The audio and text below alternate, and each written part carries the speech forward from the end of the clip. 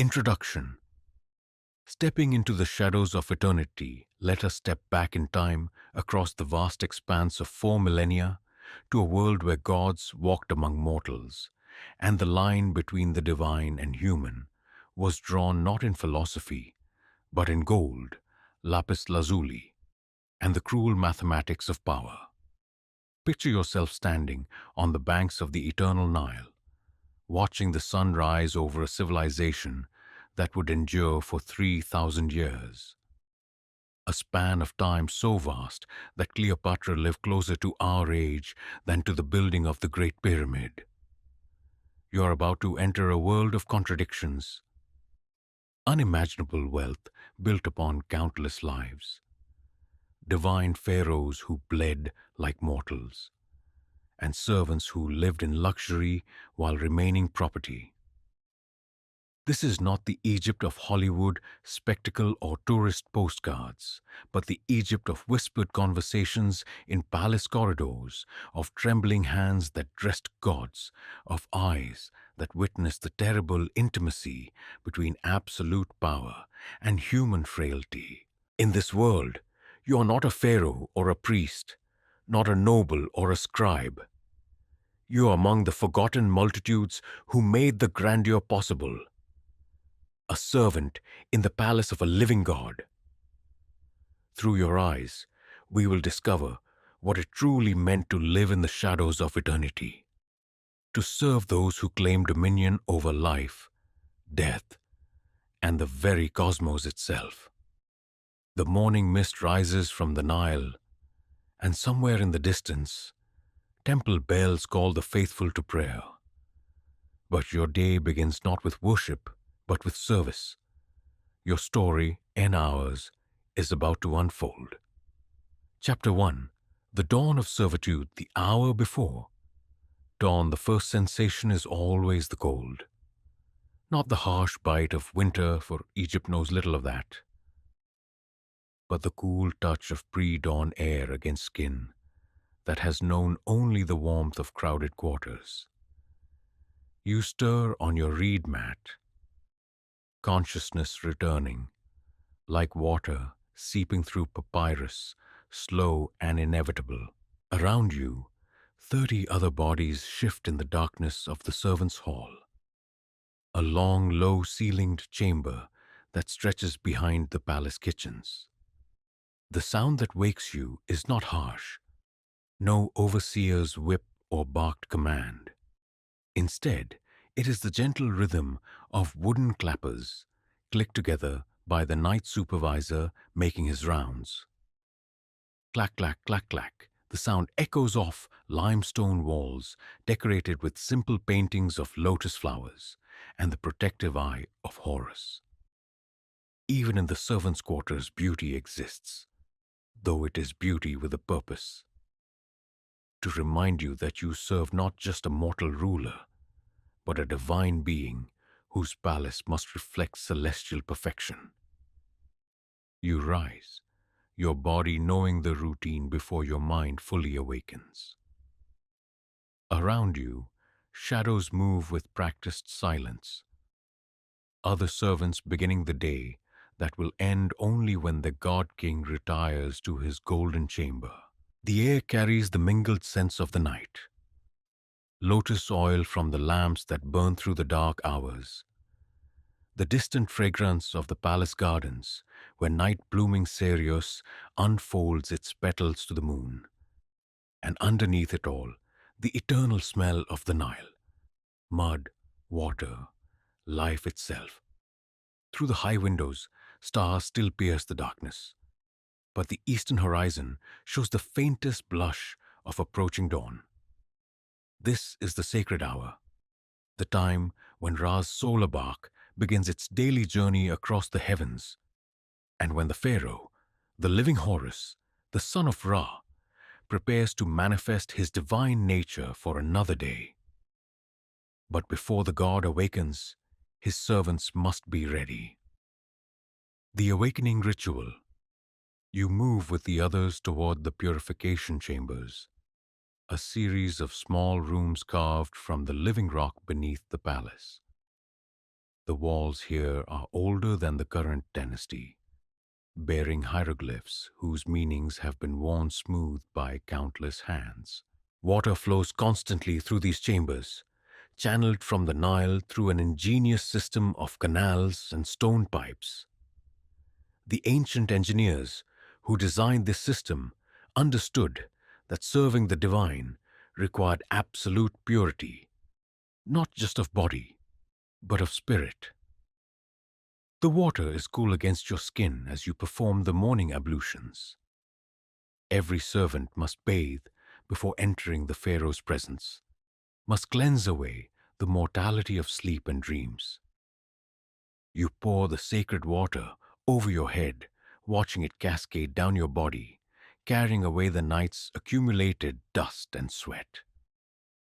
The limestone floor beneath your feet is worn smooth by millennia of servants performing this same ritual, and you cannot help but wonder about those who came before. How many lives have begun their days in this very chamber? Around you, the other servants perform their ablutions with the quiet intensity of ritual. There is Katie, the baker's assistant, whose hands bear the permanent dusting of flour, and whose laugh, though rare, can brighten even the darkest palace corridor. Beside him, Sebite, one of the Pharaoh's personal attendants, moves with the grace that comes from 20 years of service in the most intimate chambers of power. Her silence is not sullen, but watchful, for she has learned that in a god's house, words carelessly spoken can become weapons. The purification complete, you dress in the simple white linen tunic that marks your station. The fabric is fine, finer than what most Egyptians wear, but plain. No gold thread, no precious gems, no dyes from distant lands. You are clothed in the color of purity, of temple walls, of the divine light that emanates from your master. Even your servitude is sacred. The first prayers. Before leaving the purification chambers, you join the others before a small shrine built into the eastern wall. Here, carved in low relief, stands the figure of Khnum, the ram-headed god who shapes human souls on his potter's wheel. It is fitting that servants pray to Khnum, for like clay in the potter's hands, your life has been shaped by forces beyond your control. The morning prayer is simple, spoken in unison by 30 voices that have learned to blend into a single offering, Great Khnum, who shapes the souls of men. Let our hands be steady in service. Let our eyes see truly. Let our hearts remain pure. As we serve the living Horus, so we serve the gods themselves. Grant us wisdom to know our place, courage to fulfill our duties, and mercy in our times of trial. The words echo off stone walls that have heard these same supplications for generations. You wonder if the gods truly listen to the prayers of servants, or if these morning rituals are merely another form of preparation, a way to calm the mind and strengthen the spirit for the day ahead. As the prayer ends, the first light of dawn touches the high windows, painting the limestone walls in shades of gold and rose. Somewhere above, in chambers you will never see, the Pharaoh stirs in his bed of ebony and ivory, surrounded by silken curtains and golden vessels. Soon, very soon, he will require your service. The day of the servant has begun. Chapter 2. Blood and Birth, the Paths to Servitude, the Lottery of Fate. How does one come to serve a god? The question haunts the quiet moments between duties. When you stand in palace corridors, watching the interplay of light and shadow on painted walls. The answer is never simple, never chosen. Like the flow of the Nile itself, the paths to servitude follow ancient channels carved by forces greater than any individual will. Imagine yourself standing in your master's private chamber, watching him examine a golden scarab beetle, a gift from some distant vassal, as he absently contemplates the morning's administrative duties. In this moment of quiet observation, your mind drifts to the memory of how you came to be here, in this golden prison where luxury and bondage intertwine like the twin serpents on the Pharaoh's crown. The children of war. For many servants in the palace, the path began with the thunder of hooves and the clash of bronze against bronze. The Pharaoh's armies sweep across the known world like the annual flood, bringing back not only gold and tribute, but human cargo. The children and spouses of defeated enemies, skilled craftsmen from conquered cities, anyone whose abilities might serve the glory of Egypt. Jair, who tends the palace aviaries, came to Egypt as a boy of 7, taken from a Nubian village after his father fell defending their grain stores. He still remembers the long march north in chains, the taste of dust and despair, the moment when the Great Pyramid first appeared on the horizon like a mountain built by gods. Now, 20 years later, he speaks Egyptian without accent and tends exotic birds from across the empire. The Pharaoh sometimes pauses to watch him work, admiring the gentle way he handles a falcon or the patience he shows training a new arrival from distant lands. Yet Jair's dreams still carry him back to those Nubian hills where his mother sang lullabies in a language he struggles to remember. War made him a servant, but time has made him something more complex. Neither fully Egyptian nor able to return to what he once was. The bitter mathematics of survival. Not all servants came in chains. Some arrived through the cruel mathematics of survival that govern the lives of common people throughout the ancient world. When the Nile fails to flood, when crops wither in the fields, when disease strikes a family's animals, parents face choices that would break the hearts of gods. Merit, who now manages the Pharaoh's extensive wardrobe, was sold by her own father when she was 12 years old. Drought had withered their small plot of land along the river, and the choice was simple: sell one child to slavery or watch the entire family starve. Her parents chose her, not from lack of love, but because she showed the intelligence and grace that might allow her to prosper in service to the wealthy. The transaction took place in the marketplace of Memphis, witnessed by scribes who recorded the sale in careful hieroglyphs on papyrus that would outlast the memory of her tears.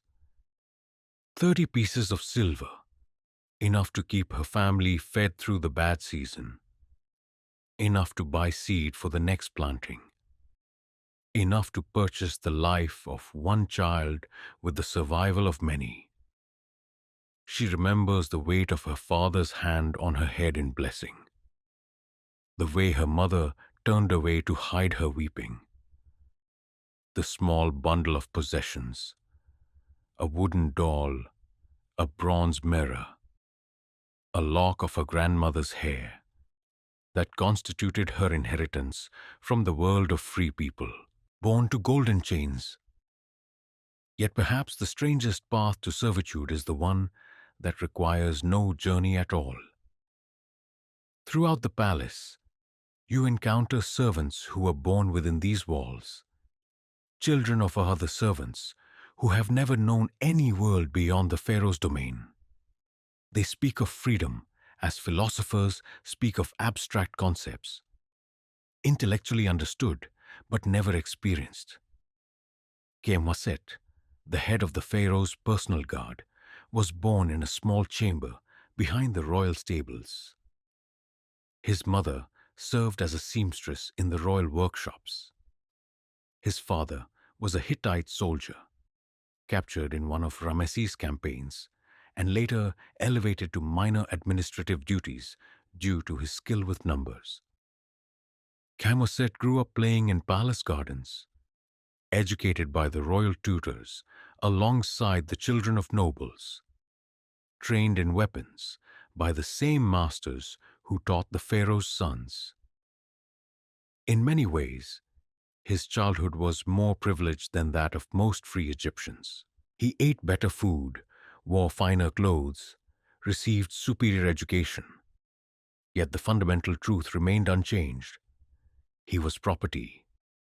His life, his talents, even his affections belonged not to himself, but to the divine ruler he served. This strange form of aristocratic slavery created its own psychology. Kemwaset carries himself with the confidence of a nobleman, speaks with the authority of a high official, commands respect from free citizens who visit the palace. Yet he sleeps each night in quarters assigned by his master's will, and his future depends entirely on royal favor. The weight of belonging. As you move through your daily duties, you observe how these different origins shape the personalities and relationships of your fellow servants. The war captives maintain a certain reserve, a part of themselves that remains unbroken and untouchable. The sold maintain a different kind of dignity, born from the knowledge that their sacrifice served a greater good. The survival of family. The palace-born carry themselves with unconscious privilege, secure in their understanding of the system that defines their existence. Yet all share something profound: the complete certainty of their place in the world's order. While free peasants worry about floods, taxes, and the countless uncertainties of independent life, palace servants wake each day knowing exactly what is expected of them, exactly how their basic needs will be met, exactly where they belong in the great hierarchy that stretches from the lowliest kitchen slave to the Pharaoh himself. This certainty brings its own form of peace, though at a price that some minds never fully accept. In quiet moments, you catch glimpses of the dreams that haunt your fellow servants. Jer's memories of Nubian hills, Merit's wondering about siblings she will never see again, Kemwaset's philosophical questions about the nature of freedom he has never experienced. The paths to servitude are many, but they all lead to the same destination: a life lived entirely in service to power that claims divine sanction. Whether you arrived in chains, were sold by loving parents, or were born within these golden walls, you are now part of something larger than yourself, a human machine designed to maintain the glory of Egypt and the comfort of its God-King. Tomorrow, as every day, you will wake before dawn to serve. The circumstances of your arrival matter less than the perfection of your service. In the mathematics of empire, individual stories dissolve into the grand equation of maintaining civilization itself. Chapter 3. The Gilded Prison. First light on palace walls. The morning sun strikes the eastern wall of the Pharaoh's palace like a divine blessing made manifest in stone and gold. From your position in the servants' corridor, you can see through the high windows how the light transforms the courtyard into something that seems more dream than architecture. Columns of red granite, quarried from the distant cataracts and transported here by thousands of laborers, rise like frozen prayers toward the sky. Their capitals bloom with carved lotus flowers and papyrus fronds, each detail executed with a precision that speaks of decades of skilled work. but it is the interplay of materials that truly overwhelms the senses. Gold leaf covers the carved reliefs that tell the story of the Pharaoh's divine genealogy, catching and throwing back the morning light in waves of brilliance. Lapis lazuli from Afghanistan, more valuable than gold itself, forms the deep blue background against which golden hieroglyphs float like stars in an eternal night. Silver from the mountains of Anatolia provides accents that gleam like captured moonlight, while precious woods from the forests of Lebanon frame doorways and windows with their rich, resinous scent. You pause in your morning duties, allowing yourself a moment to absorb the overwhelming opulence that surrounds you. The floor beneath your feet is made of limestone so perfectly fitted that no mortar shows between the joints, polished to a mirror finish that reflects the painted ceiling above. Every surface tells a story. The Pharaoh receiving tribute from distant lands. The Pharaoh leading his armies to victory. The Pharaoh making offerings to the gods who acknowledge him as their earthly representative. The architecture of absolute power. As you move deeper into the palace complex, the true scale of your master's domain reveals itself. This is not merely a residence, but a city within a city, a complete world designed to house and serve one man and his divine mission. The palace covers nearly 20 acres, its walls enclosing courtyards, gardens, workshops, treasuries, temples, and living quarters for thousands of people. The central throne room rises to a height of 40 cubits, its ceiling supported by columns so massive that 20 men holding hands could not encircle one. The walls here are covered with painted scenes of cosmic significance. The Pharaoh sailing in Ra's solar bark across the heavens. The Pharaoh seated at the right hand of Osiris in judgment of the dead. The Pharaoh receiving the Ankh, the symbol of life itself, from the hands of gods. Yet, it is the throne itself that commands absolute attention, carved from a single block of black granite. It is inlaid with golden patterns that map the known world. The armrests take the form of lions, their eyes made of precious carnelian that seems to glow with inner fire. The high back bears the intertwined symbols of Upper and Lower Egypt, the lotus and papyrus, the cobra and vulture, reminders that the man who sits here rules not just a kingdom, but the very concept of unified civilization. Behind the throne, painted on the wall in pigments that will remain brilliant for millennia, stands the Pharaoh himself, but transformed. Here he is shown at the height of divine power, tall as a god, crowned with the double crown of the two lands, holding the crook and flail that symbolize his role as shepherd and judge of his people. His skin is painted in the golden hue reserved for divine beings, and his eyes look directly forward, meeting the gaze of anyone who approaches with the calm certainty of absolute authority. Gardens of Paradise. Beyond the formal rooms of state lie the palace gardens, and here you discover that even nature must be perfected in the service of divine kingship. These are not simple pleasure gardens, but carefully orchestrated displays of the Pharaoh's dominion over the natural world. Trees from every corner of the empire grow here.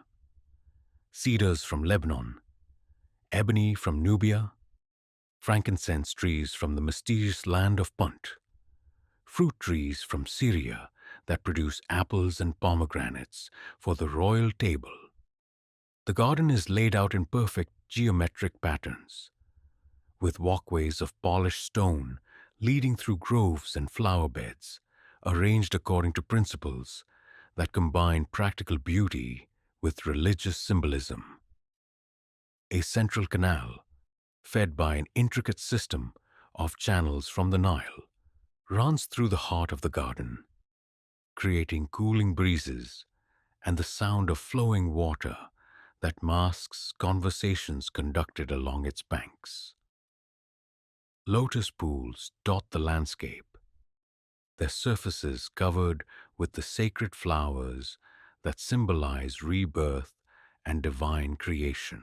Fish swim in these pools, some native to the Nile, others brought from distant rivers as living tributes to the Pharaoh's universal dominion. Birds from across the known world nest in carefully tended aviaries, ibises sacred to Thoth, falcons sacred to Horus, exotic parrots whose brilliant feathers will adorn the Pharaoh's ceremonial costumes. Even the scents of the garden are carefully orchestrated. The night-blooming cereus opens its flowers only in darkness, perfuming the air when the Pharaoh takes his evening walks. Frankincense burns in small braziers hidden among the plantings, creating an atmosphere of perpetual religious ceremony. Rose petals are scattered on the walkways each morning so that the Pharaoh's feet, when they deign to touch the earth at all, step only on symbols of beauty and love. The hierarchy made visible. As you perform your duties throughout the palace, you begin to understand that every aspect of this magnificent prison is designed to reinforce the hierarchy that governs every life within its walls. The height of ceilings corresponds to the rank of those who walk beneath them. The quality of materials, gold for the Pharaoh's chambers, silver for high officials, bronze for lesser nobles, painted plaster for servants, creates a visual map of power that can be read at a glance. Even clothing becomes a language of hierarchy. The Pharaoh's robes are woven from linen so fine that a complete garment can be folded small enough to fit in a closed fist. The thread count of servants' garments is strictly regulated.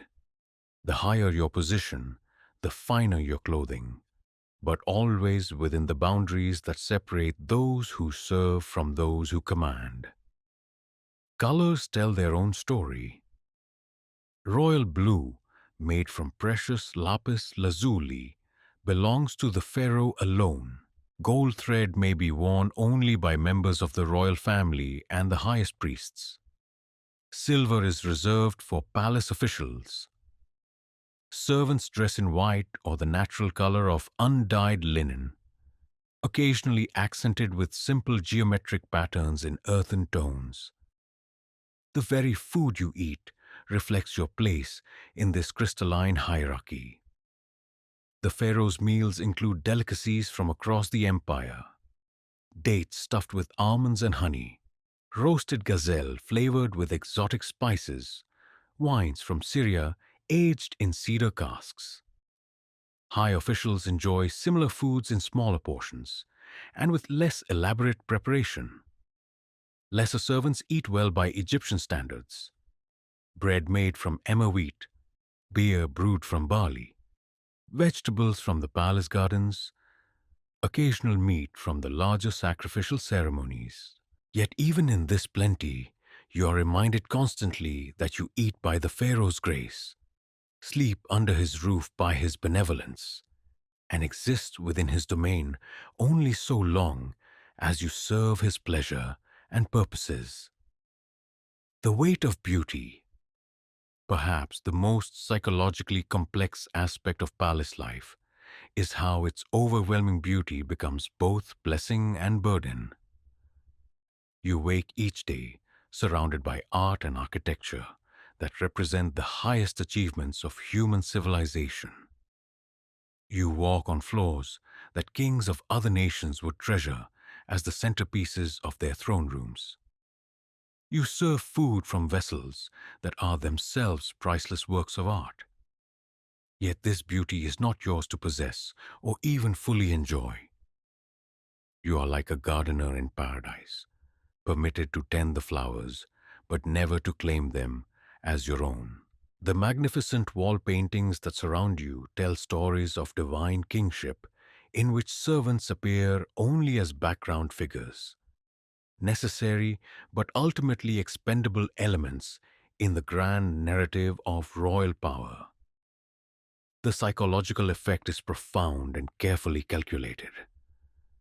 Beauty inspires devotion, and the palace's overwhelming magnificence creates a sense of participating in something greater than any individual life. You find yourself taking pride in the perfection of the Pharaoh's appearance when you have helped dress him, feeling satisfaction in the smoothness of a ceremony you have helped choreograph, experiencing a strange form of patriotic joy when foreign ambassadors gasp at the splendor of the court you serve. This is the true genius of the gilded prison. It makes accomplices of its inmates.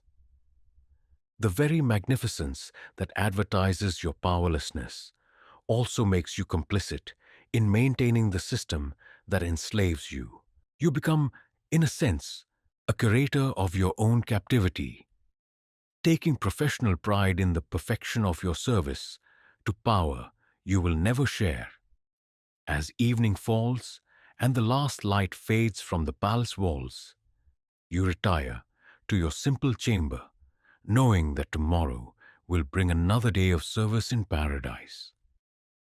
The golden chains that bind you are forged, not just of metal and law, but of beauty so overwhelming that it transforms servitude into a form of worship, making rebels into acolytes and servants into the faithful guardians of their own enslavement. Chapter 4. Masters of the Sacred Flesh, the Society Within Slavery. In the pre-dawn darkness of the servants' quarters, a complex social world awakens. One invisible to the Pharaoh and his nobles, yet as intricate and carefully structured as the court hierarchy itself. You have learned that slavery, like freedom, creates its own aristocracy, its own patterns of respect and authority, its own unwritten codes that govern the interactions between those who share the common bond of serving at the pleasure of gods. Watch carefully as the morning unfolds, and you will see how this shadow society organizes itself. At the apex stand the Pharaoh's personal attendants, men and women who have served for decades, who know his moods and preferences with the intimacy of lovers, who can predict his needs before he speaks them. These servants move with the quiet confidence of those who wield indirect power, for they alone control access to the divine presence. Kamwaset, chief of the Pharaoh's personal guard, exemplifies this strange form of aristocratic servitude. Born in the palace, trained from childhood in the arts of protection and protocol, he knows the weight of every royal footstep, the meaning of every gesture, the significance of every pause in conversation. Foreign princes seeking audience must win his approval. High officials curry his favor. Even free nobles treat him with the respect due to one who literally holds the Pharaoh's life in his hands. Yet for all his authority over others, Kaimaset himself remains property. His magnificent bronze armor, his ceremonial weapons inlaid with silver and gold, even the respect he commands from others, all exist only through royal favor and could vanish with a single word from his master. The layers of service. Beneath the personal attendants stretches a carefully graded hierarchy of service that mirrors the cosmic order itself. The palace functions like a great organism, and every servant occupies a specific position in its anatomy. From the vital organs closest to the Pharaoh's person, down to the extremities that maintain the basic functions of daily life. The royal steward, Amenhotep, oversees the vast network of palace administration. Though technically a slave, he controls resources that would make him wealthy beyond measure in any other context. He manages the pharaoh's personal treasure, coordinates the complex logistics of feeding and housing thousands of people, and maintains the economic relationships with traders and tribute bearers from across the empire. His seal opens storehouses filled with gold from Nubia, silver from Anatolia, precious stones from lands so distant their names are whispered like magic spells. Working under Amenhotep are the specialist supervisors, the keeper of the royal wardrobe, the master of ceremonies, the chief physician's assistant, the overseer of the sacred animals, the manager of the royal workshops. Each commands their own staff, creates their own internal hierarchies, exercises authority that would be remarkable if not for the fundamental fact that they themselves answer to higher powers. The royal seamstresses, led by the aging merit, occupy their own elevated position within this system. They alone are permitted to touch the pharaoh's clothing, to measure his divine form, to create the garments that transform a mortal man into the living image of Horus. Their workroom, located in the palace's most secure section, contains fabrics and materials worth more than entire villages. Linen woven from flax so fine it seems made of captured air, gold thread drawn to impossible thinness, precious stones cut and polished to catch light like trapped rainbows. The kitchen hierarchy descend into the palace kitchens, and you discover perhaps the most complex servant hierarchy of all. Food in a pharaoh's household is never merely nourishment, but a constant expression of power, wealth, and divine favor. The royal meals are theatrical performances where every dish tells a story of dominion over the natural world.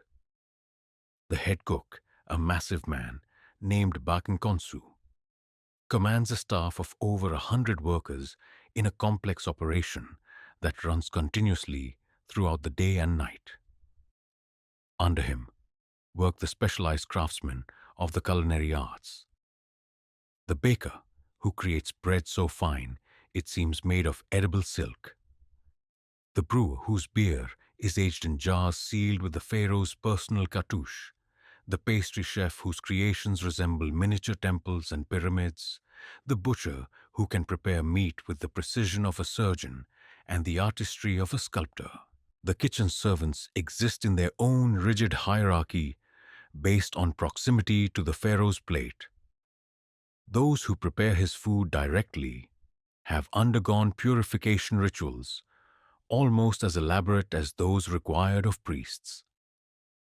They taste every dish not only to ensure flavor but to guarantee that no poison reaches the royal mouth. The responsibility is enormous. A single mistake, a moment's inattention, could result not only in their own death but in cosmic catastrophe. Below them work the general food preparers, the vegetable cleaners, the pot washers, the fuel gatherers, who keep the ovens burning day and night. Even these lowliest servants take pride in their role in nourishing the living God, understanding that their work, however humble, contributes to maintaining the cosmic order itself. The guardians of sacred space. The palace temples require their own specialized servants, men and women, trained in the precise rituals that maintain the pharaoh's relationship with the divine realm. These servants occupy an unusual position, neither fully priests nor ordinary palace workers, but something between the two worlds. The keeper of the royal chapel, an elderly woman named Tavaret, has served in this capacity for over 30 years. She knows every prayer required for every occasion, understands the complex calendar of religious observances that govern palace life, and maintains the sacred objects used in the pharaoh's private worship. Her authority in matters of ritual protocol exceeds that of many free priests, yet she herself cannot participate in public ceremonies reserved for those of free birth. Working under her guidance are the lamp keepers who ensure that sacred flames never die, the incense bearers who perfume the air with fragrances pleasing to the gods, the flower gatherers who provide fresh lotus blossoms for daily offerings, and the water bearers who keep the lustration basins filled with sacred Nile water, blessed by the temple priests. Bonds forged in servitude. What emerges from this complex hierarchy is something remarkable. A genuine community bound together not by choice, but by shared circumstance, not by freedom, but by the common experience of serving power beyond their control. Friendships form that are deeper than many free relationships, forged in the shared understanding of what it means to live entirely at another's pleasure. In the evening hours, when the day's duties are complete and the servants gather in their quarters, you witness the creation of alternative families. Jer, the Nubian bird keeper, has become father figure to a dozen younger servants, teaching them not only practical skills, but the patience required to survive a lifetime of service. Zebite, the Pharaoh's personal attendant, shares her vast knowledge of court protocol with newer servants, helping them avoid the mistakes that could prove fatal. Even romance flourishes within these constraints, though always subject to the Pharaoh's ultimate approval. Servants may marry, but their children belong to the palace. Their affections must never interfere with duty, and their relationships exist only so long as they serve the larger purposes of maintaining an efficient household. These relationships create their own forms of wealth and poverty. A servant favored by the senior staff enjoys protection, advancement opportunities, and access to the informal networks that make palace life bearable. Those who fall from favor within the servant hierarchy may find themselves isolated, assigned to the most unpleasant duties, excluded from the small privileges that make the difference between mere survival and something approaching contentment. The economics of servitude. Within the palace walls, a shadow economy operates parallel to, but separate from the official structures of the Egyptian state. Servants may not own property in any legal sense, but they accumulate wealth of various kinds, specialized knowledge that makes them valuable, relationships that provide security, small privileges that can be traded or shared, and most importantly, the trust of their masters. The most successful servants, those who rise to positions of real responsibility within the palace hierarchy, exercise a form of power that would be envied by many free Egyptians. They live in better quarters, eat superior food, wear finer clothing, and command the respect of subordinates who number in the hundreds. Yet all of this exists as gift rather than right, subject to revocation without warning or appeal. This creates a psychology of service that is both humble and proud, grateful and resentful, loyal and calculating. You learn to navigate these complex currents carefully, understanding that survival depends not only on serving the Pharaoh efficiently, but on maintaining proper relationships with the parallel power structure that governs servant life. The irony is profound. In seeking to serve the Pharaoh perfectly, servants must master all the political skills of courtiers: diplomacy, alliance building, the careful management of information and influence. The palace creates its own nobility from among the enslaved, its own aristocracy of service that mirrors and supports the cosmic hierarchy it serves. As you settle into sleep each night, surrounded by others who share your peculiar fate, you ponder the strange mathematics of power that make masters of slaves and slaves of masters, that create luxury from bondage and freedom, from absolute submission to divine will. Chapter 5. The Rituals of Dawn. Sacred Awakening.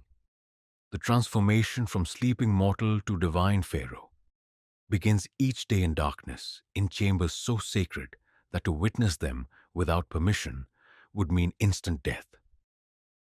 You stand outside the royal bedchamber as the first servant of the inner sanctum, Sibite, whose 20 years of service have earned her this ultimate trust, passes through doors of ebony and gold to wake the living God. The ritual that unfolds behind those doors follows patterns established at the very dawn of Egyptian civilization, handed down through 3 millennia of divine kingship. Every gesture, every word, every moment of silence has been perfected through generations of practice, until the ceremony approaches the precision of astronomical calculation. Through the thin walls, you can hear the whispered words of the awakening prayer, though you know better than to listen too closely. Sibite's voice carries the formal cadences of high ritual as she addresses her master, not as the mortal man who went to sleep the night before, but as the divine being who must emerge to maintain cosmic order. Awaken, O living Horus, son of Ra. Let your eyes open like the sun at dawn. Let your divine essence fill this earthly form. Let your Ka merge with your Ba in sacred union. The two lands await your blessing. The gods prepare to receive your homage. The sun itself pauses in its journey until you take your place upon the throne of heaven.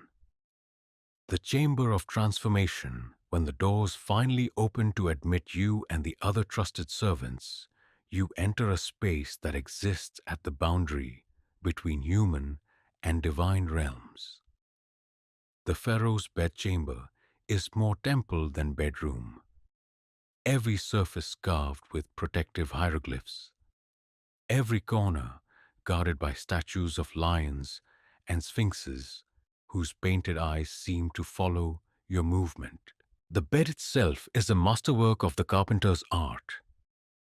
Its frame carved from ebony imported from the distant lands beyond the cataracts. Its legs shaped like the pillars of heaven that support the sky. Golden serpents wind around the posts, their eyes made of precious carnelian, their scales so finely detailed that they seem to ripple in the lamplight. The mattress rests on a foundation of silver mesh that catches and reflects the light from oil lamps burning sacred oils. Myrrh from Punt, frankincense from Arabia, cedar oil from the mountains of Lebanon. Above the bed, painted on the ceiling in pigments that will remain brilliant for millennia, stretches the body of Nut, the sky goddess, her star-spangled form arching protectively over the sleeping Pharaoh. Her feet touch the eastern wall where Ra begins his daily journey. Her hands reach toward the west where the sun dies each evening, only to be reborn in the sacred darkness of the underworld. The Pharaoh himself sits on the edge of this divine bed, and seeing him in the vulnerable moment of awakening, you are struck by the profound transformation that royal regalia and ceremony will soon work upon his mortal form. Without his crowns and ceremonial dress, he appears almost ordinary. a man in middle age, his body showing the effects of decades of rich food and limited physical activity, his face bearing the lines that come from carrying absolute responsibility for the welfare of millions. Yet, even in this moment of apparent vulnerability, something sets him apart from common mortality. Perhaps it is the absolute certainty with which he moves, the unconscious expectation that every need will be anticipated, every comfort provided without request. Or perhaps it is something deeper, the way he seems to inhabit his body like a temporary vessel, as if his true essence belongs to realms beyond mortal comprehension. The lustration, the morning purification of the Pharaoh, follows rituals as old as the pyramids themselves.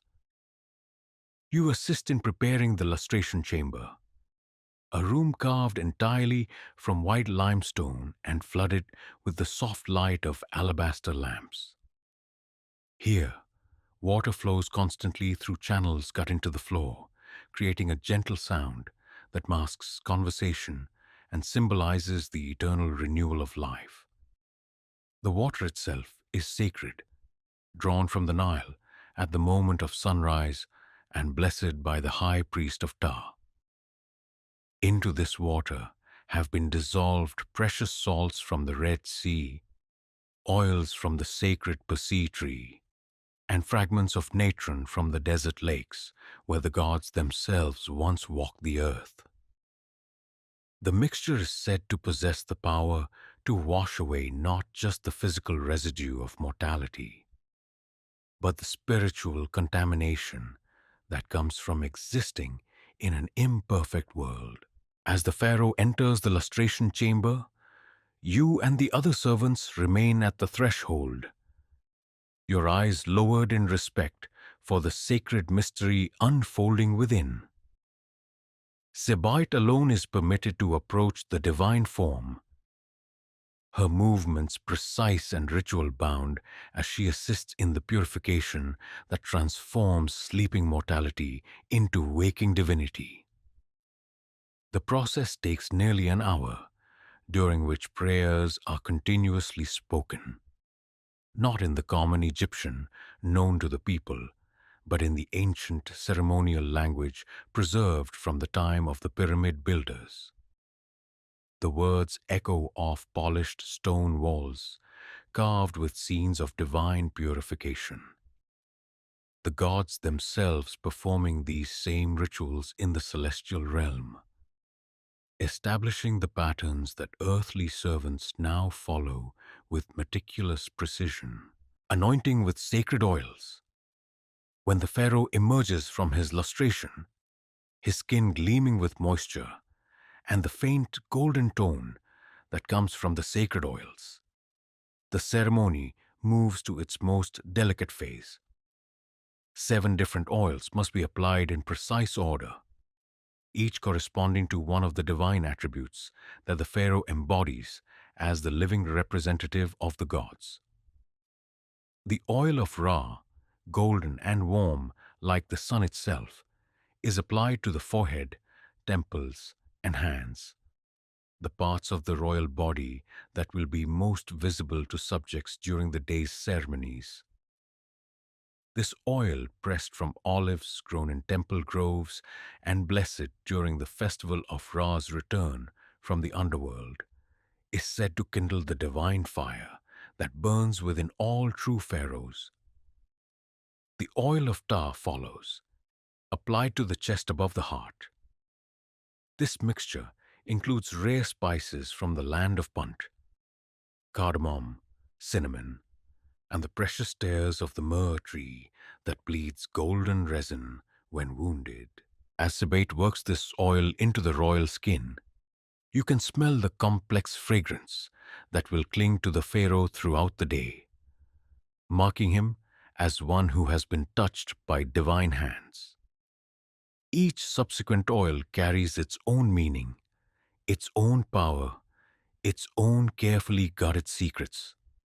The oil of Thoth, containing crushed lapis lazuli so fine it dissolves completely into the olive base, is said to grant wisdom and the ability to speak words that reshape reality itself. The oil of Horus sharpens the divine vision, allowing the Pharaoh to see not just the present moment, but the consequences that flow from every decision. The oil of Isis grants protection against the subtle poisons of palace intrigue, while the oil of Osiris ensures that even in this life, the Pharaoh partakes of the eternal existence reserved for the blessed dead. The final oil, the most precious of all, comes from a source known only to the highest priests.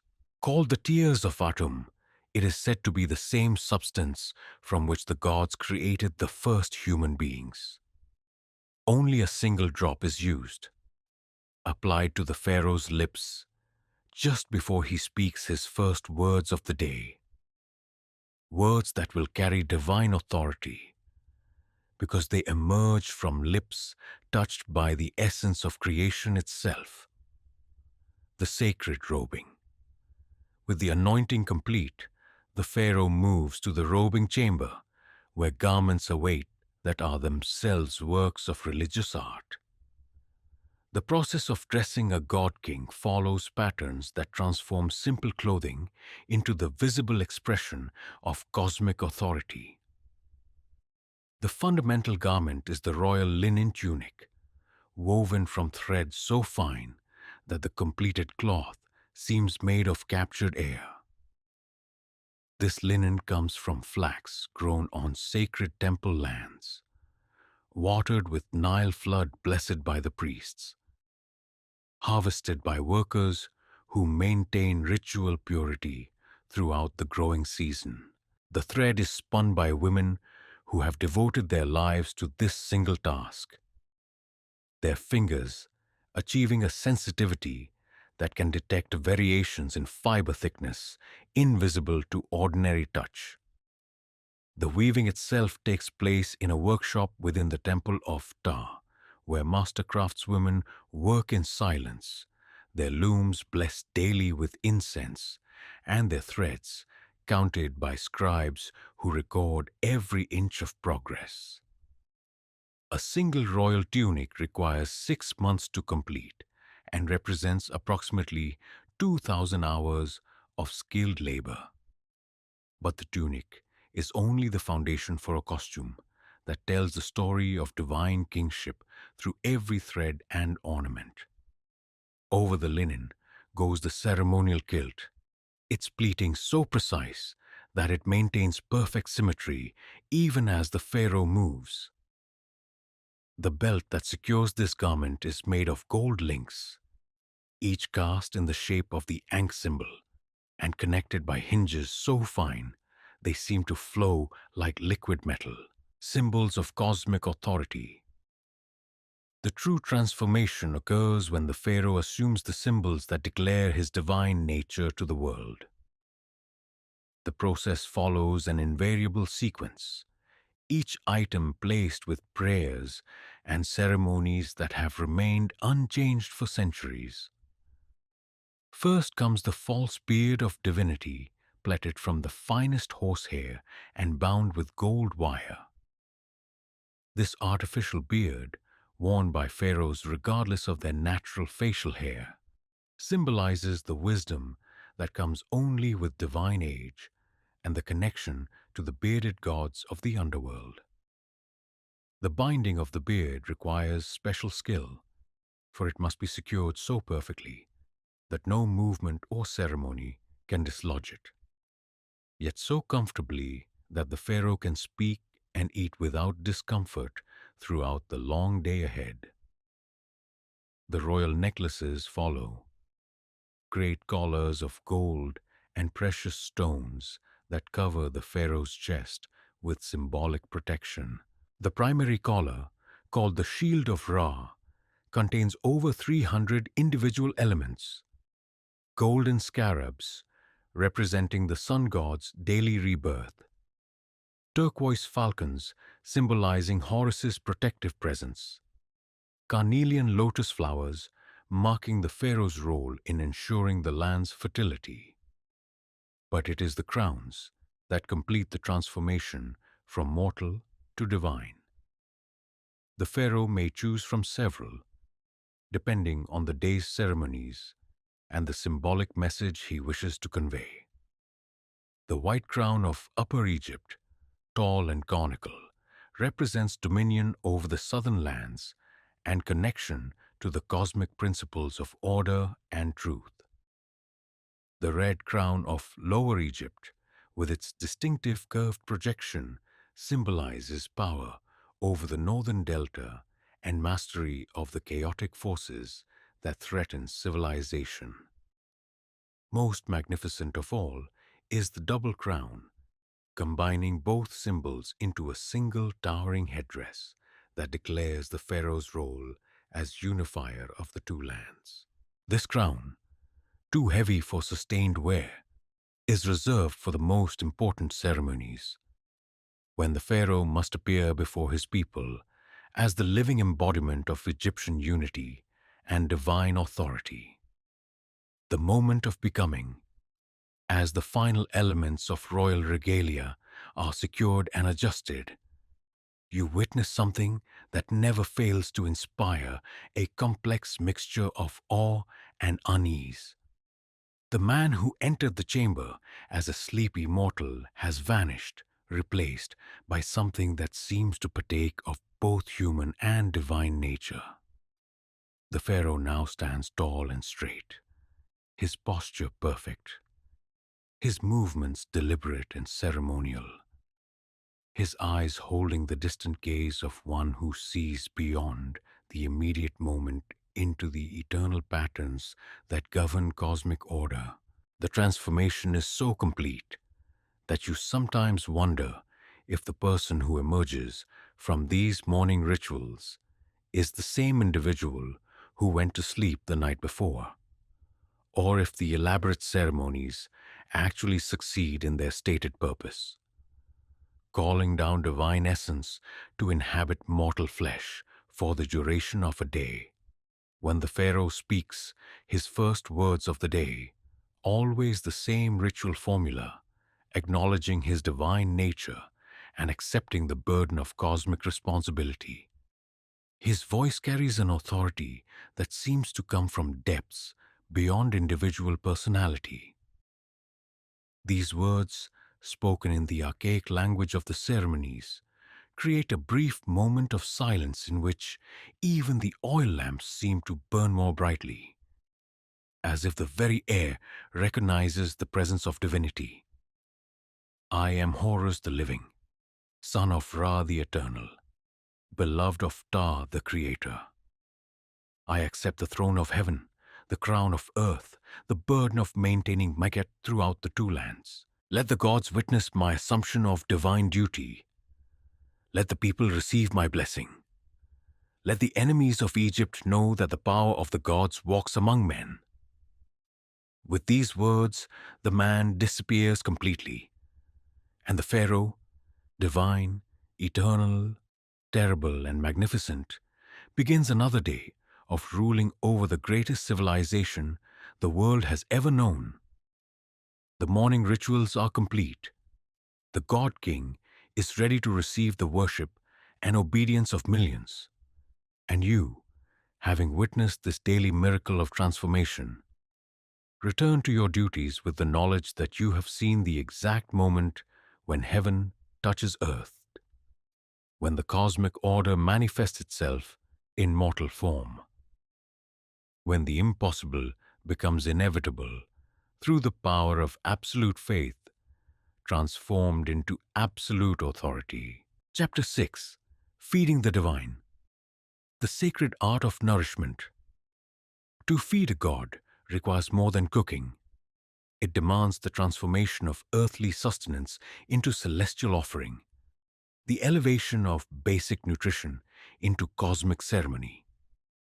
In the vast kitchens beneath the palace, an elaborate ritual unfolds each day that parallels the morning transformation of the pharaoh himself.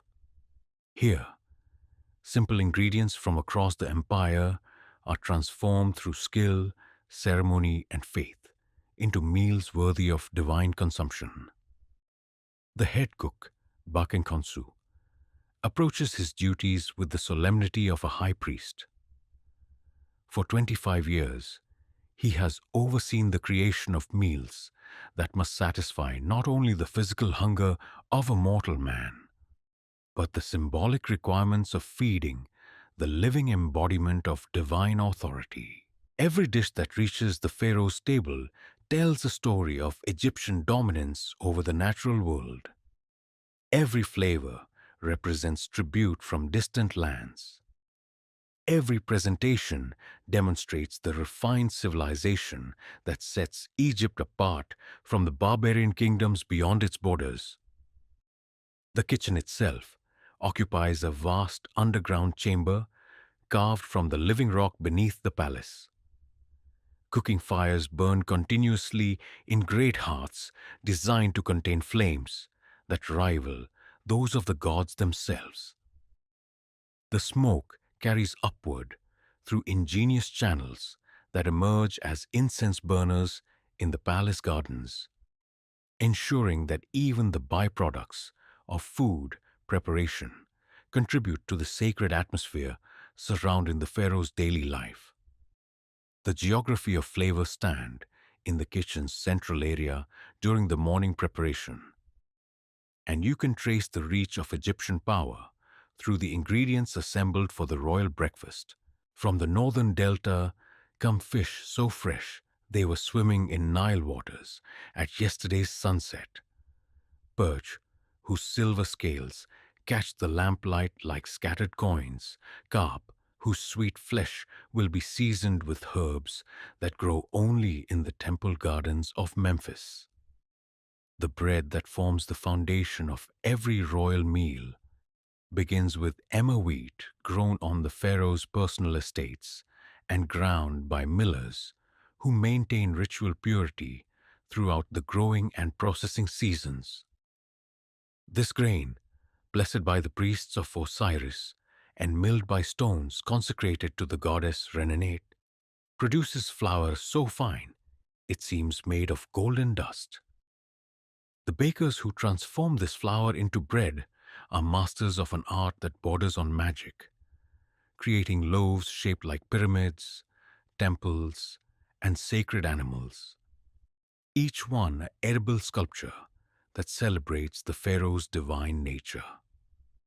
From the southern reaches of the empire come delicacies that speak of military conquest and tribute relationships. Dates from the oases of Nubia, stuffed with almonds and preserved in honey flavored with rose petals, arrive in carved wooden boxes that are themselves works of art.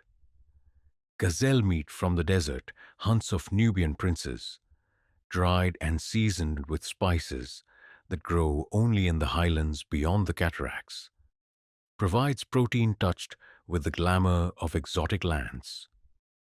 The morning wine comes from vineyards established by the pharaoh's grandfather in the fertile valleys of Syria, where Egyptian overseers ensure that every aspect of production meets royal standards. The grapes are crushed by feet that have never touched common earth, aged in cedar casks blessed by priests of Osiris, and transported to Egypt in ships whose holds are purified with frankincense before the precious cargo is loaded. The taster's burden. But before any food can reach the pharaoh's lips, it must pass through the most crucial toast in the palace. The elaborate system of tasting designed to ensure that poison never touches the divine tongue. This system, refined through centuries of experience with palace intrigue, creates a human chain of protection that extends from the kitchen to the royal table. You are part of this chain, selected for your keen senses and unquestioned loyalty to serve as one of the preliminary tasters. Your role requires you to sample every component of the pharaoh's meals while the food is still being prepared. detecting any unusual flavors or textures that might indicate the presence of harmful substances.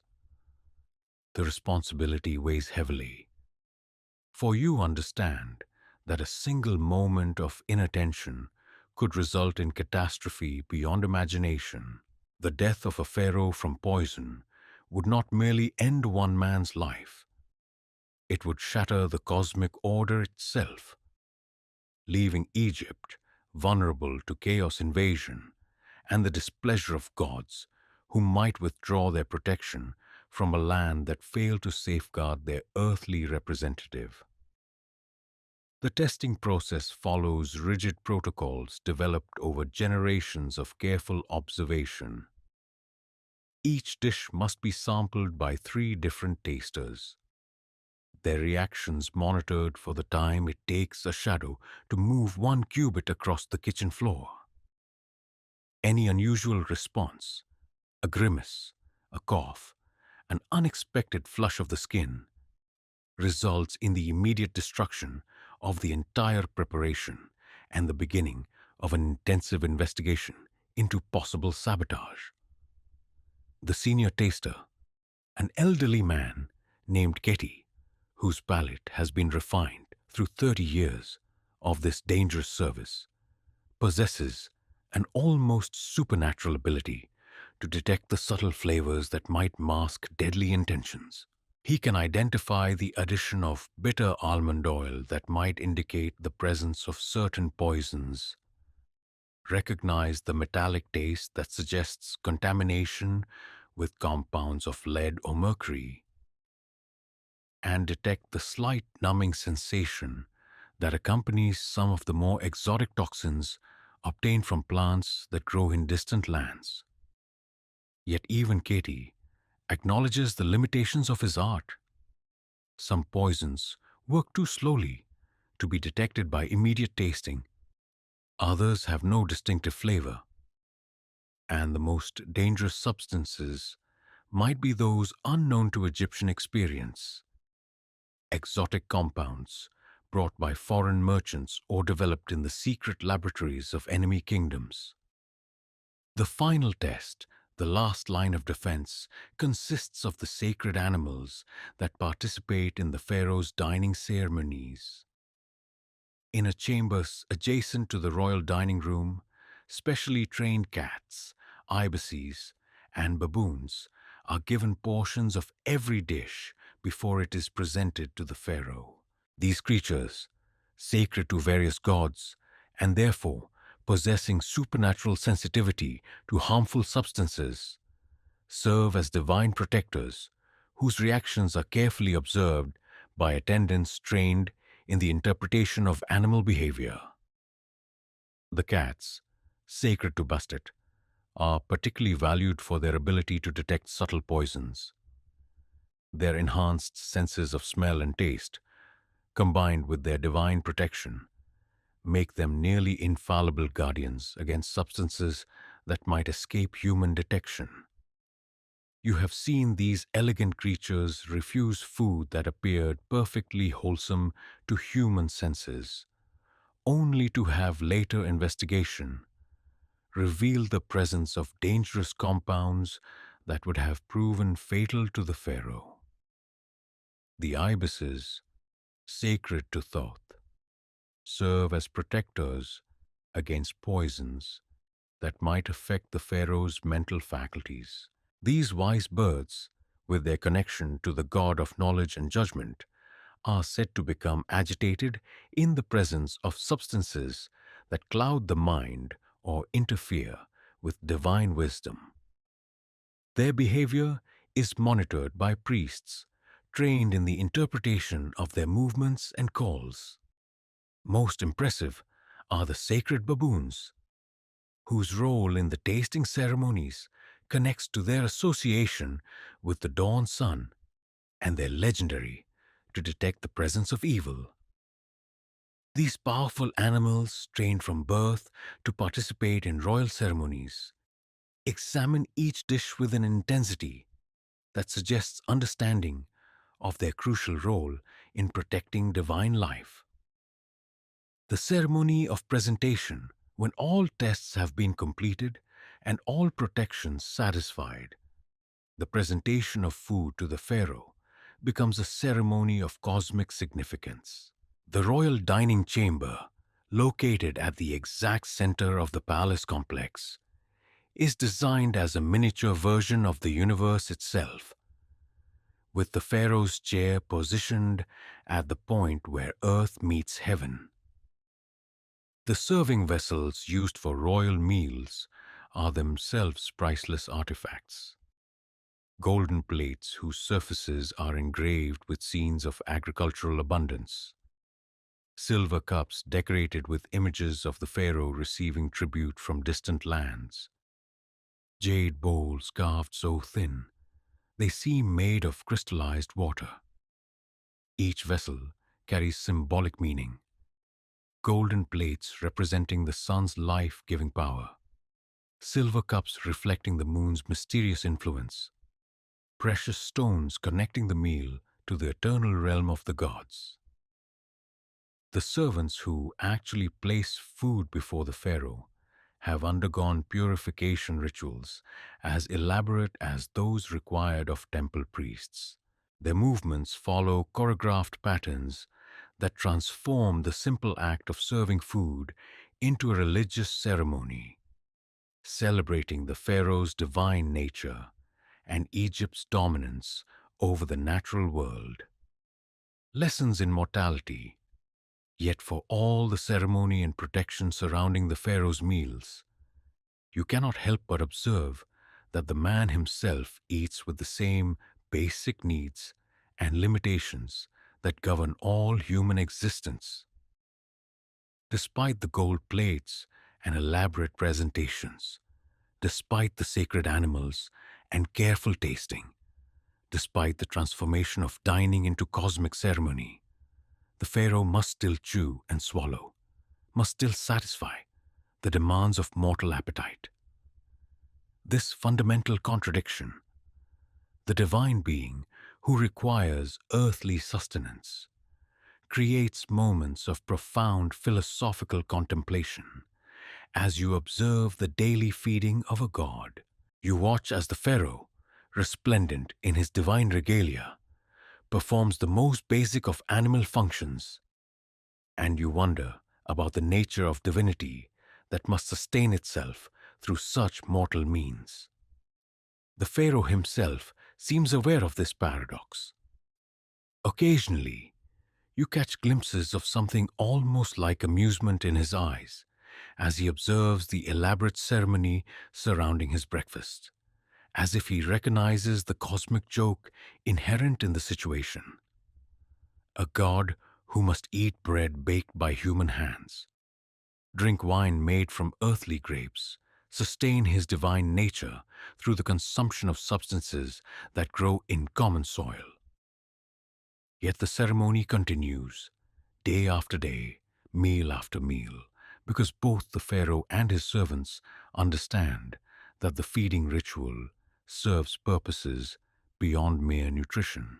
It demonstrates Egyptian mastery over the natural world, celebrates the empire's far-reaching power, and maintains the illusion of divine perfection that keeps millions of subjects loyal to a system that elevates one man above all others.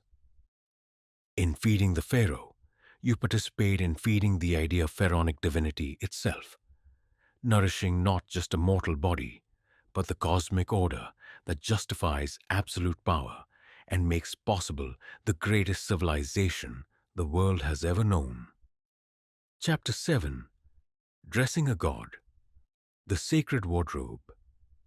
The pharaoh's costume is never merely clothing, but a language written in gold and lapis lazuli, a text that can be read by anyone who understands the symbolic vocabulary of divine kingship.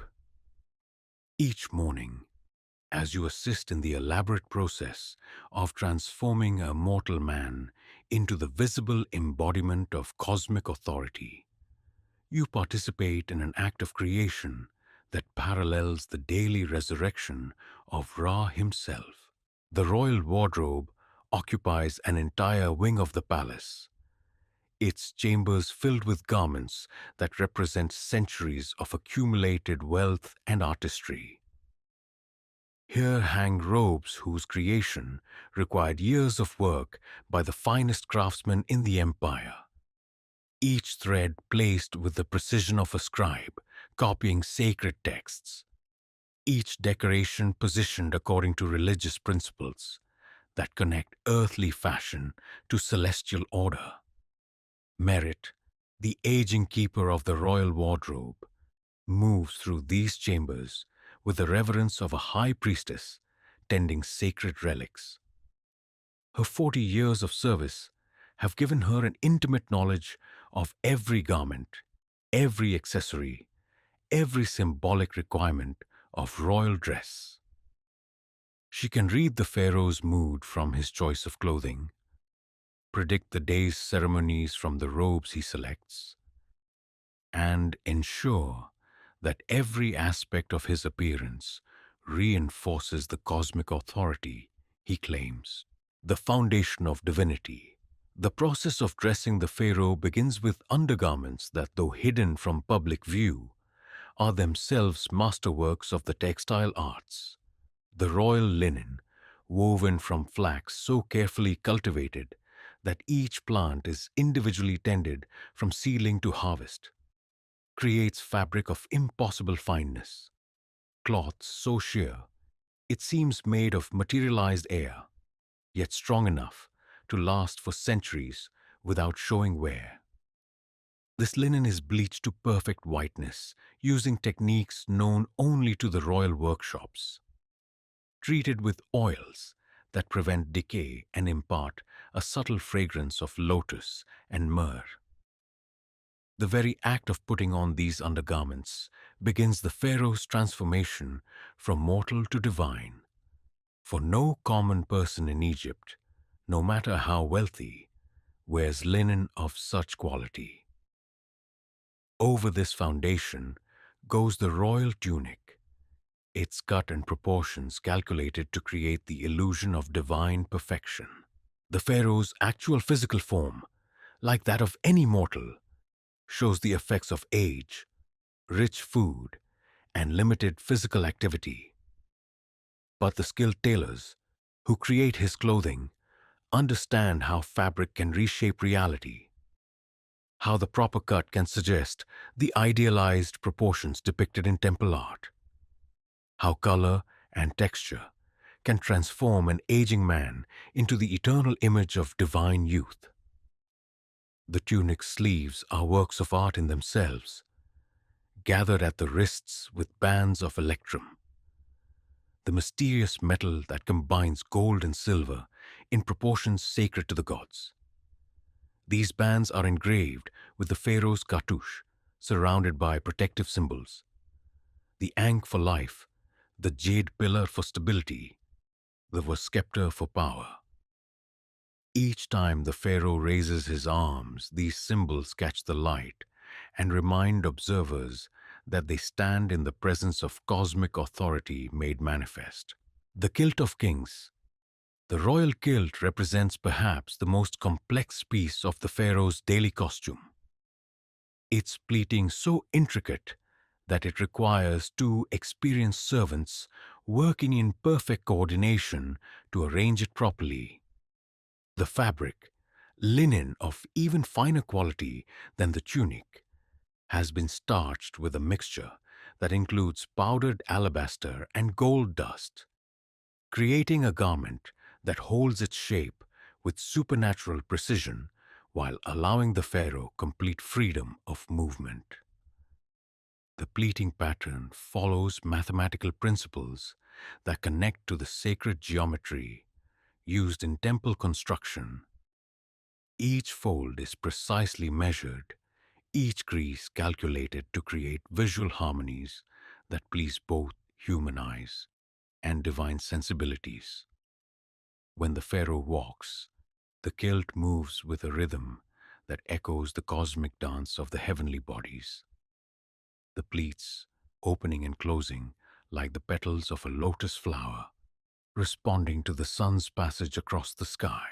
The belt that secures this magnificent garment is itself a masterwork of the goldsmith's art. Cast from electrum and decorated with inlays of precious stones, arranged in patterns that map the constellations visible from Egyptian skies. It weighs nearly 5 pounds and requires careful adjustment to distribute its weight comfortably across the pharaoh's hips. The belt's central buckle takes the form of a golden scarab beetle, its wings spread to embrace the pharaoh's waist in symbolic protection. Jewelry as theology. The pharaoh's jewelry serves purposes far beyond mere decoration, functioning as a complex theological statement that declares his relationship to the divine realm. Each piece is positioned according to principles that connect earthly authority to cosmic order, creating a walking mandala that transforms the pharaoh's body into a map of the universe itself. The collar necklaces, great semicircular constructions of gold, precious stones, and faience, cover the pharaoh's chest with symbolic protection while declaring his mastery over the material world. The primary collar, known as the broad collar of Ra, contains over 400 individual elements arranged in 7 rows that correspond to the 7 celestial spheres recognized by Egyptian astronomy. The outermost row consists of golden lotus petals, each one individually crafted and polished to mirror perfection. These represent the pharaoh's role in ensuring the land's fertility and his connection to the creative principle that brings life from the primordial waters. The second row features carnelian scarabs, their deep red color symbolizing the life force that flows through royal veins, their beetle shape connecting to the sun, God's daily journey across the heavens.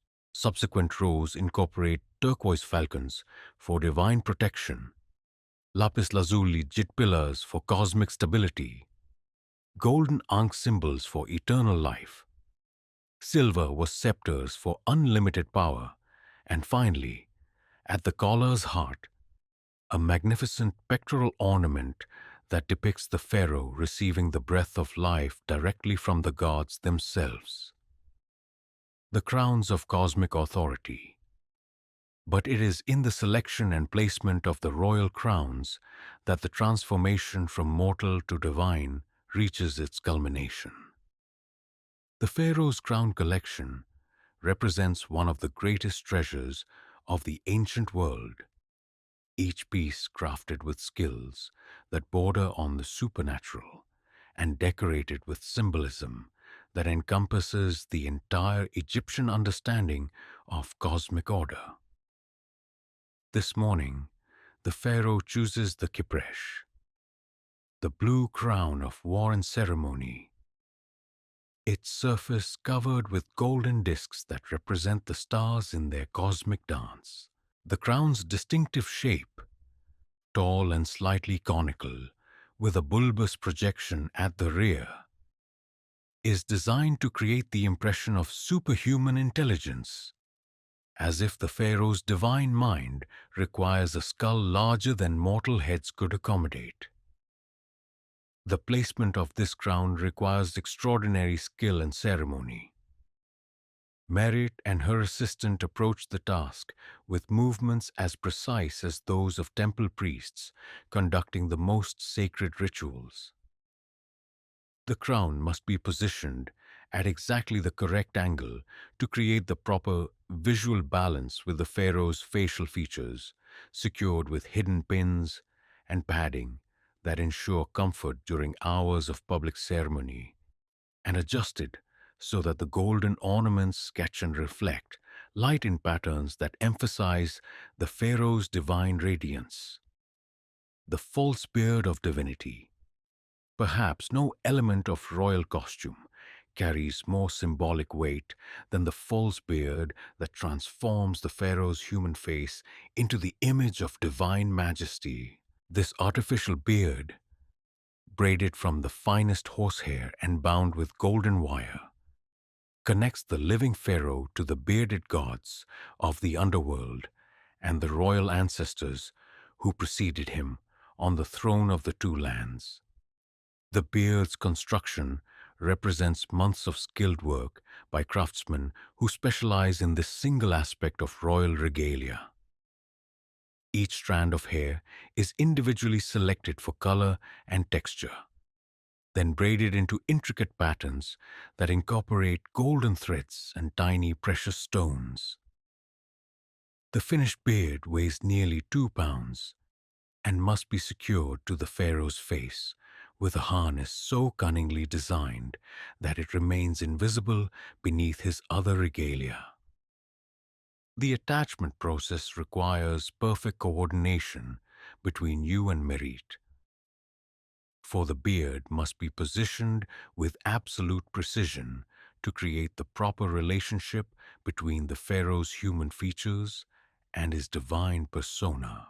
Too high, and the illusion of natural growth is destroyed.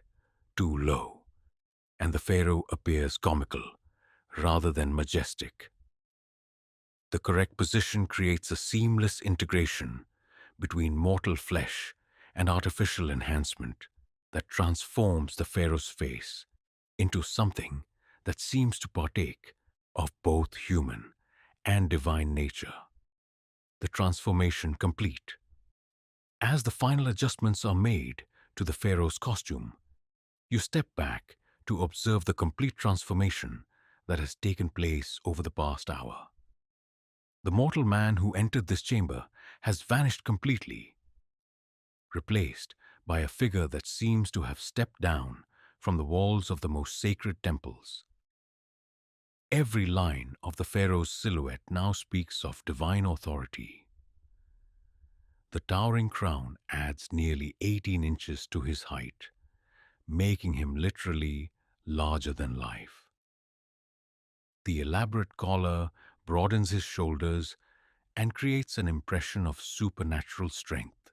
The precisely pleated kilt suggests both martial readiness and religious ceremony. The golden ornaments catch and throw back light in patterns that make him seem to glow with inner fire. But perhaps most remarkable is the change in the Pharaoh's own bearing and demeanor. As each element of royal regalia is added, his posture becomes more erect, his movements more deliberate, his expression more distant and godlike. By the time the transformation is complete, he carries himself with the absolute certainty of divine authority, his eyes holding the remote gaze of one who sees beyond mortal concerns into the eternal patterns that govern cosmic order. The psychological effect on those who witness this transformation is profound and carefully calculated. You find yourself responding to the Pharaoh's divine persona, even though you know intimately the mortal man beneath the regalia. The costume works its magic on the wearer as much as on the observer, creating a feedback loop of belief and authority that reinforces the entire system of pharaonic power. The daily miracle. As the Pharaoh prepares to leave his chambers and begin the day's ceremonial duties, you reflect on the daily miracle you have just witnessed. Through the application of human skill and divine symbolism, an ordinary mortal has been transformed into the visible embodiment of cosmic authority. The transformation is so complete that it seems to change not just appearance, but fundamental nature, as if the elaborate costume actually succeeds in calling down divine essence to inhabit mortal flesh. Yet you also understand the fragility of this transformation. Beneath the gold and lapis lazuli, beneath the ceremonial beard and towering crown, The mortal man remains aging, vulnerable, dependent on the skill and loyalty of servants to maintain the illusion of divine perfection. This knowledge creates a complex relationship between you and the Pharaoh. For you are simultaneously servant to a god and guardian of a man's secret mortality. You help create the daily miracle that transforms human into divine, yet you remain always aware of the fundamental humanity that makes such transformation necessary. As the Pharaoh strides from his chambers to begin another day of divine rule, you clean and organize the scattered elements of mortal identity that he has shed like a snake shedding its skin. Tomorrow, the transformation will begin again, and you will once more participate in the daily creation of a god from the raw material of human flesh and royal regalia. Chapter 8 whispers in the corridors the currency of secrets. In the labyrinthine passages of the palace, information flows like water through hidden channels, pooling in unexpected places and creating currents that can shift the balance of power as surely as the Nile's flood reshapes the landscape of Egypt. As a servant moving silently through these corridors, you become part of an invisible network that carries knowledge from the Pharaoh's most private chambers to the farthest reaches of the empire. The palace corridors themselves seem designed for conspiracy, built on multiple levels with interconnecting passages that create shortcuts between widely separated sections. They allow for clandestine meetings and chance encounters that might appear accidental but are often carefully orchestrated. Hidden alcoves provide spaces for whispered conversations, while the constant movement of servants ensures that anyone can find reason to be almost anywhere in the complex at any hour of the day or night. You learn to move through these spaces with heightened awareness, understanding that every conversation you overhear, every glance exchanged between courtiers, every seemingly innocent gesture might be part of a larger pattern of intrigue that could reshape the kingdom. The Pharaoh's power, for all its divine sanction and military backing, ultimately depends on the loyalty of hundreds of individuals who have their own ambitions, fears, and secret alliances. The priest's faction. This morning, carrying fresh linens to the Pharaoh's chambers, you pause in the shadow of a great column when you hear familiar voices from an adjacent corridor. Amenemheb, the second prophet of Amun, speaks in urgent whispers with Khemwazet, the chief architect of the Pharaoh's tomb complex. Their conversation, conducted in the formal language of high court ceremony, reveals tensions that could threaten the stability of the entire kingdom. The Pharaoh's attention to foreign affairs grows beyond wisdom. Amenemheb's voice carries the authority of one who speaks for the most powerful priesthood in Egypt. The campaigns in Nubia drain resources that should support the temples. The gods grow displeased with this neglect of proper ceremonial obligations. Chemoset's response reveals the careful calculations of a man who owes his position entirely to royal favor, yet understands the dangerous currents of palace politics. The pharaoh's military success brings gold and tribute that enriches the temples beyond their traditional revenues. Surely the gods approve of their earthly representatives' expansion of Egyptian dominion. Gold cannot purchase divine favor when proper rituals are neglected. The annual festival of Opet was shortened by 3 days to accommodate military reviews. The sacred marriage ceremony was postponed because the pharaoh preferred to examine captured weapons from the Syrian campaign. These are not the actions of a ruler who maintains proper relationship with the cosmic order. You recognize the subtle threat underlying Amenemhib's words. The priesthood of Amun controls vast resources, land, gold, hundreds of thousands of workers, and most importantly, the religious ceremonies that confirm the pharaoh's divine authority in the eyes of the people. A conflict between pharaoh and priests could destabilize the entire kingdom, creating opportunities for ambitious courtiers and rebellious provinces. But Chemoset's response suggests that such conflicts are already factored into the palace's strategic calculations.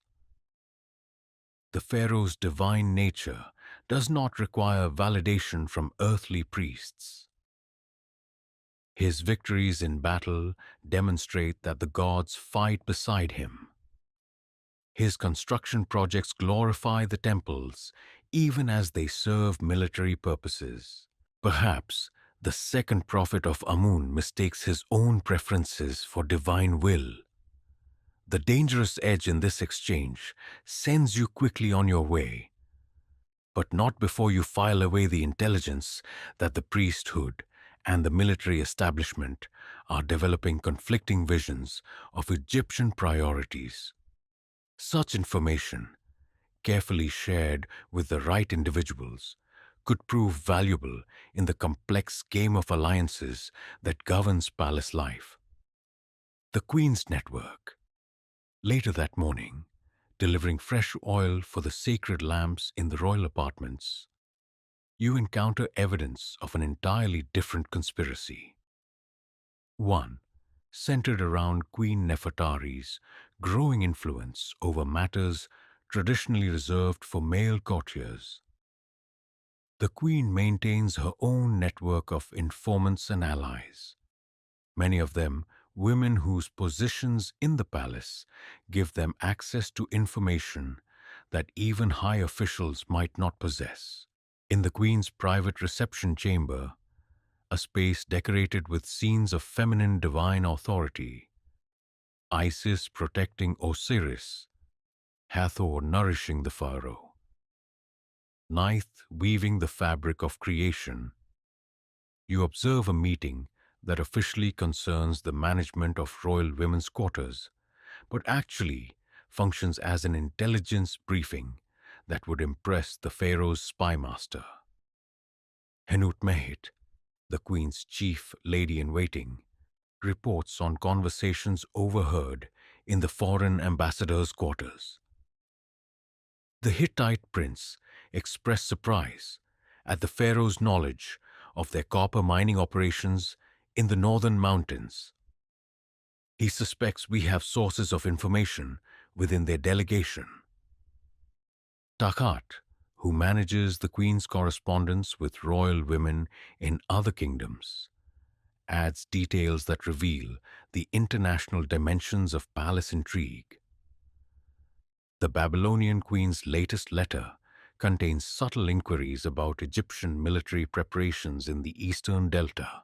She phrases her questions as concern for trade routes, but the specificity of her geographic references suggests military intelligence gathering. The Queen herself, reclining on a couch decorated with golden lions and speaking in the low, melodious voice that has made her legendary throughout the Mediterranean world, demonstrates the sophisticated understanding of statecraft that makes her far more than a ceremonial consort. The Hittite interest in our copper operations aligns with reports from our Syrian vassals about unusual Hittite diplomatic activity. We may be witnessing preparation for a coordinated challenge to Egyptian influence in the northern territories.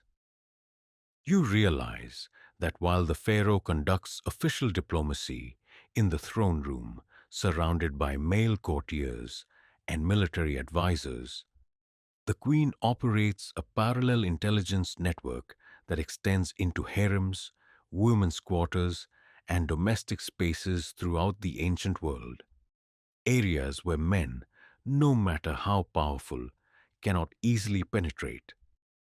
Sources include royal wives who share confidences across political boundaries, female servants who overhear conversations in private chambers, and merchant women who travel freely between kingdoms carrying goods and gossip with equal skill. The military conspiracy. The afternoon brings evidence of perhaps the most dangerous form of palace intrigue, discontent within the military establishment that protects the pharaoh's person and maintains his power throughout the empire. Returning from an errand to the palace armory, you overhear a conversation between two senior officers whose loyalty should be beyond question, but whose words reveal the dangerous currents that run beneath the surface of military discipline. Commander Amenhotep, veteran of 3 successful campaigns in Nubia and holder of the Gold of Valor in 5 separate actions, speaks with barely controlled frustration to his colleague Rameses, who commands the pharaoh's elite bodyguard. The eastern garrisons report shortages of bronze weapons, while the palace workshops produce golden ornaments for courtiers who have never seen battle. Our frontier forces carry spears with stone points, while sculptors receive unlimited supplies of precious metals for decorative projects. Ramesses' response reveals the complex tensions between military necessity and the ceremonial requirements of maintaining divine kingship. The pharaoh's divine authority must be visible in material splendor. A poorly dressed god king invites challenges from both internal rebels and foreign enemies. The golden ornaments serve military purposes by demonstrating Egyptian wealth and technological superiority. Demonstrated wealth means nothing to soldiers facing Nubian archers with inadequate shields. Amenhotep counters. I have written 3 reports requesting increased bronze allocations for frontier garrisons. Each request has been referred to committees that prioritize palace construction projects over military readiness. We create beautiful tombs for a pharaoh who may not live to occupy them if our defenses fail. The exchange reveals fissures within the military establishment that could prove catastrophic if they widen into open opposition. You understand that information about military discontent represents the most valuable and dangerous intelligence in the palace. Valuable because it reveals potential threats to the pharaoh's security. Dangerous because knowledge of such conversations could be interpreted as evidence of your own disloyalty.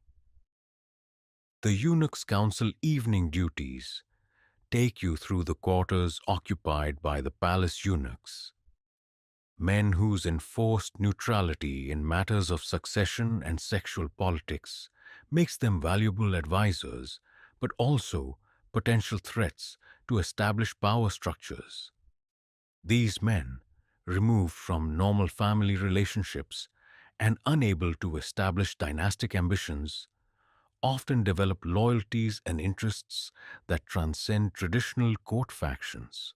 In their common chamber, a surprisingly comfortable space, decorated with scenes of intellectual and artistic achievement rather than military or sexual imagery, you observe an informal council that wields influence far beyond what their official positions might suggest.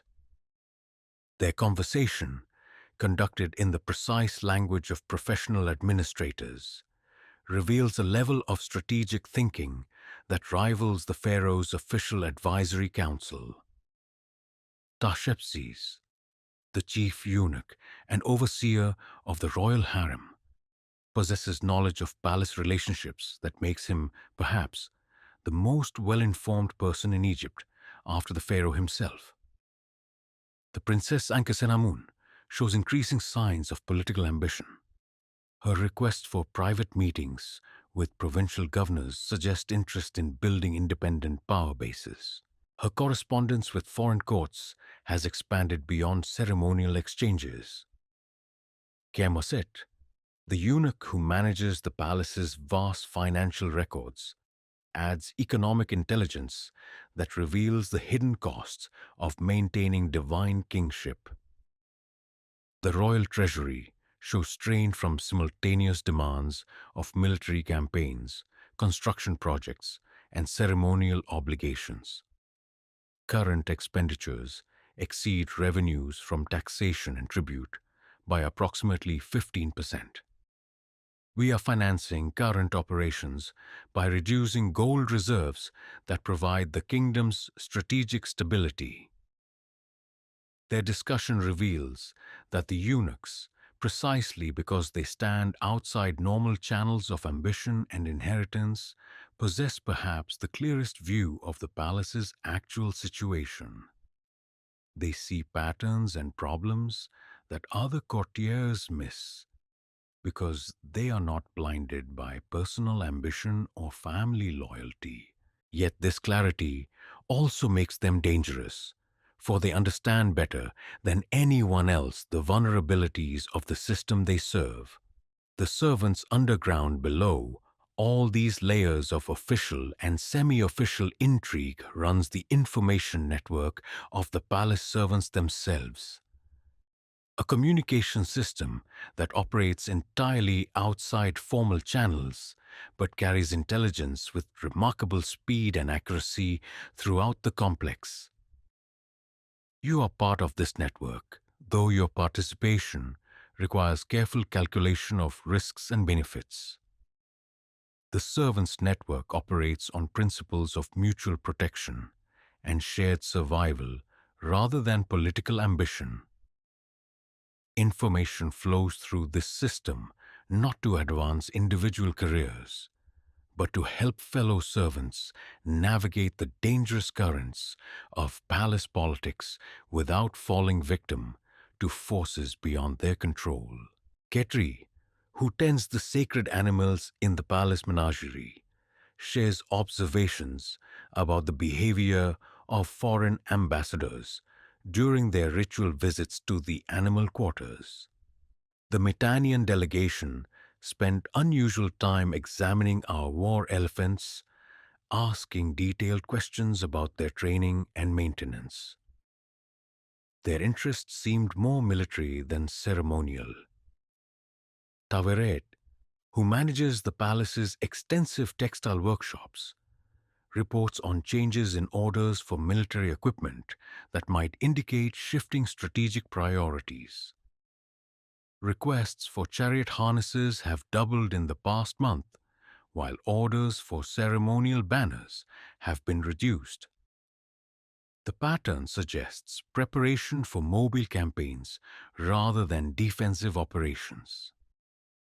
This information, while seemingly mundane, provides pieces of a larger puzzle that servants can assemble more completely than any individual courtier. Their network spans every aspect of palace operations, from kitchens to stables, from workshops to guard posts, creating a comprehensive intelligence system that operates entirely below the level of official awareness. The weight of knowledge.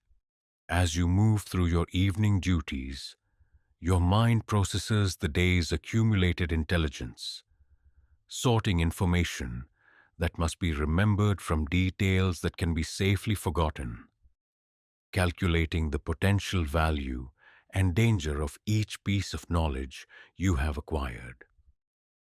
The priest's growing opposition to military priorities could create opportunities for advancement if you can identify which courtiers might benefit from such information. The Queen's intelligence network suggests that international tensions are developing faster than public announcements indicate. Knowledge that might help you anticipate changes in palace security arrangements. The military's resource complaints reveal vulnerabilities that enemies of Egypt would pay handsomely to learn about, making such information extremely dangerous to possess. But perhaps most troubling is the recognition that you yourself have become a significant security risk. Your movements throughout the palace, your access to private conversations, your ability to piece together fragmentary information into coherent intelligence. All of these make you valuable to potential conspirators and dangerous to established authority. You understand that knowledge in the palace is like fire, useful for those who can control it, deadly for those who cannot. Every secret you learn increases both your potential value and your mortal danger. Every conspiracy you witness makes you simultaneously more valuable as an ally and more threatening as a potential enemy.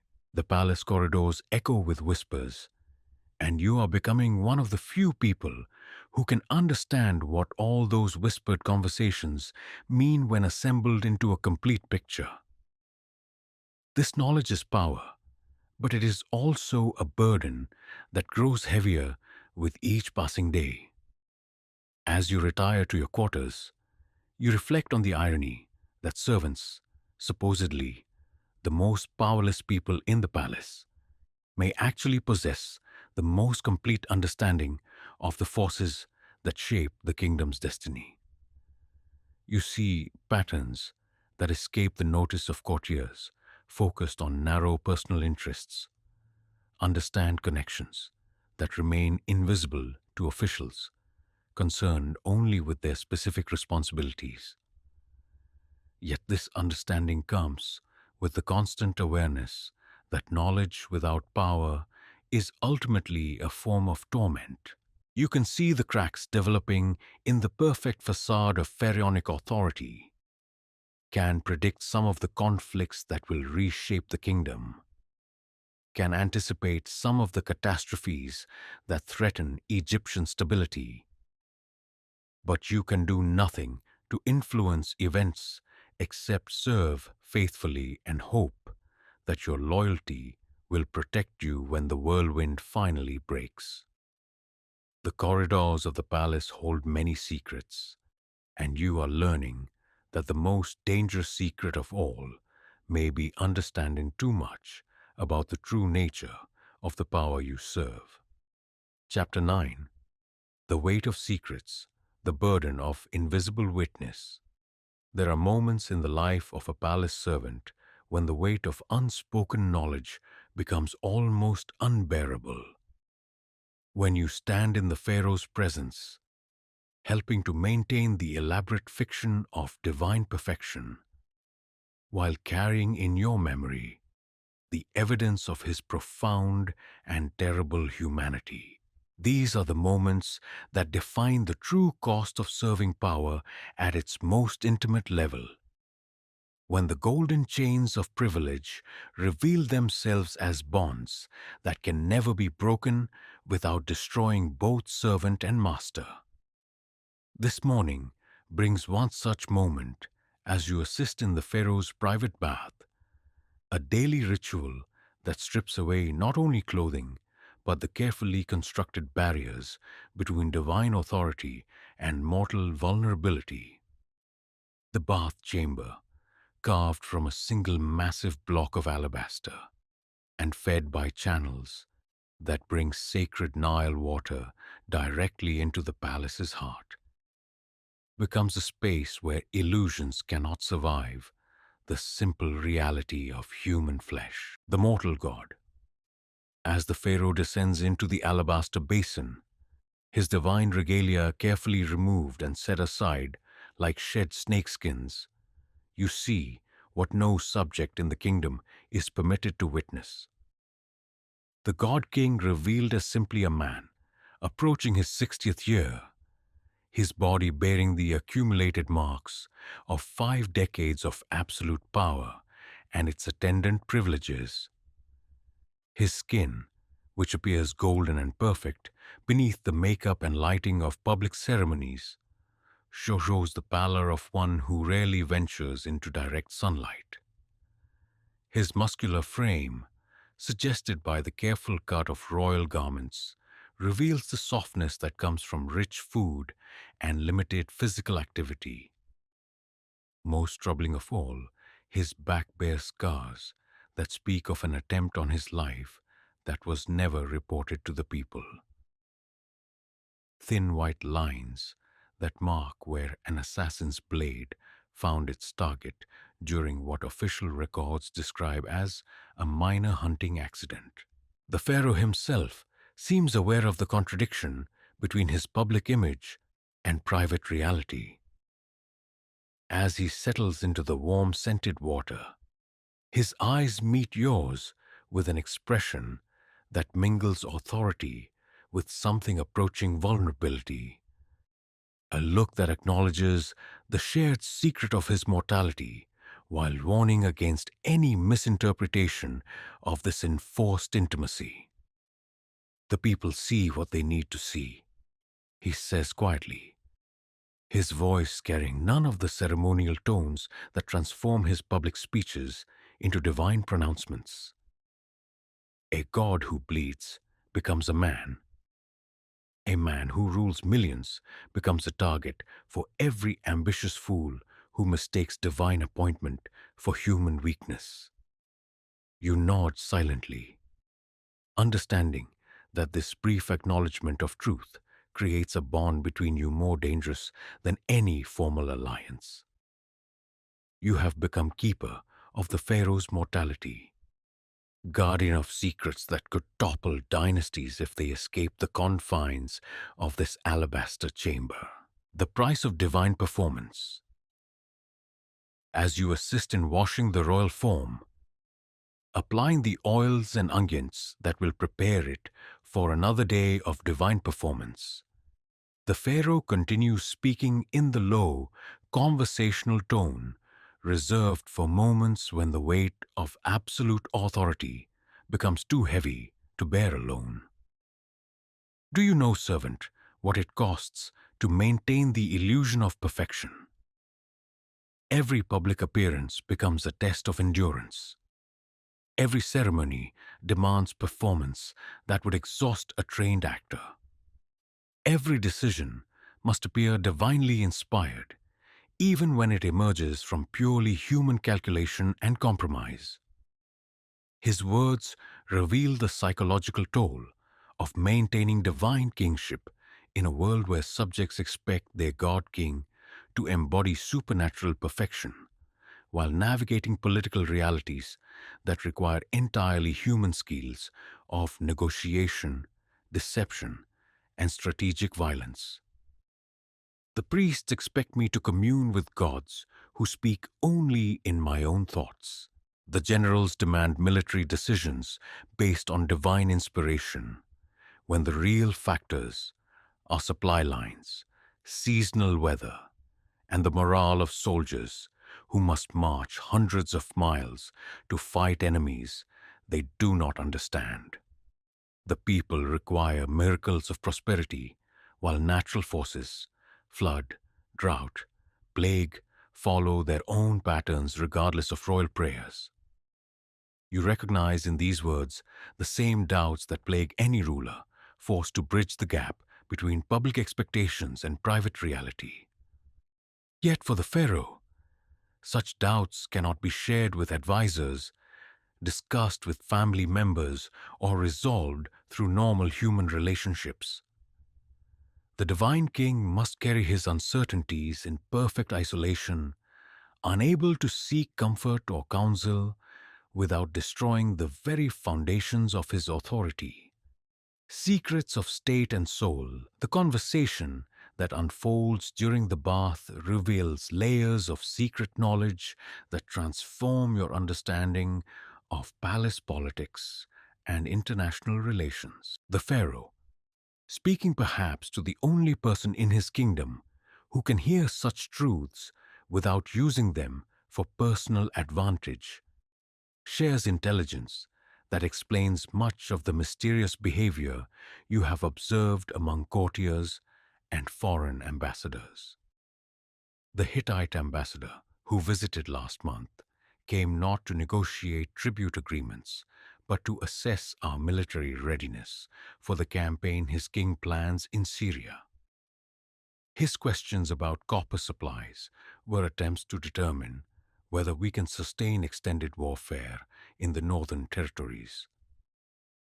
His gifts of iron weapons were intended to demonstrate Hittite technological superiority and discourage Egyptian intervention in their expansion plans. This revelation explains the increased military activity you have observed in the palace, the urgent conversations between generals, and the subtle changes in the Queen's correspondence with foreign courts.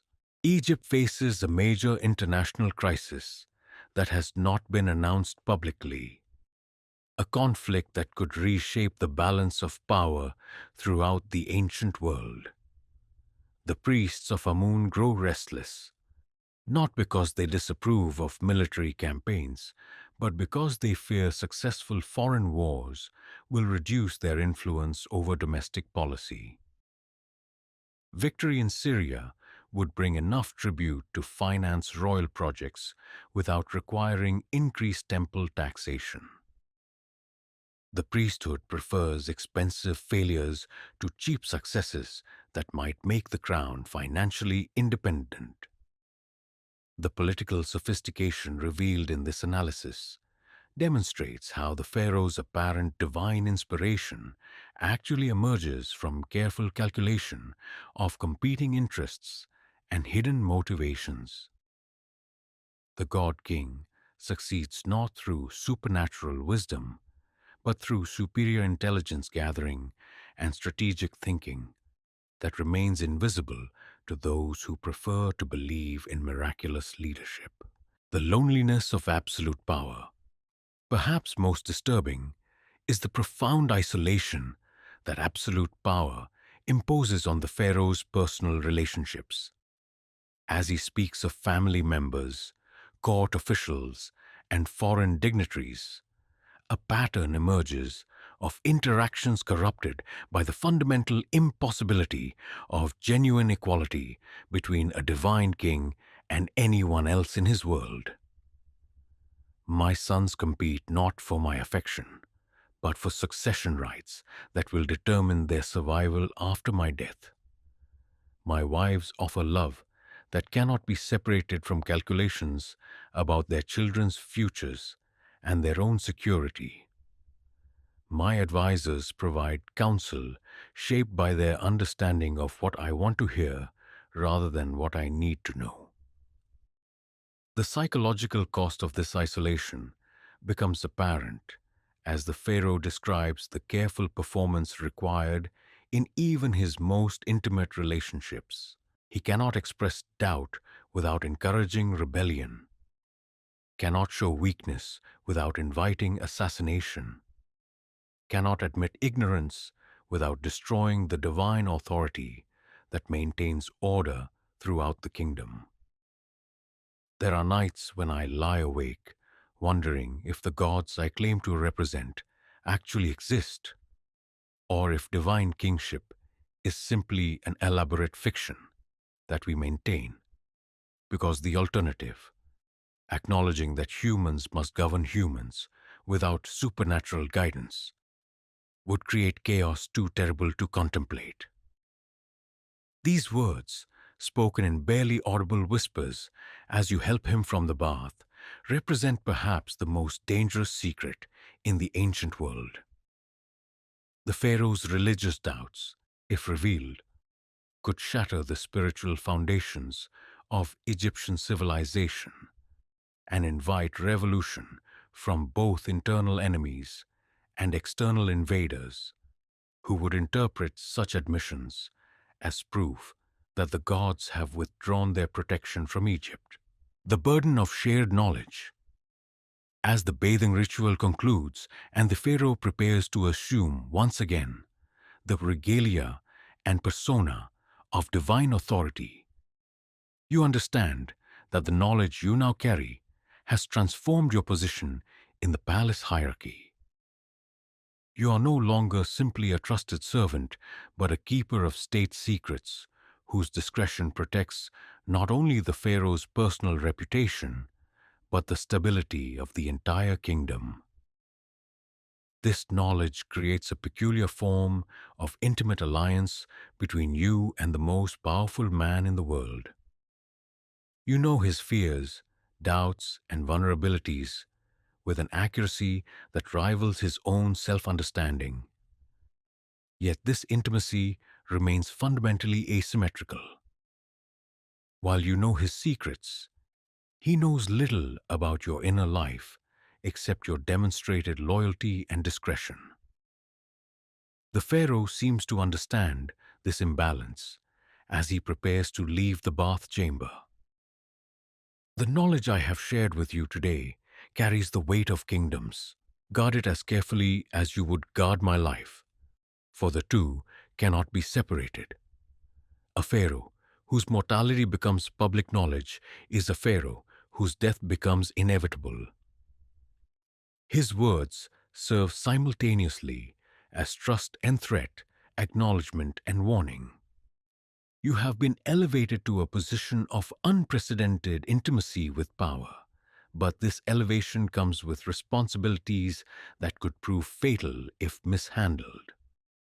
The daily performance resumes, as the Pharaoh's servants help him don the elaborate regalia that will transform him once again into the public image of divine authority. You witness the remarkable psychological transformation that accompanies the physical costume change. The doubting, vulnerable man who shared his fears during the bath gradually disappears, replaced by the confident, authoritative presence that will preside over another day of ceremonies, audiences, and administrative decisions. By the time the false beard is secured and the crown positioned, the metamorphosis is complete. The Pharaoh who emerges from his private chambers moves with the assured step of one who never questions his divine mission, speaks with the authoritative voice of one who channels cosmic wisdom, and regards his subjects with the benevolent yet distant gaze of one who stands between earth and heaven. Yet you carry with you the memory of his naked vulnerability, the sound of his whispered doubts, the image of scars that mark his mortal flesh.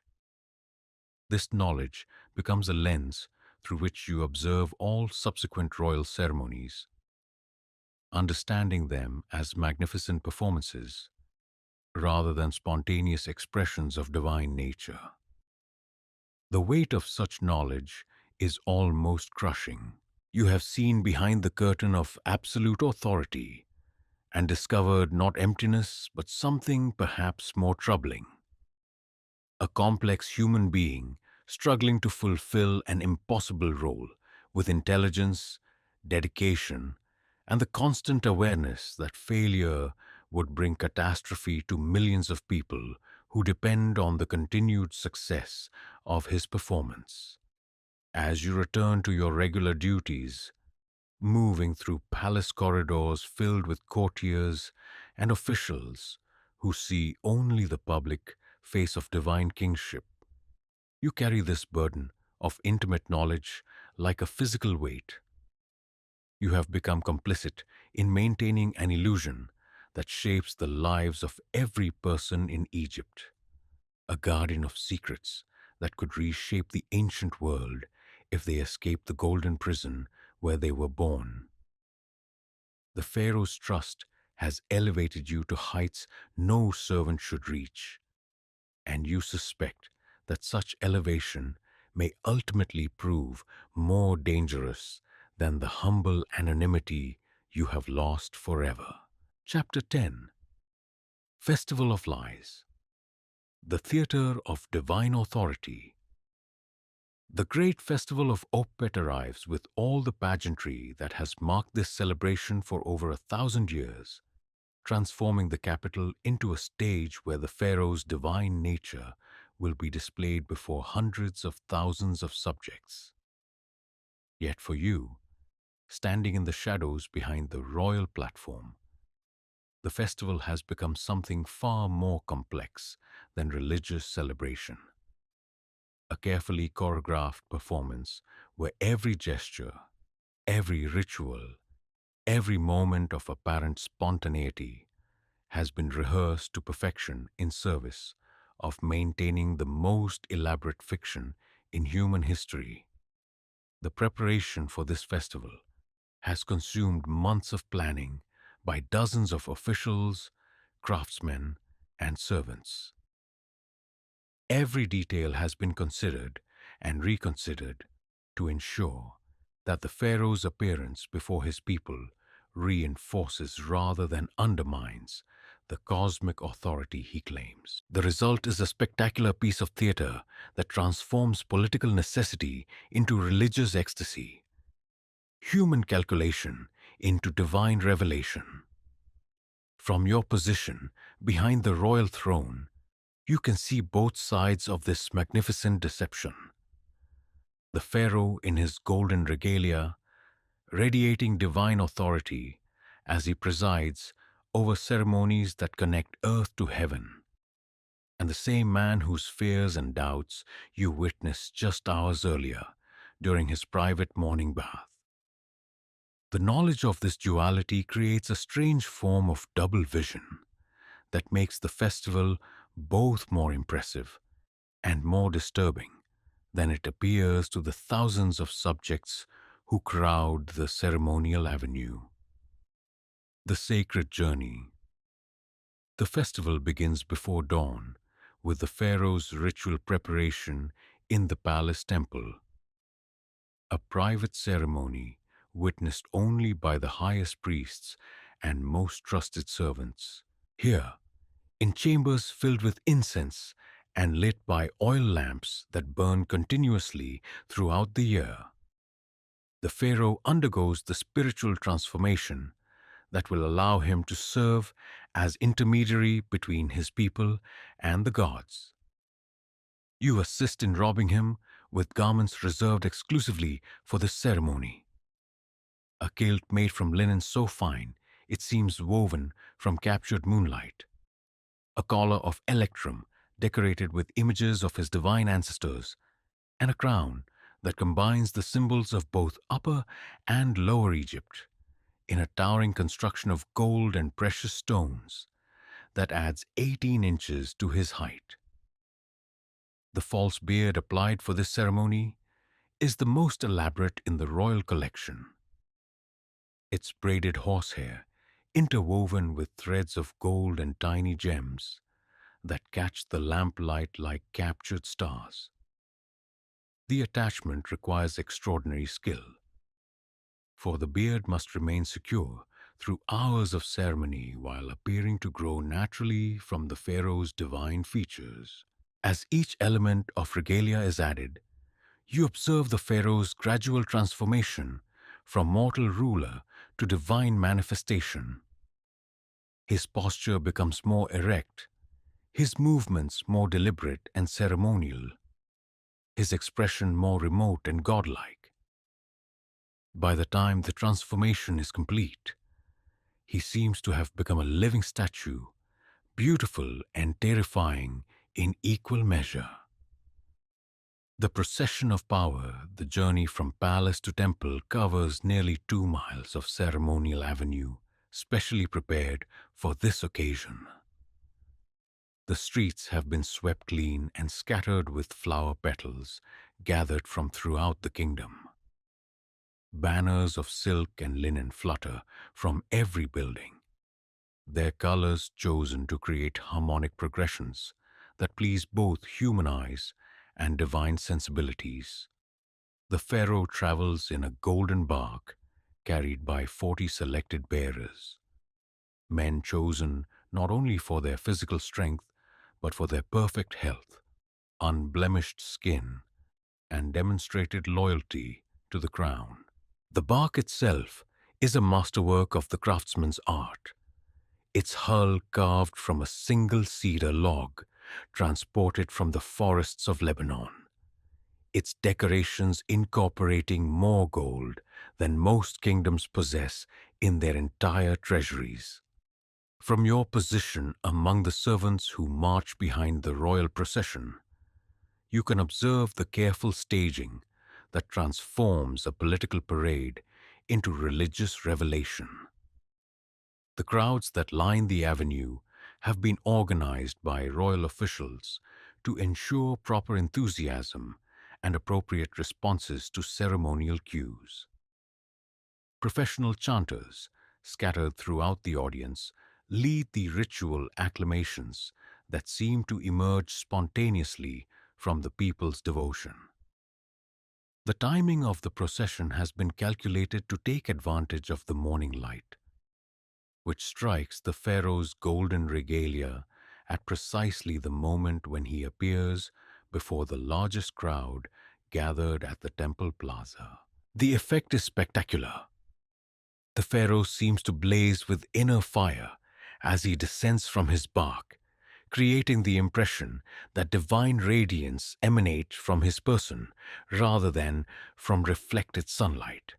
The sacred drama at the Temple of Amun. The festival reaches its climax with ceremonies that reenact the cosmic marriage between the Pharaoh and the divine realm. These rituals, performed partly in public and partly in sacred chambers hidden from mortal eyes, create the illusion that the Pharaoh receives direct communication from the gods and emerges from the encounter refreshed in his divine authority. The public portion of the ceremony unfolds in the temple's great courtyard, where thousands of subjects can witness their pharaoh's interaction with the divine realm. Here, the pharaoh approaches the massive golden statue of Amun-Ra, kneeling before the god in a gesture of humility that somehow enhances rather than diminishes his authority. The crowd falls silent as he offers prayers that seem to emerge from genuine spiritual communion rather than memorized text. Yet from your position near the temple entrance, you can see the subtle signals that coordinate this apparently spontaneous religious experience. The high priest of Amun stands behind the god statue, ready to provide the divine voice that will respond to the pharaoh's prayers. Hidden musicians create ethereal sounds that suggest supernatural presence. Concealed braziers release clouds of incense that obscure the mechanical details while creating an atmosphere of mystery and divine power. The climactic moment arrives when the god appears to speak directly to the pharaoh, blessing his rule and promising divine support for his policies. The voice that emerges from the golden statue carries supernatural authority. Yet you know it belongs to a priest, hidden in chambers beneath the temple floor. His words carefully scripted to support royal policies while maintaining the illusion of independent divine judgment. The people's ecstasy, the crowd's response to these staged miracles reveals the profound power of well-orchestrated religious theater. Men and women who struggle daily with poverty, disease, and the countless hardships of life in the ancient world find in the Pharaoh's divine performance a source of hope and meaning that transcends their immediate circumstances. You observe faces transformed by religious ecstasy as the Pharaoh emerges from his encounter with the divine realm, apparently renewed and strengthened by direct communication with cosmic powers. Mothers lift children to see the living God. Elderly men weep with joy at witnessing divine authority made manifest. Young couples exchange glances that suggest they will remember this day as one of the most meaningful in their lives. The psychological effect is both beautiful and troubling. The festival provides genuine spiritual nourishment to people whose lives offer few sources of transcendence. Yet this nourishment depends entirely on maintaining deceptions that you know to be carefully constructed illusions. The Pharaoh's divine authority brings order, purpose, and meaning to millions of lives. But it rests on foundations of theater and political calculation rather than supernatural truth. The royal performance. Throughout the long day of ceremonies, you maintain constant awareness of the Pharaoh's physical and emotional state, understanding that his convincing performance as a divine being requires careful support from the servants who know his mortal limitations. The elaborate regalia that makes him appear superhuman also creates practical difficulties that must be managed invisibly. The towering crown, magnificent in its symbolic impact, weighs nearly 20 pounds and creates balance problems that could prove embarrassing if not carefully managed. The ceremonial beard, essential for creating the proper divine image, requires periodic adjustment to prevent slippage that would destroy the illusion of natural growth. The heavy collar, that signifies royal authority, restricts breathing enough to require strategic pauses, disguised as moments of spiritual contemplation. Most challenging is managing the Pharaoh's energy and concentration through hours of complex ceremonial requirements. The strain of maintaining perfect posture, speaking with divine authority, and responding appropriately to religious cues while wearing uncomfortable regalia in hot weather would test anyone's endurance. Yet the Pharaoh must appear fresh, alert, and divinely inspired from the first moment of the festival to its conclusion at sunset. You provide support through carefully planned interventions disguised as religious ritual, offering sacred water that actually provides necessary hydration, adjusting ceremonial elements during moments of apparent prayer, and creating brief respites disguised as periods of divine contemplation. The Pharaoh's apparent superhuman stamina results from very human planning and support. The weight of deception. As evening falls and the festival concludes with final ceremonies that send the Pharaoh's divine presence back to the celestial realm until the next great celebration, you reflect on the complex emotions generated by your intimate knowledge of the day's deceptions. The festival has been a magnificent success, strengthening the bonds between ruler and subjects while reinforcing the religious foundations of Egyptian civilization. Yet your awareness of the careful stagecraft underlying every moment of apparent divine revelation creates a profound sense of alienation from the very spectacle you helped create. You have seen how human intelligence and careful planning can produce effects indistinguishable from supernatural intervention, how political necessity can be transformed into religious ecstasy, how the will to believe can make the most elaborate deceptions seem like obvious truth. The thousands of subjects who return to their homes carrying memories of divine encounter experienced something real and meaningful. Yet that reality emerged from illusions crafted by human hands and maintained by human will. The Pharaoh provided genuine spiritual nourishment to his people, yet he did so through performance rather than authentic divine nature. The servant's dilemma. The festival leaves you with troubling questions about the nature of service, loyalty, and truth. Your role in maintaining the Pharaoh's divine performance makes you complicit in deceptions that shape the lives of millions. Yet those deceptions serve purposes that seem both necessary and beneficial. Egyptian civilization depends on the stability that flows from absolute royal authority. Yet that authority requires constant reinforcement through elaborate fictions. You have become keeper of secrets that could destroy the faith of millions while serving a master whose rule brings order, prosperity, and meaning to a complex civilization spanning thousands of miles and encompassing millions of lives. The Pharaoh's divine authority may be theater, but it is theater that serves essential human needs for leadership, purpose, and connection to forces greater than individual existence.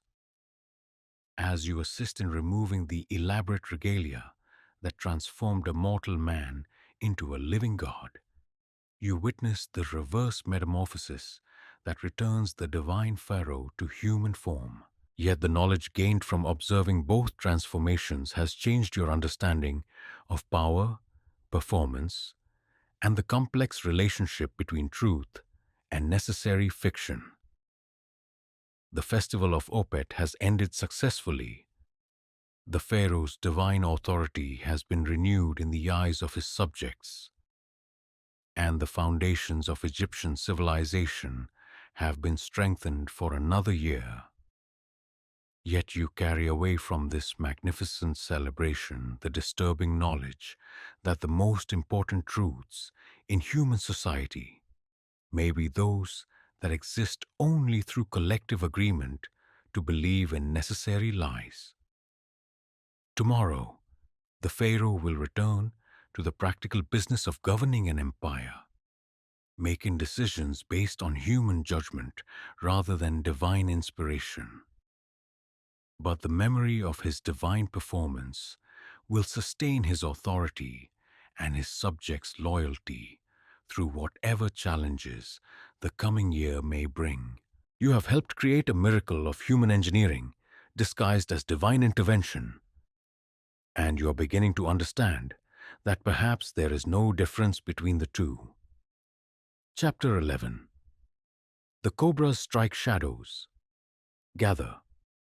The first sign of conspiracy comes not as dramatic revelation, but as a subtle shift in the palace's emotional atmosphere. A change so delicate that only those who have learned to read the hidden currents of court life recognize its significance. You notice it in the way conversations halt when certain people approach, in the careful routing of messages through unusual channels, in the meaningful glances exchanged between courtiers who normally maintain careful distance from one another. The conspiracy that is about to erupt into violence has been months in the making, its roots extending deep into the complex tensions that always simmer beneath the surface of absolute power. Foreign pressures, economic strains, religious disagreements, and personal ambitions have combined into a volatile mixture that needs only the right spark to explode into action that could reshape the kingdom or destroy it entirely. Your position as a trusted servant grants you access to information that reveals the conspiracy's scope and sophistication. This is not the work of a single disgruntled official or ambitious prince, but a coordinated effort involving multiple factions united by shared opposition to the Pharaoh's current policies and convinced that dramatic action is necessary to save Egypt from what they perceive as dangerous miscalculations. The Web of Alliance. The conspiracy centers around Prince Kamwazet, the Pharaoh's second son, whose exclusion from succession has created both motive and opportunity for rebellion. Unlike his older brother, who has accepted his role as heir apparent with dutiful resignation, Kaimaset possesses the intelligence, charisma, and strategic vision that might actually enable him to seize power successfully. The prince has spent years cultivating relationships with disaffected elements throughout the palace and beyond. military commanders frustrated by resource allocation policies, priests concerned about religious innovations, provincial governors resentful of increased centralization, and foreign allies who prefer dealing with a more amenable ruler. You first become aware of the conspiracy's existence through seemingly innocent observations that gradually form a pattern of coordinated activity. Commander Amenhotep, whose complaints about military supply shortages you overheard weeks earlier, begins making unusual visits to the prince's quarters. High Priest Amenemhib increases his private meetings with foreign diplomats. Provincial tax collectors submit reports directly to the prince's secretariat, rather than following normal administrative channels. The conspiracy's sophistication becomes apparent as you observe the careful compartmentalization that protects it from discovery. Each participant knows only enough about the overall plan to fulfill their specific role, while the prince himself maintains plausible deniability by conducting most communications through intermediaries who could be disavowed if the plot is uncovered prematurely. The foreign dimension, perhaps most troubling, is the conspiracy's international dimension, which extends far beyond palace politics into the realm of foreign relations that could affect the balance of power throughout the ancient world. The Hittite ambassador's extended stay in the capital, officially justified by complex trade negotiations, provides cover for coordination between internal rebels and external enemies who would benefit from Egyptian political instability. Through your access to the Queen's intelligence network, you learn that similar coordination is occurring with other foreign powers. Metanian gold has been flowing into Egyptian temple treasuries through channels that bypass normal diplomatic reporting.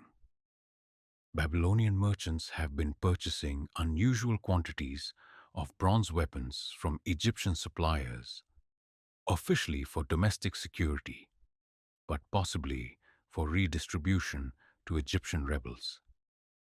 The conspiracy appears designed to coincide with external military pressure that would make immediate civil war catastrophic for Egyptian security.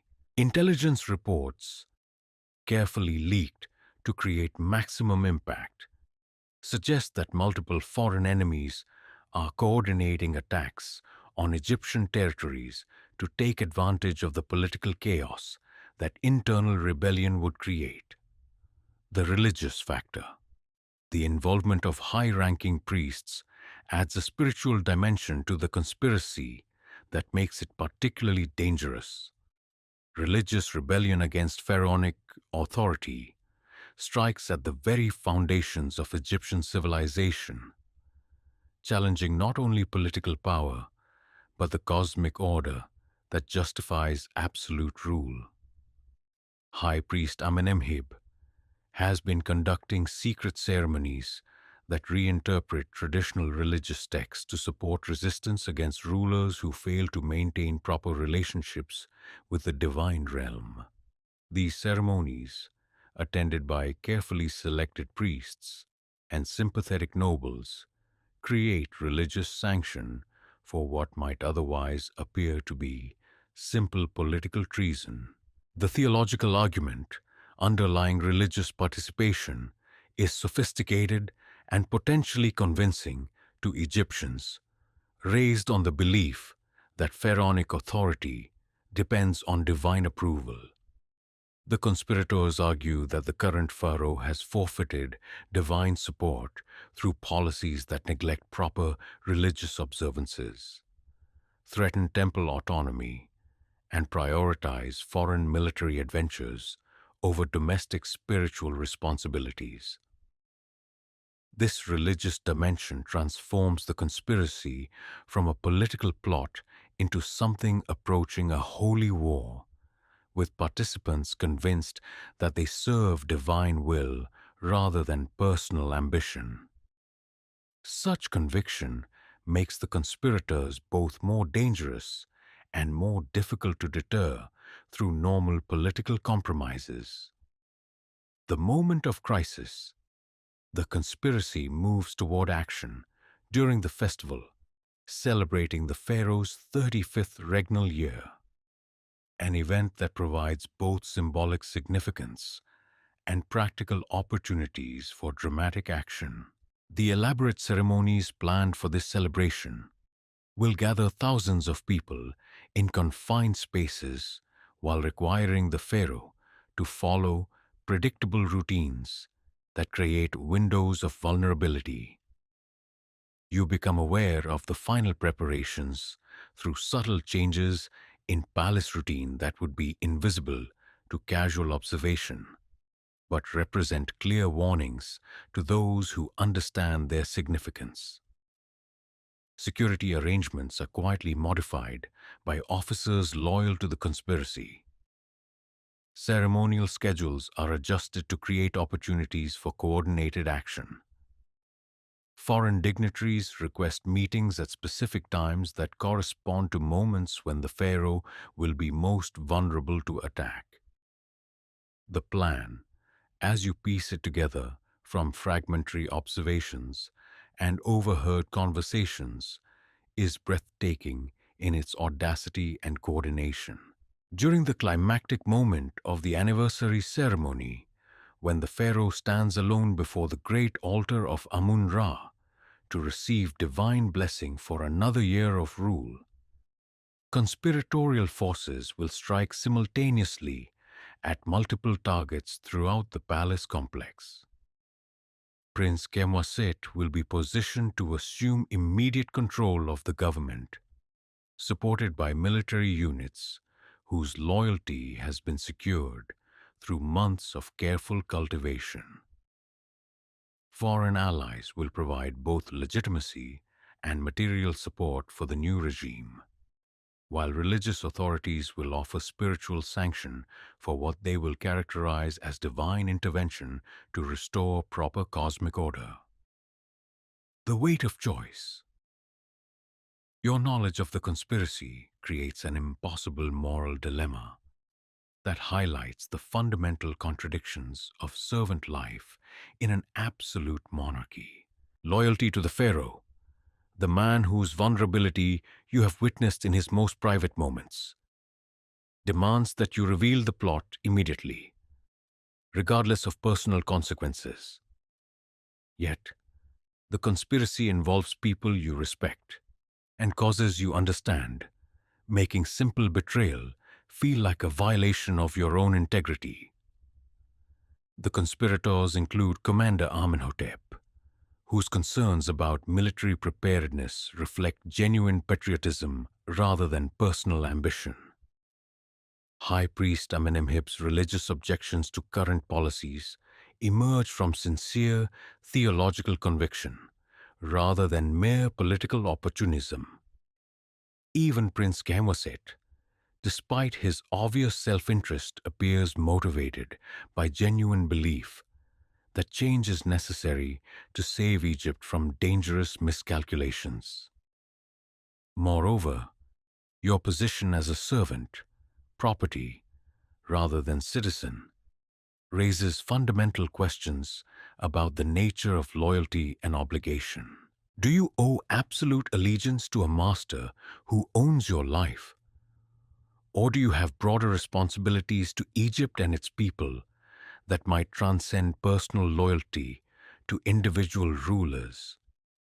The knowledge that the pharaoh's divine authority rests largely on carefully maintained illusions complicates these moral calculations. If pharaonic power depends on performance and collective belief rather than supernatural truth, does successful rebellion automatically validate the rebels' claims to divine support?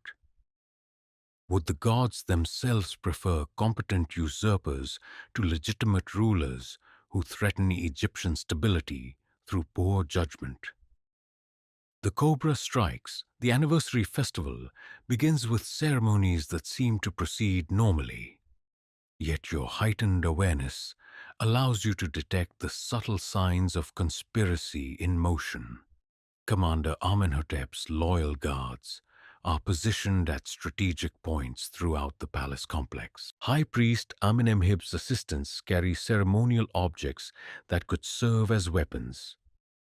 Foreign diplomats wearing unusual amounts of concealed bronze suggest preparation for violence. The Pharaoh himself appears oblivious to the danger, moving through the elaborate rituals with the confident majesty that has characterized his 35-year reign. His performance as divine king remains flawless, yet your knowledge of the conspiracy makes every gesture seem tragically naive. Every moment of ceremonial vulnerability a potential catastrophe. The strike comes during the most sacred moment of the anniversary ceremony, when the Pharaoh stands alone before the altar of Amun-Ra with his back to the assembled crowd.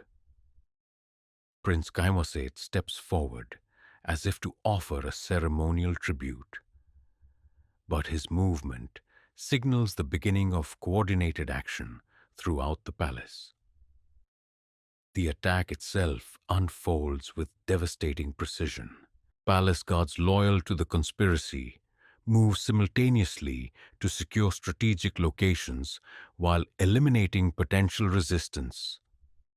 Foreign allies emerge from concealment to provide immediate military support. Religious authorities begin chanting prayers that transform political rebellion into cosmic necessity. Yet the Pharaoh's reaction reveals the steel beneath his ceremonial magnificence. Far from being the naive victim that the conspirators expected, he demonstrates the survival instincts that have kept him alive and in power for over 3 decades. His apparent vulnerability was itself a carefully maintained illusion, designed to draw enemies into premature action where they could be identified and eliminated. The counter-strike. The Pharaoh's survival depends on a counter-conspiracy that has been watching the rebels for months, allowing their plot to develop until it reveals all participants and their foreign connections. Loyal guards, positioned to appear vulnerable, spring into action with coordinated precision that matches anything the rebels can offer. Commander Rameses, apparently excluded from conspiracy planning, leads forces that have been secretly prepared for exactly this moment. The battle that erupts in the sacred temple complex combines political desperation with religious fury, creating violence that seems to embody the cosmic forces supposedly at stake in the struggle for pharaonic succession. Bronze weapons clash against bronze in chambers designed for peaceful worship, while the smell of incense mingles with the metallic scent of blood. You find yourself caught between the two forces, your servant status providing neither protection nor clear guidance about which side deserves support. The conspiracy you have observed from its earliest stages disintegrates into chaotic violence that transforms religious ceremony into civil war, while the Pharaoh you have served intimately reveals depths of ruthlessness that make his divine claims seem almost credible. The aftermath of betrayal, the conspiracy's collapse occurs with the same devastating speed as its implementation. Prince Khemoset, wounded but alive, finds himself surrounded by loyal guards whose apparent absence was itself part of the Pharaoh's counter-trap. Commander Amenhotep dies fighting in the temple courtyard, his military skills no match for superior numbers and careful preparation. High Priest Amenemhib attempts to claim sanctuary in the sacred chamber, only to discover that divine protection extends only to those who support legitimate authority. The foreign dimension of the conspiracy provides the pharaoh with justification for sweeping changes in Egypt's international relationships. Hittite diplomats are expelled, their assets confiscated, their allies throughout the region identified and eliminated. Mitannian gold is traced back to its sources, creating intelligence about enemy capabilities and intentions that will advantage Egyptian policy for years to come.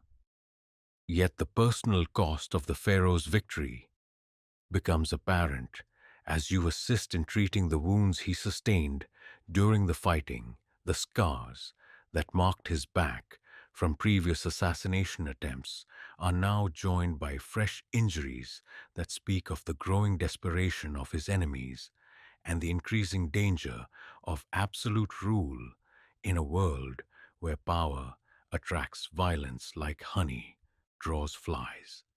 The lesson of the cobra. In the days following the failed coup, as the palace returns to normal routine and the executed conspirators are forgotten by all except their families, you reflect on the lessons revealed by this dramatic failure of rebellion. The conspiracy succeeded in exposing the complex forces that threaten pharaonic stability.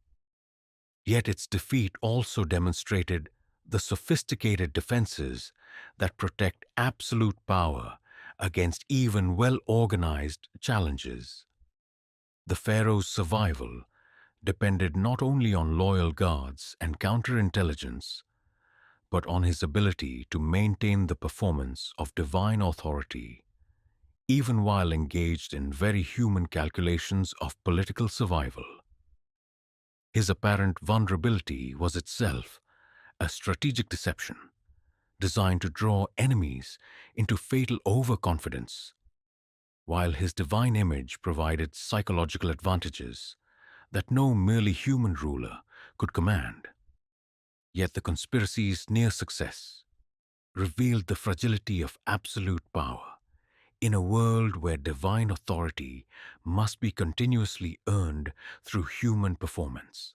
The pharaoh's victory provides temporary security, but the forces that motivated rebellion, foreign pressure, economic strain, religious tension, personal ambition, remain active beneath the surface of restored order. Your role as witness to both conspiracy and counter-conspiracy has deepened your understanding of the complex relationship between appearance and reality in the palace. The pharaoh's divine nature emerges from careful human planning rather than supernatural power. Yet that planning creates results that seem genuinely miraculous to those who do not understand the mechanisms involved.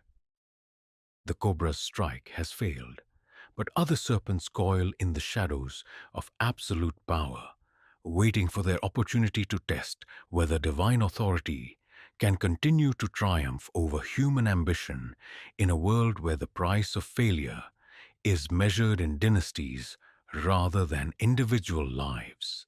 As you resume your daily duties, you carry with you the knowledge that serving absolute power means serving an elaborate performance that must never fail. For the consequences of failed performance extend far beyond the fate of individual rulers to encompass the stability of civilization itself. Chapter 12. Blood on Golden Floors, the Mathematics of Terror. In the days following the failed conspiracy, the palace becomes a theater of calculated violence, designed to demonstrate that challenges to divine authority carry consequences extending far beyond the immediate participants.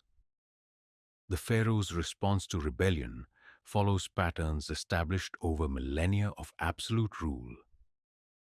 Swift identification of all participants, public punishment that serves as education for potential future rebels, and systematic elimination of threats that extends through multiple generations to prevent inherited vengeance. You witness this process unfold with the detached precision of a master craftsman practicing his art. The Pharaoh's justice, though terrible in its scope and finality, follows logical principles designed to maximize deterrent effect while minimizing the risk of creating martyrs whose deaths might inspire further rebellion. Every execution is carefully choreographed to send specific messages to specific audiences, while the overall campaign of retribution reinforces the cosmic order that elevates pharaonic authority above human challenge. The golden floors of the palace, polished to mirror brightness and decorated with inlaid patterns that map the known world, become stained with blood that speaks of the ultimate price of political miscalculation. Yet even this violence serves ceremonial purposes, transforming necessary brutality into religious ritual that confirms rather than challenges the divine order that makes absolute power possible. The interrogation chambers, the process of identifying all conspiracy participants, requires techniques that transform the palace's lower levels into spaces where truth is extracted through methods that would break the will of gods themselves. The interrogation chambers, carved from solid rock beneath the palace foundations and accessible only through passages known to the pharaoh's most trusted agents, become laboratories where human loyalty is tested beyond the limits of endurance.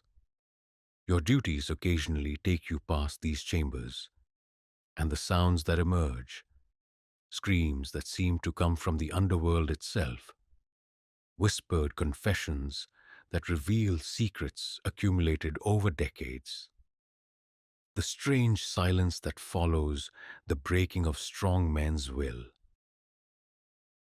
create an atmosphere of dread that permeates the entire palace complex.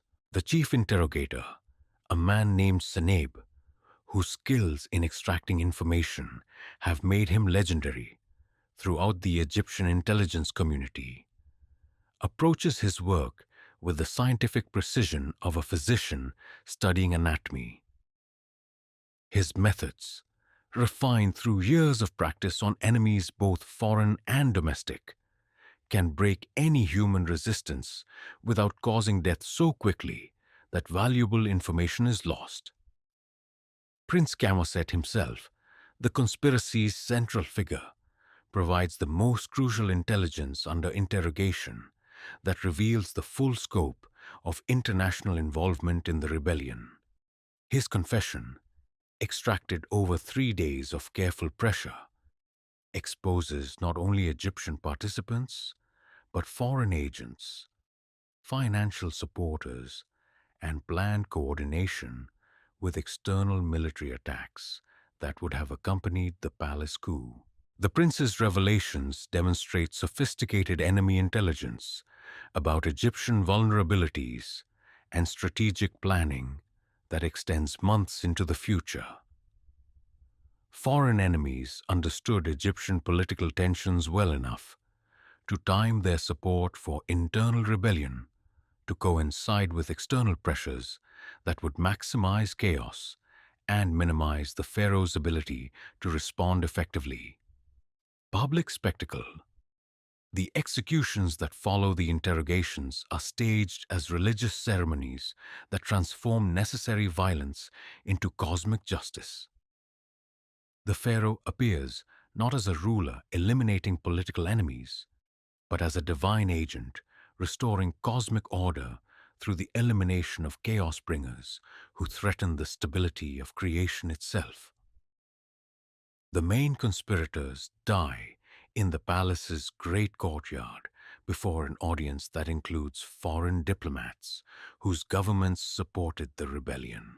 Their deaths serve multiple purposes, demonstrating Egyptian strength to external enemies warning domestic opponents about the consequences of treason, and providing religious satisfaction to subjects who interpret successful resistance to rebellion as evidence of divine protection for legitimate authority. Commander Amenhotep, whose military skills made him particularly dangerous, dies with the stoic dignity of a professional soldier who understood the risks of his choices. His execution, carried out by fellow officers whose loyalty was never in doubt, sends clear messages to Egyptian military commanders about the boundaries of acceptable dissent and the ultimate consequences of mistaking professional disagreement for license to rebel. High Priest Amenemhotep's death requires more complex staging, since religious authority cannot be seen to challenge religious authority without undermining the spiritual foundations of pharaonic power. His execution is preceded by elaborate ceremonies that strip him of priestly rank and declare his rebellion to be evidence of demonic possession rather than legitimate theological disagreement. The public response to these executions reveals the complex psychology of absolute rule and its relationship to popular opinion. Many subjects who privately sympathize with the conspirators' goals nevertheless approve of their punishment, understanding that successful rebellion would create chaos more dangerous than continued submission to flawed authority. The extended purge. Yet the elimination of primary conspirators represents only the beginning of a systematic purge designed to remove all traces of rebellion from Egyptian society. The Pharaoh's justice extends to family members, associates, servants, and even casual acquaintances whose connection to the conspiracy might inspire future challenges to royal authority. Prince Khemwaset's children, including infants who could not possibly have understood their father's rebellion, are eliminated to prevent future claims to royal succession based on inherited grievance. His wives, despite their apparent ignorance of the conspiracy, are executed to remove potential focal points for sympathy that might transform a failed rebel into a martyred hero. The prince's household servants face a particularly cruel choice. Those who demonstrate their loyalty by providing information about their master's activities are rewarded with quick deaths, while those who maintain servant loyalty to their rebel master are subjected to prolonged torture before eventual execution. The message is clear. Loyalty to the Pharaoh must supersede all other relationships, including the bonds between masters and servants that normally define palace life. You observe these proceedings with the complex emotions of one whose own survival depends on the same system of absolute loyalty that is destroying hundreds of lives. The servants being executed for loyalty to their master mirror your own position, property of powerful people whose political miscalculations could prove fatal to those who serve them faithfully.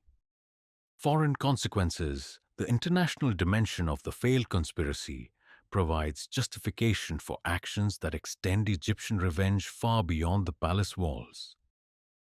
Foreign diplomats who participated in supporting rebellion find their countries facing immediate military retaliation, designed to demonstrate that challenges to Egyptian authority carry consequences extending to entire kingdoms. The Hittite ambassador, whose coordination with Prince Khemwaset has been thoroughly documented through interrogation and captured correspondence, dies in a manner designed to send clear messages to his government about the price of interfering in Egyptian politics.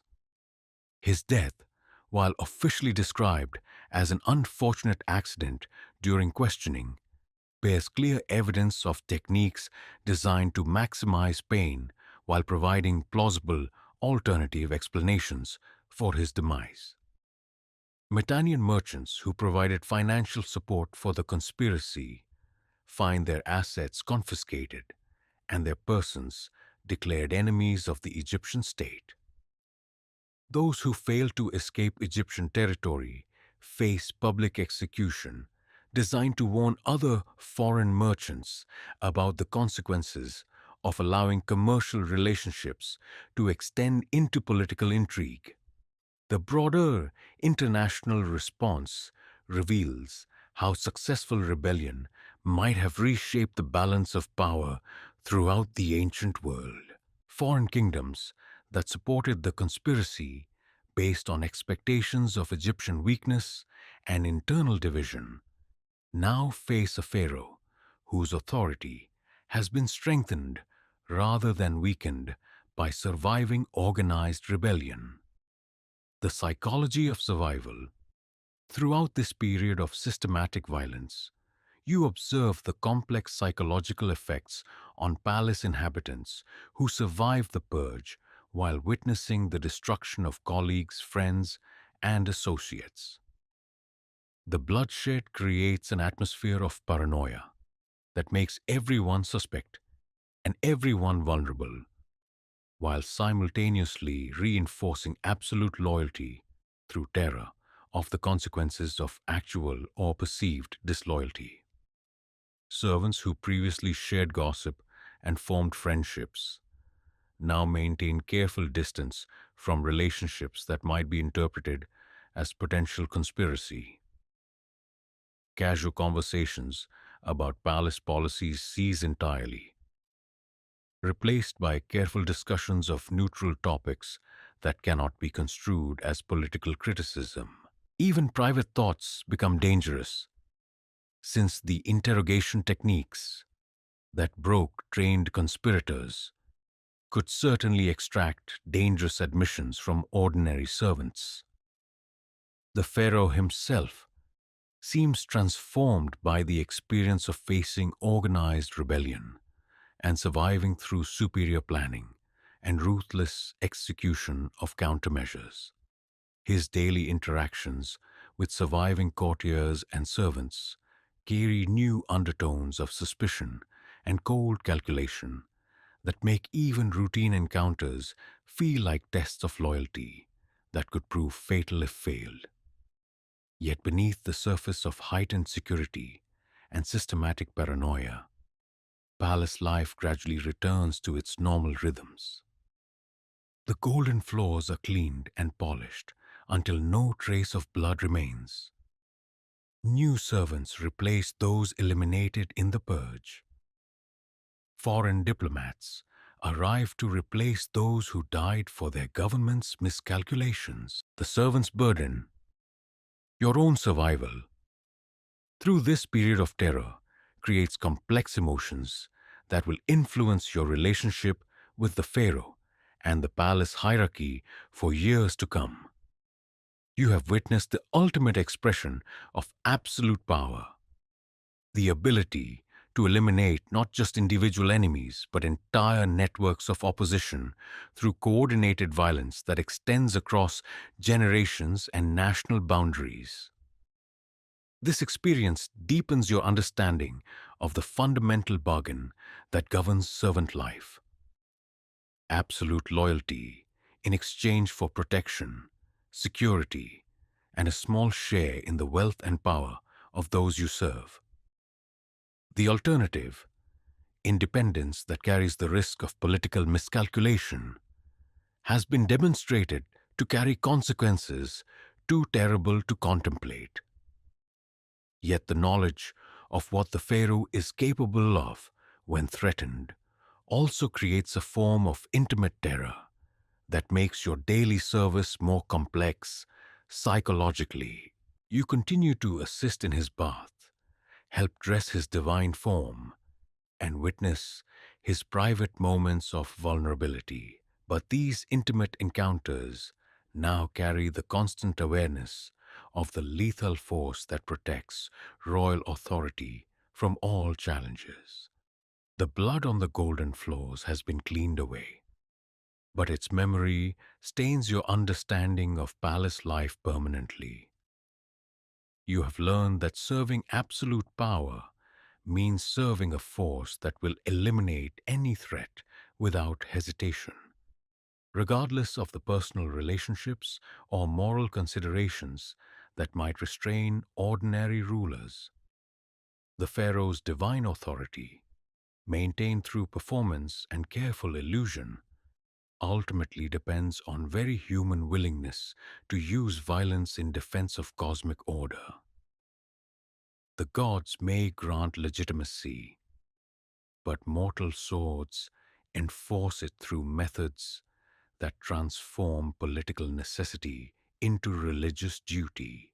As you resume your normal duties in a palace where normalcy has been restored through systematic elimination of abnormality, you carry with you the knowledge that survival in such an environment requires not just loyalty, but the appearance of loyalty so perfect that it never invites testing through the terrible methods you have witnessed.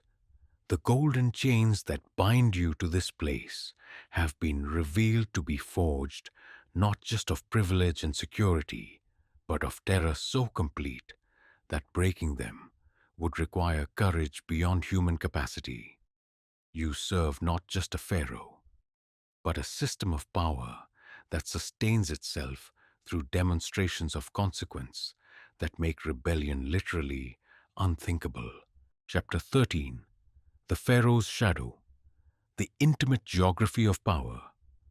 There exists a space in the Pharaoh's life that no amount of divine regalia can transform, no ceremony can sanctify, and no public performance can adequately mask.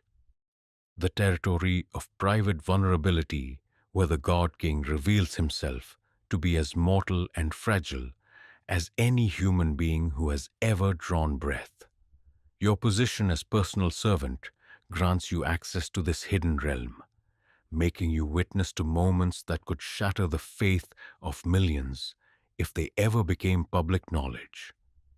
This morning, as you assist the Pharaoh in his private chambers, during the hour before dawn, when the weight of divine performance has not yet settled upon his shoulders, you observe him in a state of contemplation that reveals the profound isolation of absolute power.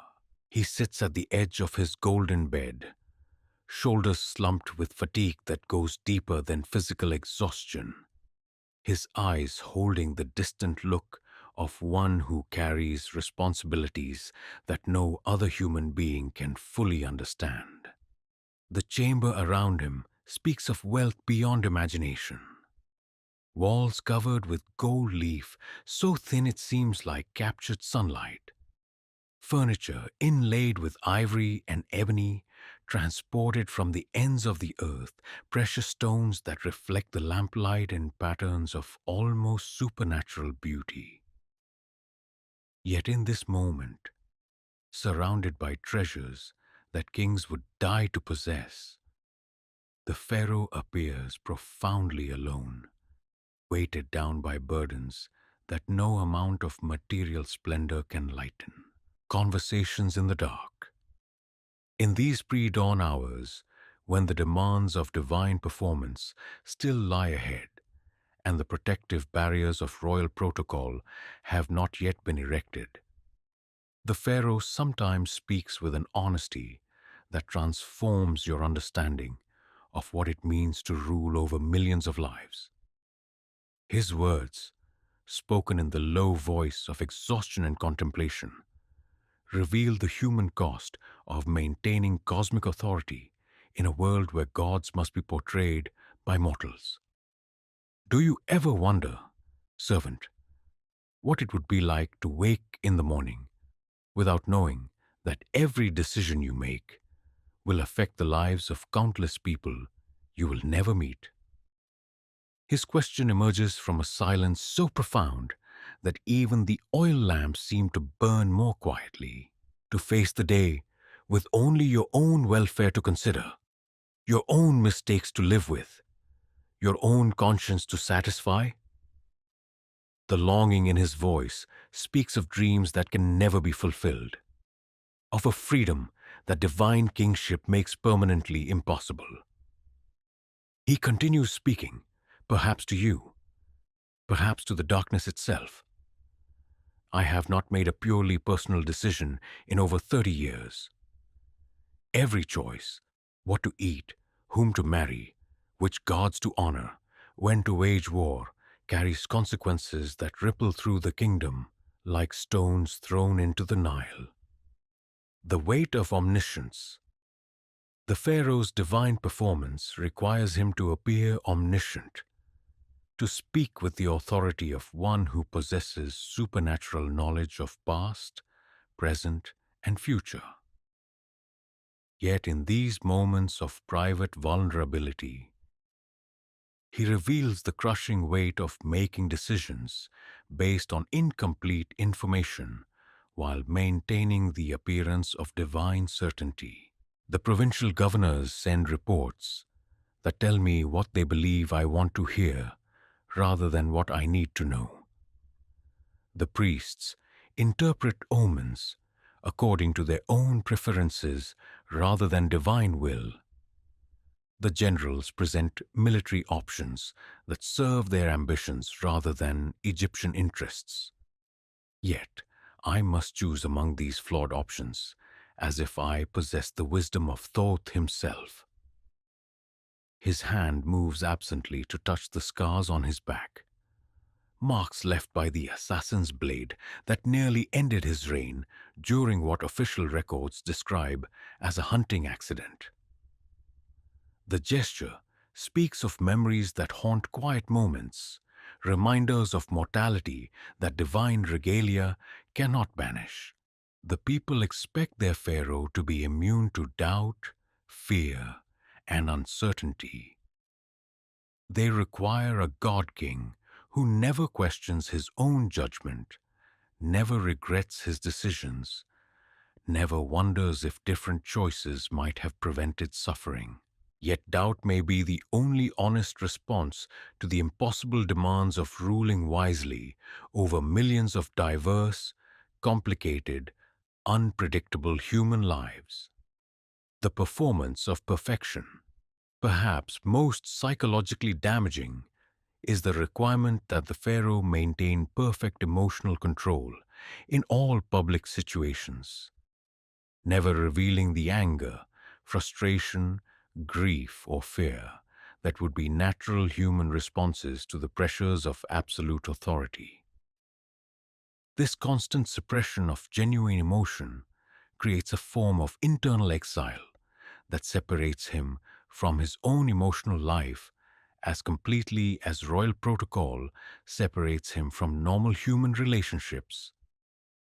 You observe this suppression during the daily ceremonies when court officials present problems that have no satisfactory solutions, when foreign ambassadors make demands that cannot be met without damaging Egyptian interests, when natural disasters destroy the work of years despite all human planning and divine intervention.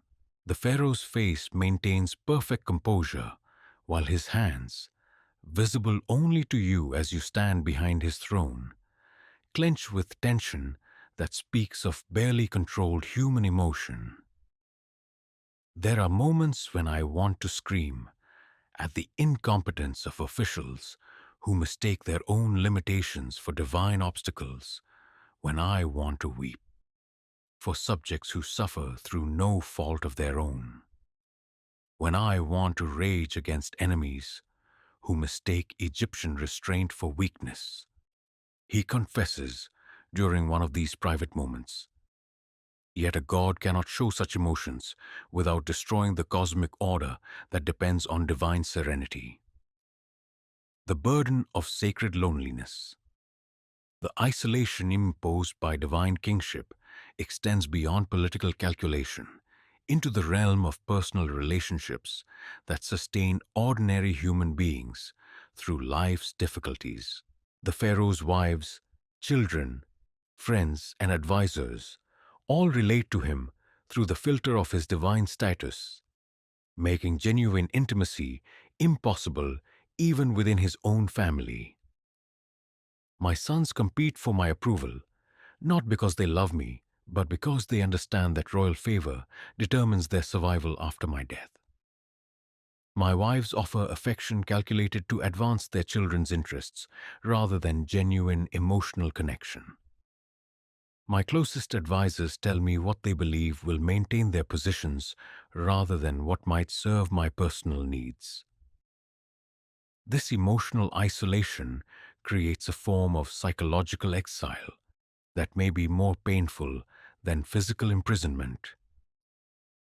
The Pharaoh lives surrounded by thousands of people, yet remains fundamentally alone, unable to form the basic human connections that provide meaning and comfort to ordinary lives.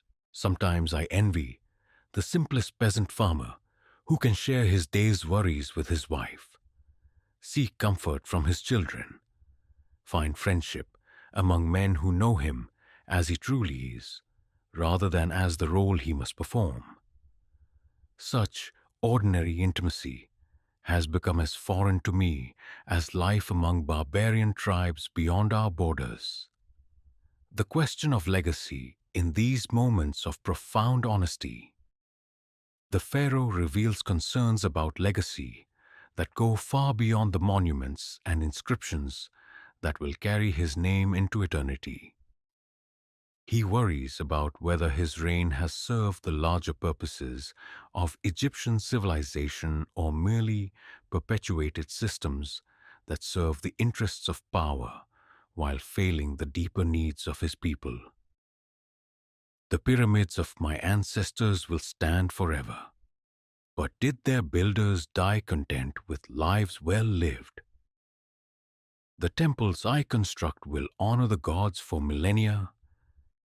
But do they bring genuine spiritual comfort to subjects who labor to build them? The military victories I achieve expand Egyptian dominion. But do they create lasting peace or merely postpone inevitable conflicts to burden future generations? These questions reveal a moral seriousness that the public performance of divine kingship cannot accommodate.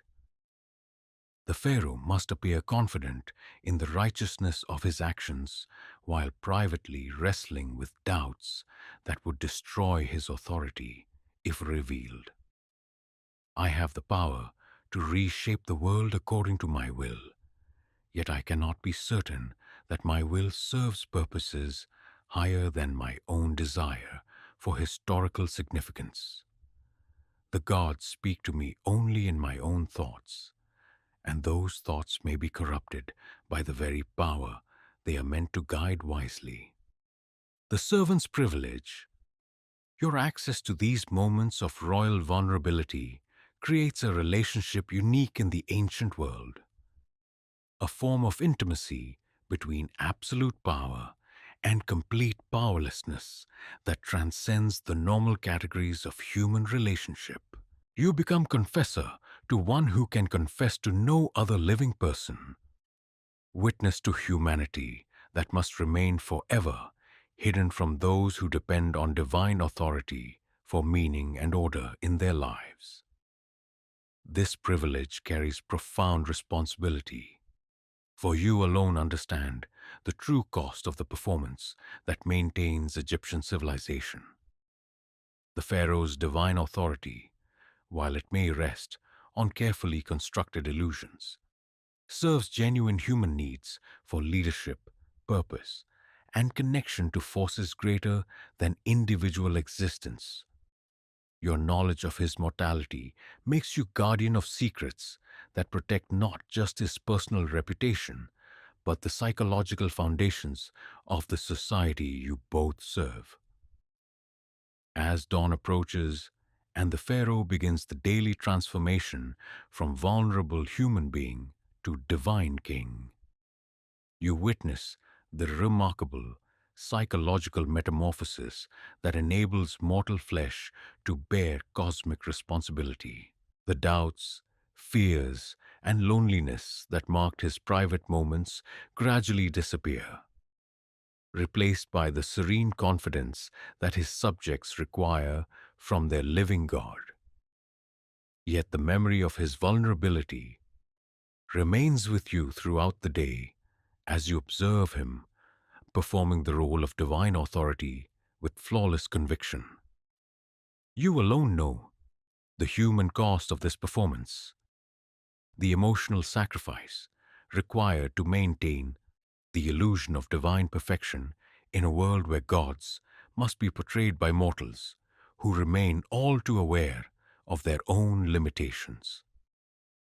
The Pharaoh's shadow, that hidden realm where divine authority reveals its human foundations, becomes your permanent dwelling place, making you keeper of the ultimate secret of absolute power, that it requires superhuman performance from merely human actors, and that the quality of the performance determines not just individual fate, but the stability of civilization itself.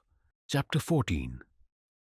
When gods bleed, the first signs of mortality, the illness begins subtly, manifesting first as a slight tremor in the pharaoh's hands during the morning ceremonies, so minor that only those who know his body as intimately as they know their own can detect the difference from perfect divine composure. You notice it as you assist in placing the ceremonial rings that mark his divine authority, observing how fingers that have remained steady through 3 decades of absolute rule now require extra moments to achieve the precise positioning that royal protocol demands. The pharaoh himself seems unaware of the change, continuing his elaborate daily rituals with the same meticulous attention to detail that has marked his entire reign. Yet, over the following weeks, the tremor spreads with inexorable progression that speaks of forces beyond human control, attacking the very foundations of divine kingship. The hands that hold the crook and flail begin to shake almost imperceptibly. The voice that speaks with cosmic authority develops a slight roughness that grows more pronounced with each passing day. For those who serve the pharaoh most intimately, these changes create a crisis that extends far beyond medical concern into the realm of cosmic catastrophe. Egyptian civilization depends on the illusion of divine perfection, and any visible sign of mortal weakness in the God King threatens to undermine the religious and political foundations that maintain order throughout the greatest empire the world has ever known. The conspiracy of concealment, the challenge of hiding the pharaoh's declining health, requires the development of techniques so sophisticated they approach the level of divine miracle themselves. Every aspect of royal protocol must be subtly modified to accommodate his physical limitations while maintaining the appearance of supernatural vitality that his subjects expect from their living God. You become part of an invisible network of servants, physicians, and trusted officials whose primary responsibility shifts from serving the pharaoh's needs to maintaining the illusion of his divine perfection. The makeup applied each morning becomes more elaborate, designed not merely to enhance royal beauty, but to conceal the pallor and fatigue that mark advancing illness. The ceremonial costumes are modified with hidden supports that help maintain perfect posture, even when weakness threatens to betray divine vulnerability. The court physician, a man named Chemosit, whose knowledge of human anatomy rivals that of the embalmers who prepare bodies for eternal life, works with desperate intensity to slow the progression of symptoms while concealing their existence from all but the most essential personnel. His treatments, drawing on medical knowledge accumulated over centuries of Egyptian practice, combine practical medicine with magical procedures designed to strengthen not just the pharaoh's body, but his divine essence itself. The god king suffers from no mortal ailment. Kemwaset explains during one of his private consultations, his words carefully crafted to maintain necessary illusions even in discussion of obvious reality. Divine essence sometimes requires adjustment in its manifestation through mortal flesh. Our treatments seek to harmonize earthly body with celestial soul, ensuring perfect expression of divine nature through human form. The performance of health. As the pharaoh's condition deteriorates, the daily transformation from mortal to divine becomes an increasingly complex performance, requiring careful choreography of every public appearance. The timing of ceremonies must be adjusted to accommodate periods when symptoms are most manageable.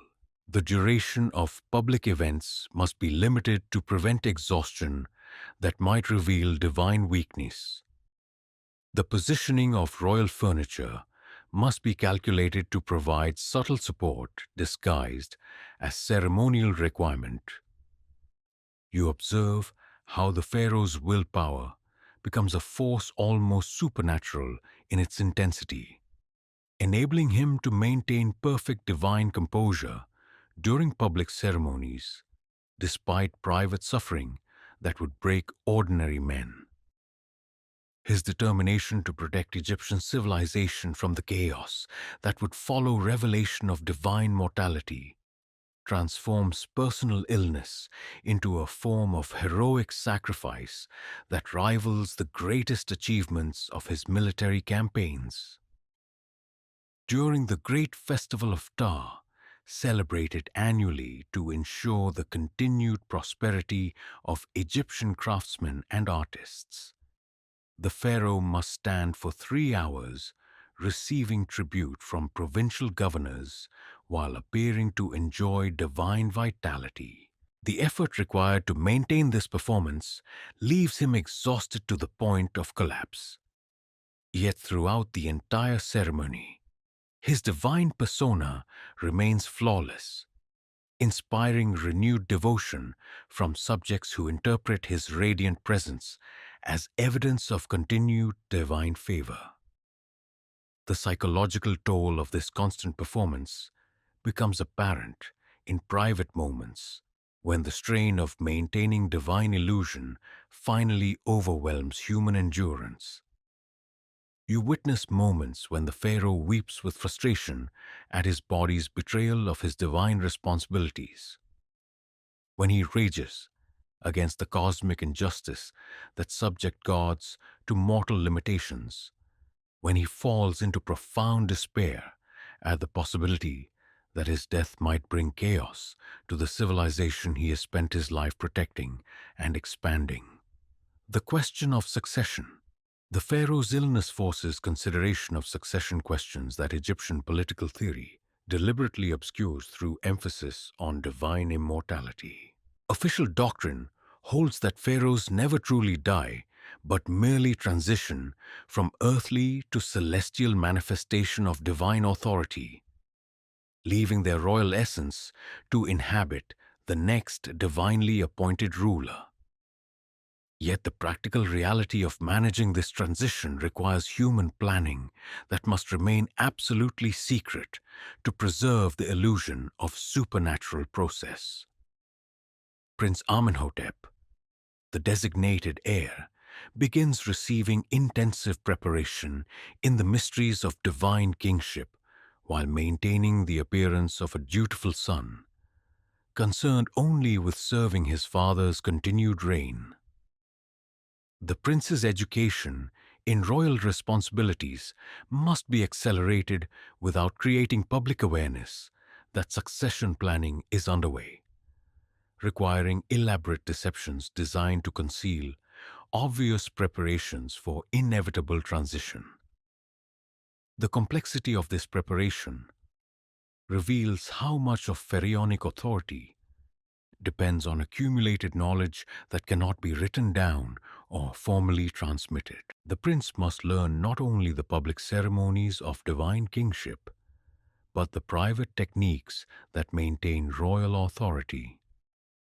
The subtle psychology of controlling court officials, the complex relationships with foreign powers, the delicate balance between military force and diplomatic compromise that preserves Egyptian dominance without triggering costly wars. You participate in this education by providing the prince with insights into the daily realities of royal life that no official instruction can convey. He must understand how to manage the constant performance of divine perfection, how to read the hidden meanings in court ceremonies, how to interpret the loyalty and disloyalty of servants whose survival depends on correctly anticipating royal preferences. The divine physician, the Pharaoh's illness requires medical attention that goes beyond ordinary healing into the realm of preserving cosmic order itself. The royal physicians, led by the chief practitioner, whose knowledge includes both natural medicine and divine healing, work with the understanding that their patient's death would threaten the stability of the known world. Their treatments combine practical remedies with religious ceremonies designed to strengthen the Pharaoh's divine essence against the forces of chaos that manifest as mortal illness. Gold leaf dissolved in sacred wine provides strength that mere food cannot offer. Incense burnt from trees growing in temple gardens creates protective atmospheres that ward off spiritual contamination. Amulets carved from stones, blessed in the deepest chambers of the great pyramid channel, divine energy that reinforces mortal flesh against supernatural attack. Yet despite these extraordinary efforts, the progression of illness continues with the inexorable certainty of natural law. The tremor in the Pharaoh's hands becomes impossible to conceal completely. His voice develops a weakness that no amount of divine authority can mask entirely. His energy, once sufficient for days of continuous ceremony, begins to require careful conservation to maintain even abbreviated public appearances. The royal physicians face an impossible dilemma. They cannot acknowledge the failure of their treatments without admitting that divine authority has limitations. Yet they cannot claim success when evidence of continued deterioration becomes increasingly obvious to anyone with access to the Pharaoh's private moments. The weight of secrets. Your daily proximity to the Pharaoh's declining health makes you keeper of perhaps the most dangerous secret in the ancient world, the mortal vulnerability of divine authority itself. This knowledge creates a psychological burden that grows heavier with each day as you witness the gradual failing of the man whose divine performance has shaped your entire understanding of cosmic order. The weight of this secret is compounded by awareness that revelation would trigger catastrophic consequences extending far beyond the palace walls.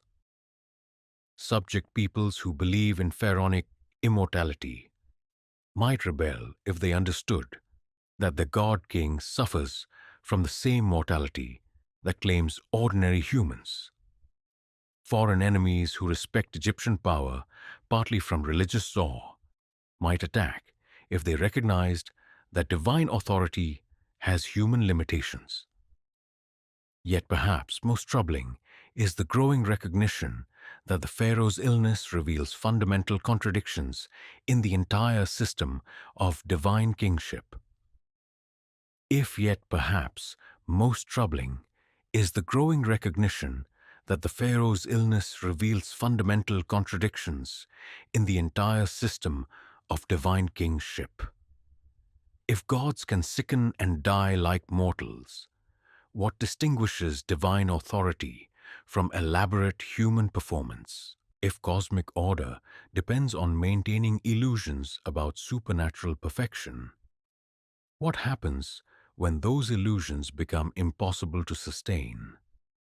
These questions have no satisfactory answers, yet they demand consideration as you witness the daily struggle to maintain divine authority through increasingly fragile human performance.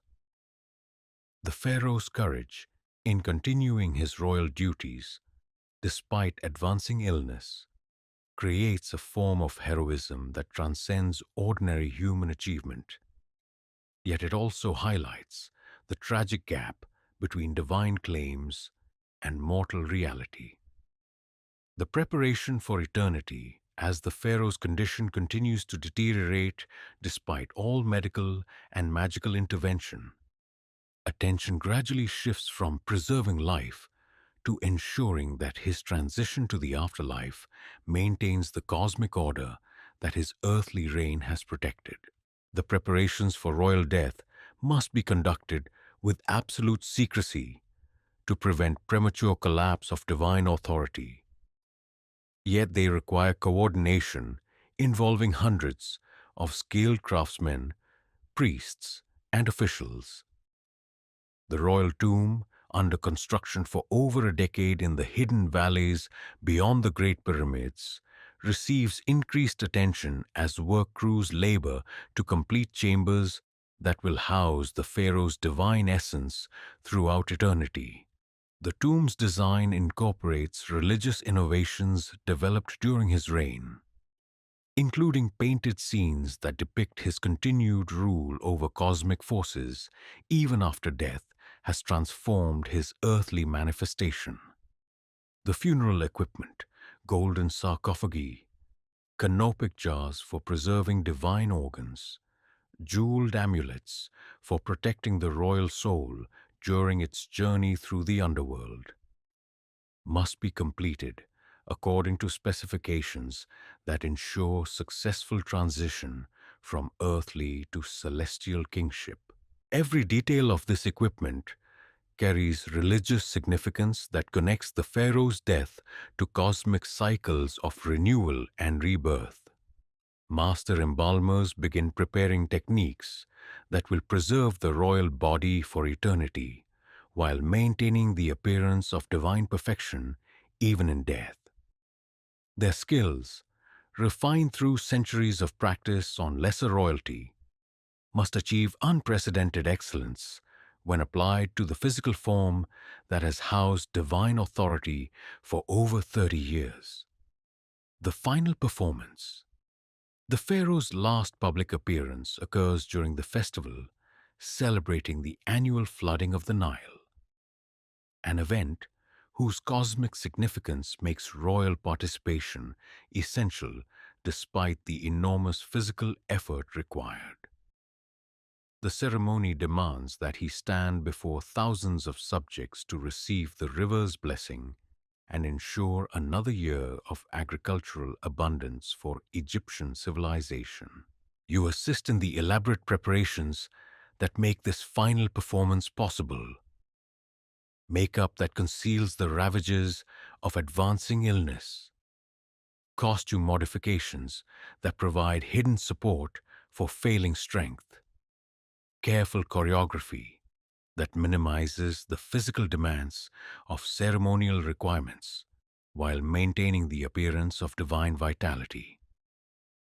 The performance itself represents perhaps the most heroic achievement of the Pharaoh's entire reign. Despite weakness that makes standing difficult and pain that would normally prevent any physical activity, he maintains perfect divine composure throughout the 3-hour ceremony. His voice, though strained, carries sufficient authority to convince thousands of observers that their God-King continues to enjoy supernatural health and vigor. The crowd's response reveals the profound spiritual nourishment that divine authority provides to ordinary people struggling with the hardships of life in the ancient world. Their joy at witnessing royal blessing of the floodwaters, their confidence in continued divine protection, their sense of participating in cosmic ceremonies that ensure the stability of creation itself, all emerge from successful royal performance that conceals mortal suffering behind divine splendor. Yet the effort required for this final public appearance exhausts the Pharaoh's remaining reserves of strength. The return journey to the palace must be conducted with extraordinary care to prevent collapse that would reveal divine weakness to subjects whose faith depends on maintaining illusions of supernatural perfection. The gods fare well in the private chambers where divine transformation occurs daily. The Pharaoh's last conversations reveal the profound wisdom accumulated through 3 decades of absolute authority and the approaching recognition of mortality's ultimate victory over even divine pretensions. His words, spoken in barely audible whispers as strength finally begins to fail entirely, provide insights into the nature of power, performance, and the human condition that few mortals ever achieve. I have learned that divine authority emerges not from supernatural power, but from the willingness to bear burdens that would crush ordinary human beings. He reflects during one of his last conscious moments. The gods grant legitimacy to those who can sustain the performance of perfection even when perfection becomes impossible to achieve.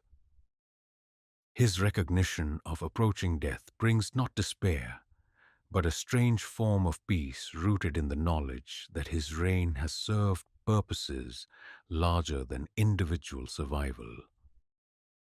Egyptian civilization will continue after his death because the institutions and traditions he has maintained provide continuity that transcends any single ruler's mortality. The Pharaoh never dies because pharaonic authority represents principles that outlast individual lives. My divine essence will inhabit my successor, ensuring that cosmic order continues unbroken despite the transition from one mortal vessel to another. These words reveal the sophisticated understanding of institutional continuity that enables Egyptian civilization to survive the death of individual rulers without collapse into chaos. The Pharaoh's divine nature, while it may depend on human performance, serves genuine social needs that justify the elaborate deceptions required to maintain it. The transition of divinity, the Pharaoh's death, when it finally occurs during the pre-dawn hours when the palace sleeps and divine transformation normally begins, must be managed with the same careful choreography that has marked every aspect of his reign. The news of royal death cannot be announced until all preparations for succession have been completed, requiring a period of concealment that maintains the illusion of continued divine presence while enabling orderly transition to new leadership. You participate in the immediate aftermath of royal death, helping to preserve the Pharaoh's body in conditions that will maintain appearance of peaceful sleep until the official announcement can be made. The chamber, where divine transformation occurred daily, becomes a temporary shrine where the deceased god-king awaits the ceremonies that will complete his transition from earthly to celestial authority. Prince Amenhotep's assumption of divine kingship must appear to result from supernatural process rather than human planning. requiring elaborate ceremonies that transform obvious succession into cosmic miracle. The new Pharaoh's first public appearance as divine ruler demonstrates that royal authority has passed seamlessly from father to son without interruption of cosmic order. The people's acceptance of this transition reveals the profound power of religious conviction to transform political necessity into spiritual truth. They witness not the death of a mortal ruler and elevation of his son, but the eternal continuity of divine authority that protects Egyptian civilization from the chaos that threatens all human societies. The servant's liberation and burden. The Pharaoh's death transforms your position in ways that reveal the complex relationship between personal loyalty and institutional service. Your intimate knowledge of the deceased ruler's mortality and the careful performance required to maintain divine authority makes you simultaneously valuable and dangerous to the new regime. The secrets you carry about the previous pharaoh's human limitations could undermine faith in divine kingship itself if they became public knowledge. Yet your understanding of the techniques required to maintain royal authority makes you invaluable to a new ruler who must master the same performance skills that enabled his father's successful reign. This knowledge creates a form of power that transcends your official status as palace property. You become keeper of institutional memory that enables continuity between reigns, guardian of secrets that protect divine authority from exposure, and living bridge between the human reality and divine performance that defines pharaonic rule. The new pharaoh's relationship with you acknowledges this complex position through subtle changes in treatment that recognize your unique value while maintaining the fundamental hierarchy that governs palace life. You remain property, but property so valuable that your loyalty must be carefully maintained through rewards and privileges that approach the treatment accorded to free officials.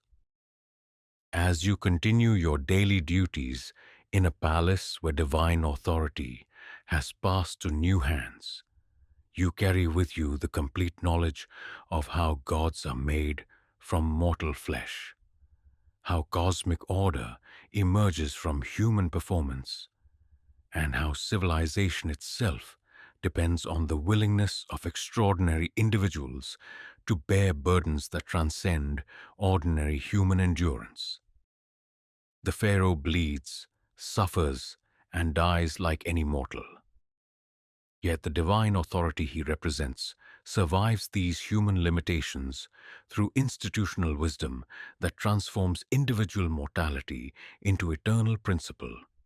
You have witnessed this transformation from the inside, understanding both its necessity and its cost, its power and its fragility. Chapter 15. The Eternal Journey. The Sacred Science of Preservation. The pharaoh's death transforms the palace into a vast workshop where the most skilled craftsmen in Egypt labor to ensure his successful transition from earthly to celestial authority. The process of royal mummification, refined over millennia of practice, represents perhaps the highest achievement of Egyptian technical knowledge. A sophisticated blend of medicine, chemistry, and religious ritual designed to preserve divine essence for eternity. You witness the arrival of the master embalmers, men whose knowledge of human anatomy and preservation techniques makes them among the most learned individuals in the kingdom. Their leader, a priest named Chemoset, whose family has served royal burials for over 2 centuries, approaches his work with the gravity of one who understands that failure could condemn the pharaoh's soul to eternal suffering while threatening the cosmic order that protects Egyptian civilization. The embalming chambers, located in the palace's most secure section and accessible only to those whose loyalty has been tested beyond question, become sacred laboratories where death is transformed into eternal life through techniques that border on divine magic. The equipment assembled for this ultimate ceremony includes tools and materials gathered from throughout the empire. Bronze knives forged from metal blessed in temple fires, natron salt from sacred lakes where gods once walked, precious oils distilled from plants that grow only in paradise. The ritual of dissolution, the first stage of royal mummification, requires the careful removal of organs that might decay and corrupt the divine body during its eternal journey. This process, conducted with surgical precision that rivals the work of the kingdom's finest physicians, must preserve the pharaoh's physical perfection while preparing his mortal form for immortal existence. The master embalmer's skill becomes apparent as he works with instruments so sharp they can separate flesh from bone without damaging either, so precise they can remove internal organs while leaving external appearance completely unchanged. His knowledge of human anatomy, gained through decades of practice on lesser royalty, enables him to navigate the pharaoh's body like a familiar landscape, preserving every aspect of divine appearance while eliminating everything that might threaten eternal preservation. The removed organs, heart, liver, lungs, stomach, receive individual treatment designed to ensure their continued function in the afterlife. Each organ is carefully cleaned, treated with preservative solutions, and placed in canopic jars carved from alabaster and decorated with protective hieroglyphs. The canopic jars themselves, masterworks of the sculptor's art, bear lids shaped like the heads of the four sons of Horus, divine protectors who will guard the pharaoh's vital organs throughout eternity. The heart, most sacred of all organs and seat of intelligence in Egyptian medical understanding, receives special treatment that ensures its continued ability to guide the pharaoh's soul through the challenges of the underworld. This vital organ is wrapped in linen inscribed with spells from the Book of the Dead, treated with oils blessed by the high priest of Ptah, and replaced within the divine body, where it will continue to beat with eternal life. The chemistry of immortality, the preservation of the pharaoh's body, requires chemical knowledge accumulated over centuries of experimentation with materials that can arrest decay while maintaining appearance of living flesh. The natron treatment, central to Egyptian mummification technique, involves covering the royal corpse with crystalline salt that draws moisture from tissues while preventing bacterial decomposition. This natron, quarried from sacred lakes in the western desert where legends claim the gods themselves once bathed, possesses chemical properties that make successful preservation possible. The salt's ability to dehydrate organic matter while leaving structural integrity intact transforms the pharaoh's mortal flesh into a substance that can endure for millennia without corruption. The duration of natron treatment must be calculated with precision that rivals astronomical observation. Too brief and decomposition will continue beneath the preserved surface. Too extended, and the divine features will be distorted beyond recognition. Master Kemwaset's expertise enables him to determine the optimal treatment period by observing subtle changes in skin texture and color. that indicate successful preservation without over-processing. During the 40 days of natron treatment, the palace maintains the fiction that the pharaoh continues to rule from private chambers where illness requires temporary seclusion from public duties. Official announcements describe ongoing recovery from minor ailments, while preparations for royal reappearance proceed according to carefully managed schedules designed to maintain governmental continuity without revealing the truth of royal death. The art of divine restoration, when the natron treatment is complete, the pharaoh's preserved body must be restored to appearance of divine perfection that will inspire awe and devotion throughout eternity. This restoration requires artistic skills that transform the inevitable damage of preservation into renewed beauty that surpasses even the pharaoh's living appearance. The royal features, somewhat altered by the dehydration process, are carefully reshaped using packing materials that restore natural proportions while maintaining the structural integrity achieved through chemical preservation. The embalmer's knowledge of anatomy enables them to rebuild facial contours with such precision that the finished result appears more perfect than life, achieving the idealized beauty depicted in temple art. The pharaoh's skin receives treatment with oils and resins that restore natural color while providing additional protection against decay. These substances, imported from the forests of Lebanon and the spice markets of Punt, include aromatic compounds that will perfume the royal presence throughout eternity.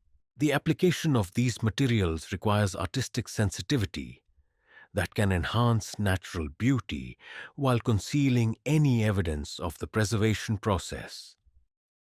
Special attention is devoted to the pharaoh's hands, which must maintain the elegant proportions necessary for holding the crook and flail throughout eternal rule.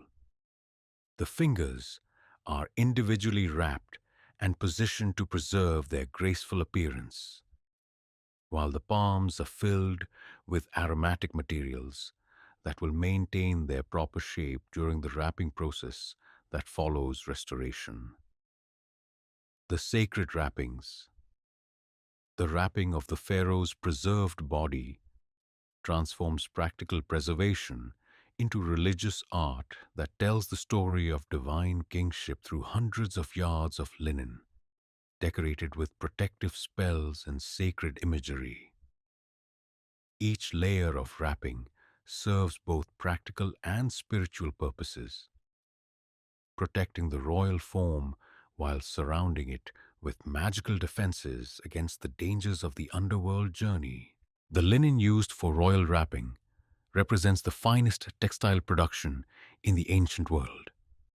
Cloth, so finely woven, it seems made of materialized air, yet strong enough to maintain its integrity for millennia. This linen, produced in temple workshops by craftswomen who maintain ritual purity throughout the weaving process, is blessed by priests and inscribed with hieroglyphic spells that will guide and protect the pharaoh's soul. The wrapping process follows patterns established by religious tradition and refined through centuries of practice on royal burials. Each finger receives individual attention, wrapped with linen strips that preserve perfect positioning while providing magical protection. The arms are positioned to hold the crook and flail, symbols of royal authority that will accompany the pharaoh throughout eternity. Between the layers of linen, master craftsmen place hundreds of amulets, carved from precious stones and metals. These protective charms, each one precisely positioned according to religious requirements, create a magical armor that will defend the Pharaoh against demons, evil spirits, and other supernatural threats that inhabit the underworld through which all souls must pass to reach eternal paradise. The golden mask, the culmination of the mummification process, involves the creation and placement of the golden funeral mask that will preserve the Pharaoh's divine features for eternity, while declaring his continued authority over cosmic forces. This mask, fashioned from gold so pure it seems to capture sunlight itself, represents the ultimate achievement of Egyptian artistic and technical skill. The mask's creation requires master craftsmen working with precious materials gathered from throughout the empire.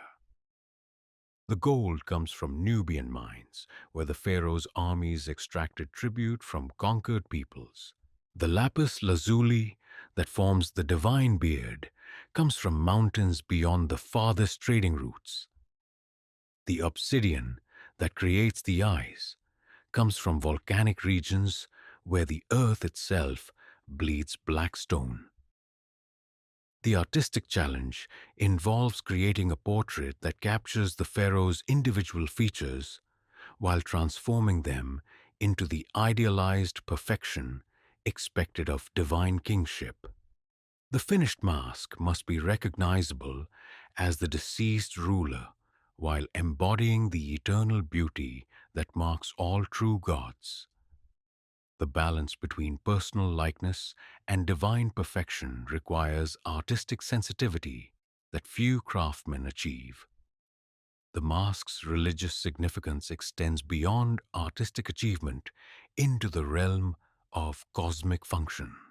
The golden surface reflects the divine radiance that marks the pharaoh's continued participation in the sun god's daily journey across the heavens. The precious stones create patterns that map the celestial sphere, connecting the pharaoh's eternal rest to the movements of stars and planets that regulate cosmic order. The final transformation, when all preservation, restoration, and wrapping procedures are complete.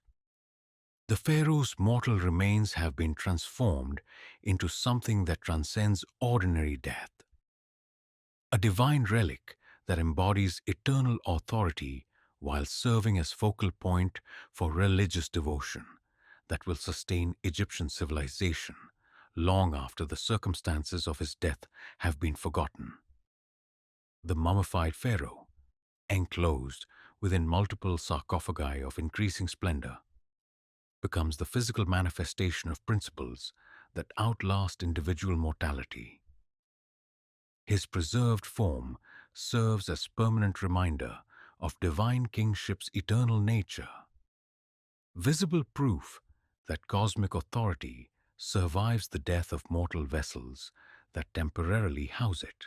Yet for you, who witness both the man's private vulnerability and his public performance of divine perfection, the mummified remains represent something more complex. Physical evidence of the elaborate human effort required to maintain illusions of divine authority, monument to the skill and dedication of countless craftsmen who labor to transform political necessity into religious truth. The eternal journey begins not with death, but with the sophisticated human engineering that makes eternal life possible. The pharaoh's mummy, resting in tomb chambers filled with treasures that will sustain divine rule throughout eternity, represents the ultimate achievement of Egyptian civilization, the successful transformation of human mortality into cosmic permanence through techniques that rival divine creation itself. As the pharaoh's sarcophagus is sealed within tomb chambers designed to protect it until the end of time, you reflect on the remarkable human achievement you have witnessed. The transformation of death into eternal life through knowledge, skill, and religious conviction that enables mortal craftsmen to create immortality itself. Chapter 16: Chains of Gold, Chains of Flesh, the Paradox of Privileged Bondage. As the Pharaoh's funeral ceremonies conclude and the palace settles into the rhythms of new rule under his successor, you find yourself contemplating the fundamental contradictions that define your existence as property in paradise. The golden chains that bind you to this place are forged not only of legal bondage, but of comfort, security, and privilege that make freedom itself seem like a form of poverty rather than liberation. Your daily life encompasses luxuries that most free Egyptians will never experience. Food prepared by master chefs, using ingredients gathered from across the empire. Clothing made from linen finer than what provincial governors wear. Living quarters more comfortable than the homes of successful merchants. Access to knowledge and beauty that rival the possessions of temple priests. Yet all of this magnificence exists only through the grace of masters who could withdraw it instantly, leaving you with nothing but the memories of paradise lost. This morning, as you perform the familiar rituals of preparing the new Pharaoh for his divine transformation, you reflect on how servitude has shaped every aspect of your identity and understanding. You know the intimate details of maintaining absolute power, understand the complex psychology of divine performance, possess insights into the workings of empire that would make you valuable to any ruler in the ancient world. Yet this knowledge exists only within the context of slavery, making it simultaneously your greatest asset and the source of your permanent captivity. The psychology of submission, the most insidious aspect of privileged slavery, may be how it gradually transforms resistance into gratitude, rebellion into loyalty, and dreams of freedom into appreciation for security. Over the years of palace service, you have watched fellow servants who arrived in chains develop genuine affection for their captivity, finding in the predictable routines of royal service a form of peace that free life rarely provides.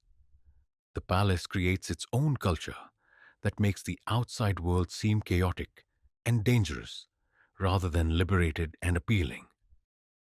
Here, every need is anticipated and met.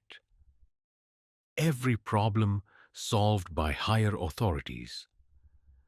Every challenge managed by systems refined through centuries of administrative experience.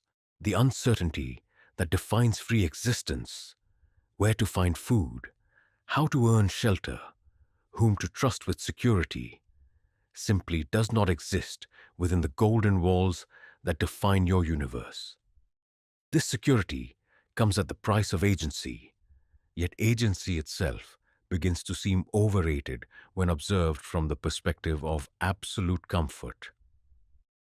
Why choose when choices are made by those with superior knowledge and unlimited resources?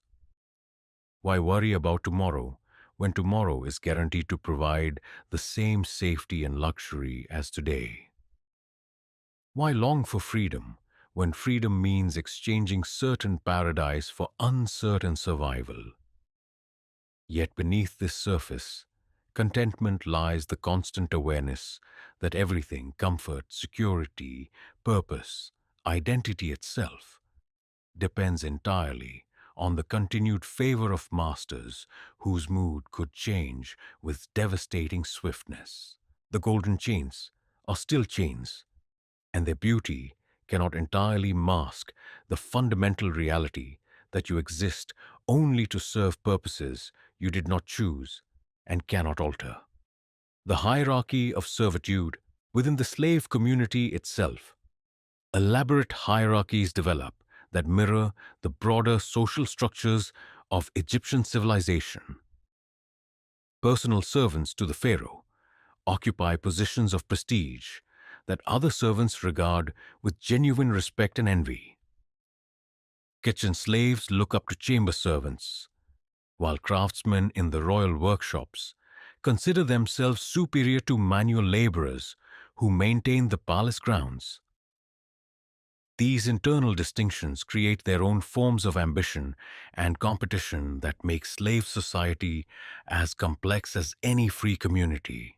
You observe fellow servants scheming for advancement to more prestigious positions, forming alliances that might lead to better assignments, cultivating relationships with higher ranked servants who might provide protection or recommendation for improved duties.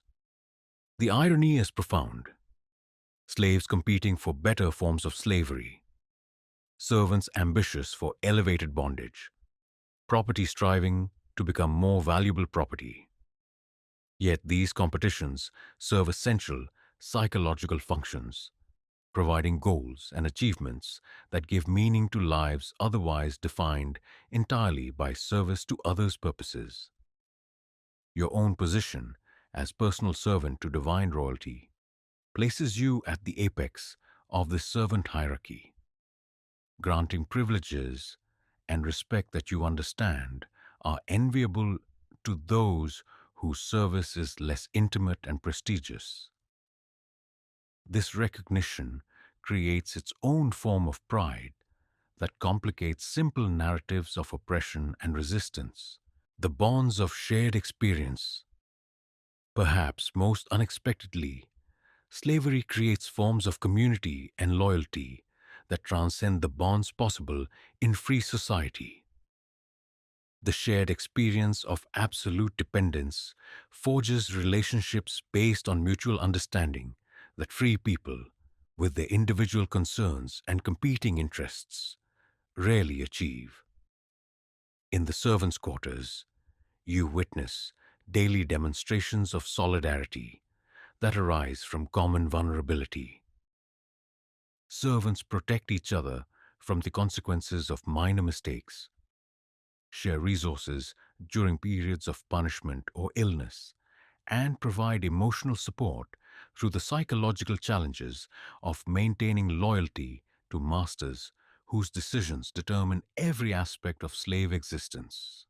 These relationships carry special intensity because they develop within the context of mutual powerlessness. Unlike friendships between free people, which must navigate competing interests and divided loyalties, servant friendships emerge from shared dependency that creates perfect understanding of common needs and dangers. The knowledge that all servants face the same fundamental challenges, pleasing masters whose favor cannot be taken for granted, maintaining performance standards that allow no margin for failure, accepting rewards and punishments that bear no relationship to personal merit, creates bonds of sympathy and mutual support that make the servant community a kind of family bound together by shared fate rather than blood relationship. The question of resistance. Yet this community also makes resistance more complex and morally ambiguous than simple narratives of oppression suggest. Rebellion by individual servants threatens not only personal survival, but the safety and security of fellow servants who depend on maintaining the fiction of perfect loyalty and contentment. The failed conspiracy you witnessed demonstrated how resistance, even when motivated by legitimate grievances, can result in collective punishment that destroys innocent lives along with guilty ones. The knowledge that rebellion risks not only your own life, but the lives of others who share your condition creates moral paralysis that reinforces the system's stability through guilt rather than fear alone. Moreover, the privileged nature of palace slavery makes the moral case for resistance more complicated than clear oppression would allow. When slavery provides genuine security, comfort, and purpose that free life might not offer. When masters demonstrate real concern for servant welfare within the constraints of absolute ownership, when the alternative to service might be poverty, uncertainty, and social irrelevance, resistance begins to seem not just dangerous, but potentially irrational. This does not eliminate the fundamental injustice of human ownership, but it does complicate the psychological response to that injustice in ways that make simple rebellion less psychologically satisfying than stories of heroic resistance suggest. The luxury of certainty. One of the most seductive aspects of palace slavery is how it eliminates the burden of major life decisions that can overwhelm free individuals with anxiety and regret. Your daily routine is determined by forces beyond your control. Your future secured by systems that extend beyond individual lifespan. Your purpose defined by service to causes larger than personal ambition. This elimination of choice creates a form of psychological relief that may be difficult for free people to understand. The weight of determining your own fate, making decisions that could prove disastrous, taking responsibility for outcomes beyond your control. All of these burdens of freedom are lifted from servants whose masters assume responsibility for all significant decisions. The result is a kind of permanent childhood where basic needs are guaranteed, major problems are solved by higher authorities, and personal responsibility extends only to the performance of assigned duties. This perpetual dependence eliminates many sources of anxiety that plague free adults, though it comes at the cost of agency and self-determination that define mature human existence. Yet for those who have never experienced true freedom, this cost may seem theoretical rather than real.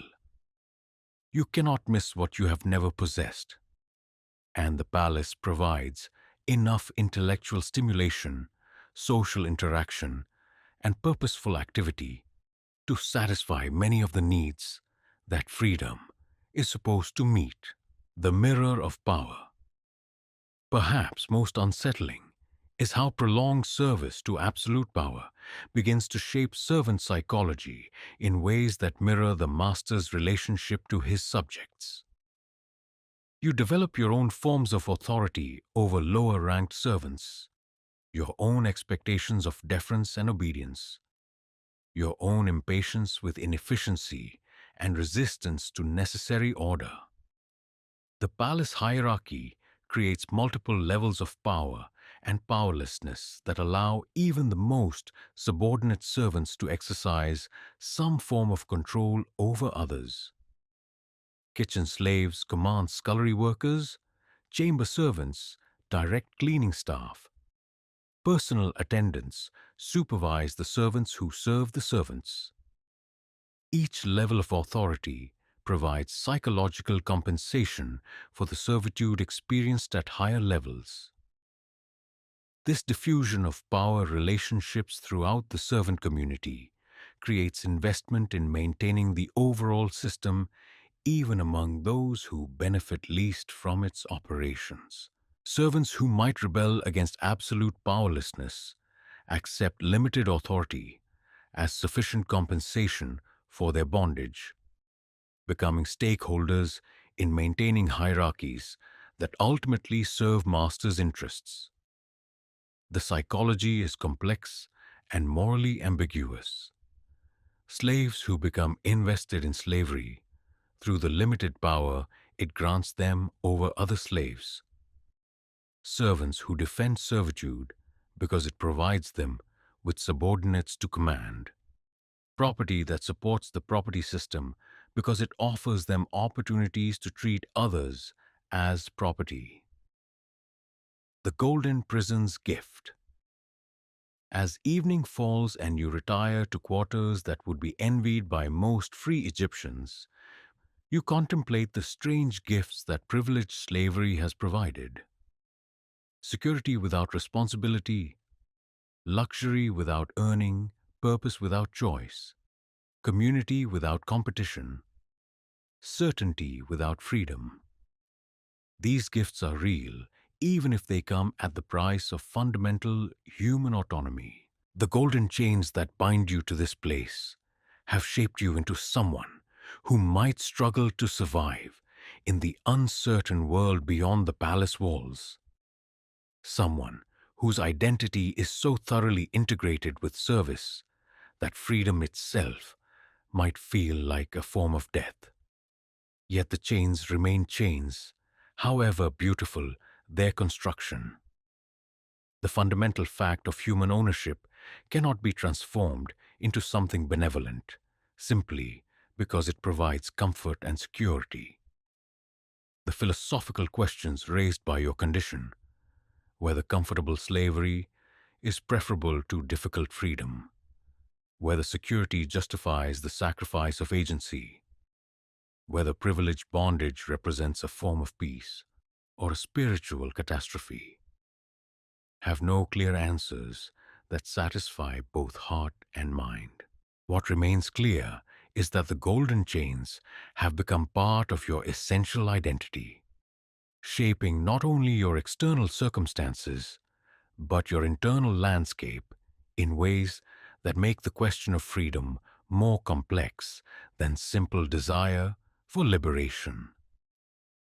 You are no longer simply a person who happens to be enslaved, but someone whose personality and capabilities have been formed by the experience of slavery, to the point where freedom and slavery become philosophical categories rather than practical alternatives. The palace sleeps around you, its golden walls reflecting moonlight that filters through windows designed to let in beauty while keeping out the chaos of the world beyond. Tomorrow will bring another day of service in paradise, another day of comfortable bondage, another day of contemplating the paradoxes of a life that provides everything except the one thing that defines human dignity: the right to choose your own destiny. Chapter 17. The river's memories witnesses to the eternal flow. Stand with me now at the palace balcony overlooking the Nile in the hour before dawn, when the river runs silver beneath stars that have watched the rise and fall of dynasties beyond counting. From this vantage point, you can see the eternal geography that has shaped Egyptian civilization for over 3,000 years. The life-giving floodplain stretching east and west until it meets the desert's edge, the sacred current flowing north toward the Mediterranean, carrying messages and tribute from the distant cataracts. The cultivation that feeds millions extending like a green ribbon through landscapes that would otherwise support only scorpions and stones.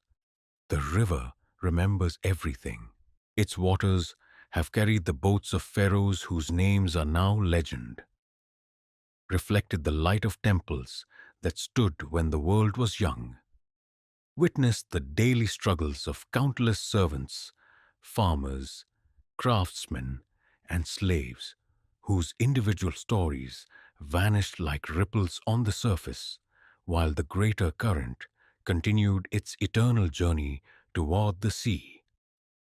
You have become part of this river's memory, though your name will never appear in the official annals that record the achievements of kings and the victories of armies. The intimate knowledge you possess of palace life, the secrets you carry about the human foundations of divine authority, the understanding you have gained of how power operates when stripped of its public ceremonies. All of this exists within the broader current of Egyptian history, like sediment that settles on the river bottom, invisible but essential to the greater flow. The voices of the forgotten. In the pre-dawn silence, when the palace sleeps and even the oil lamps burn low in their golden holders, you can almost hear the whispered conversations of all the servants who have walked these corridors before you.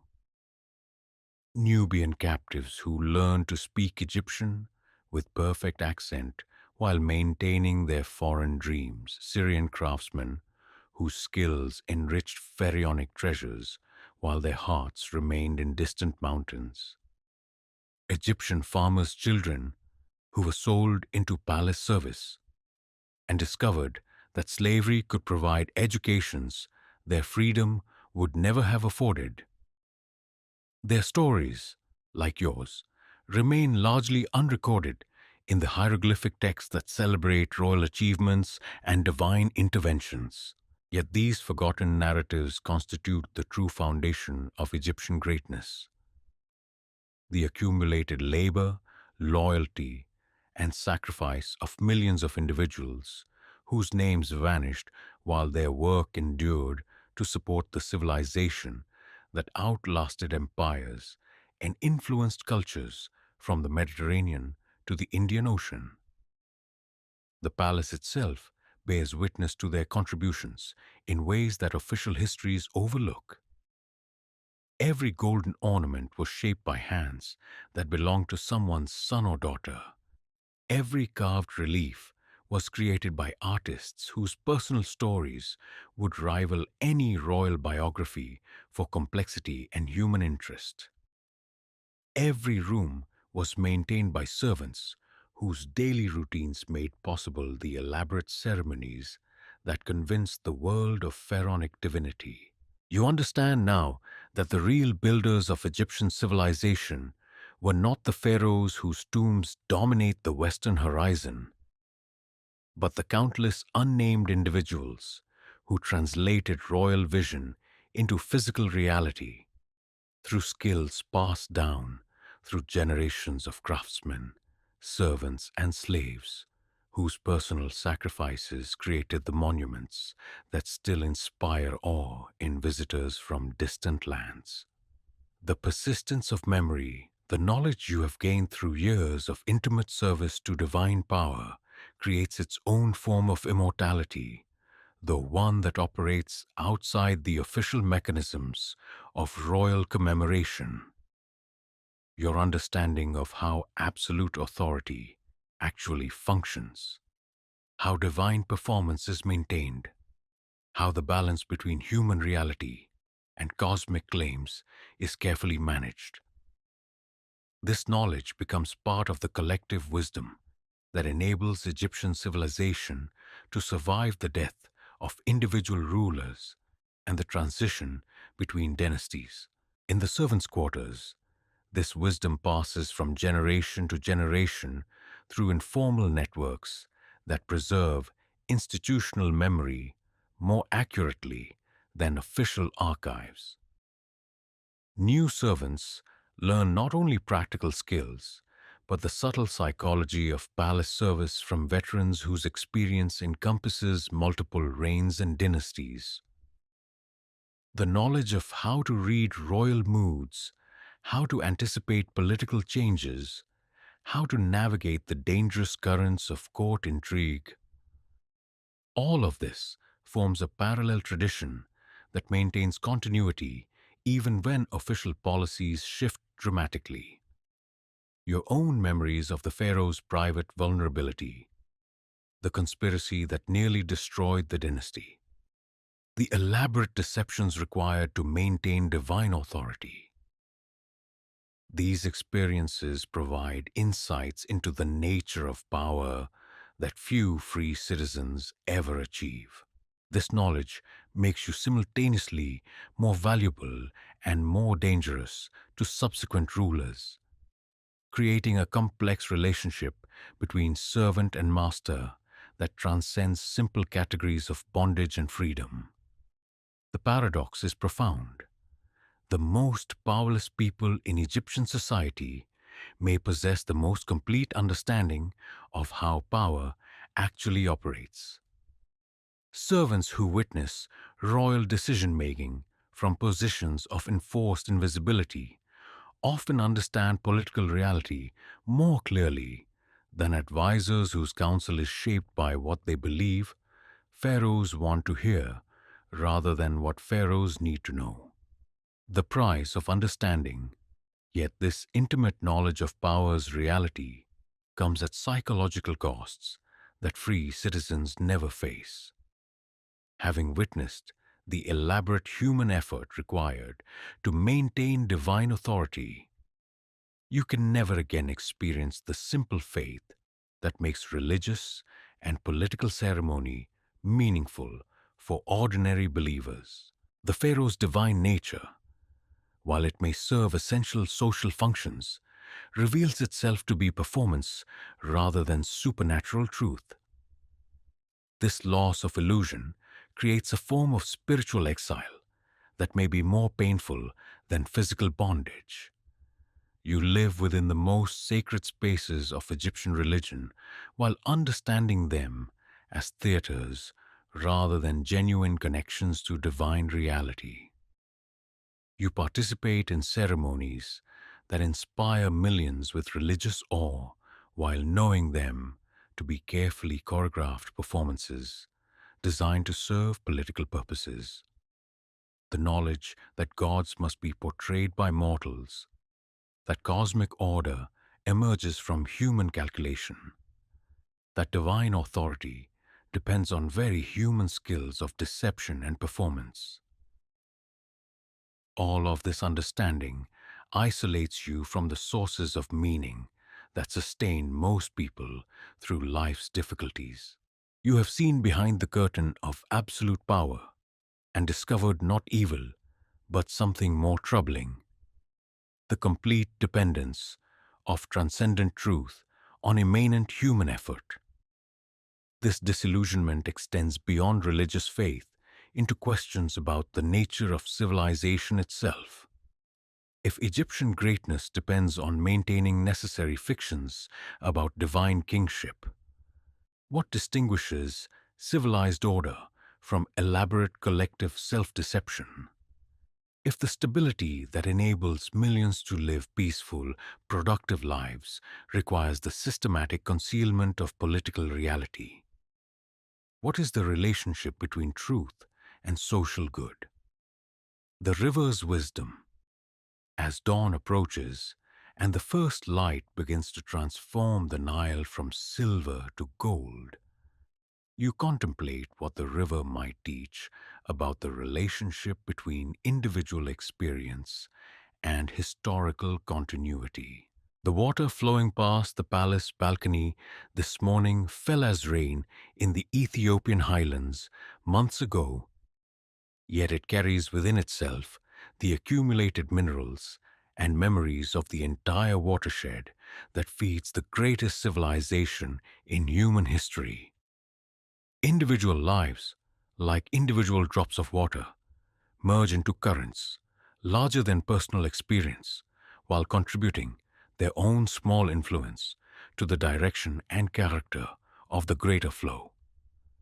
Your service to divine power, your witness to the human foundations of cosmic authority, your understanding of the complex relationship between truth and necessary fiction. All of this becomes part of the river of Egyptian history that will continue flowing long after your personal story concludes. The Nile's annual flood, which makes Egyptian agriculture possible and sustains the millions of lives that support pharaonic civilization, follows patterns established by forces beyond human control, yet shaped by human response to natural cycles. Similarly, the flow of the Egyptian history follows currents that transcend individual choice while incorporating the accumulated decisions, sacrifices, and insights of countless people whose names will never appear in official records. Your contribution to this historical river consists not in heroic achievement or public recognition, but in the faithful performance of duties that enabled greater accomplishments by others.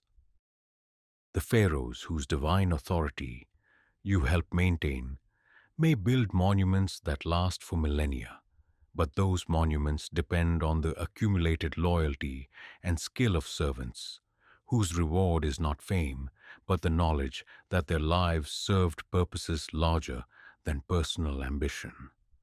The servant's legacy, perhaps the most profound insight gained through years of palace service, is understanding how individual significance relates to collective achievement in ways that transcend conventional measures of success and failure.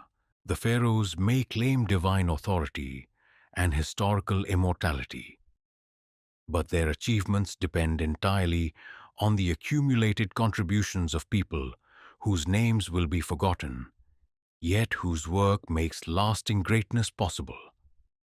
Your legacy exists not in monuments or inscriptions, but in the institutional knowledge that enables Egyptian civilization to maintain stability across centuries of political change.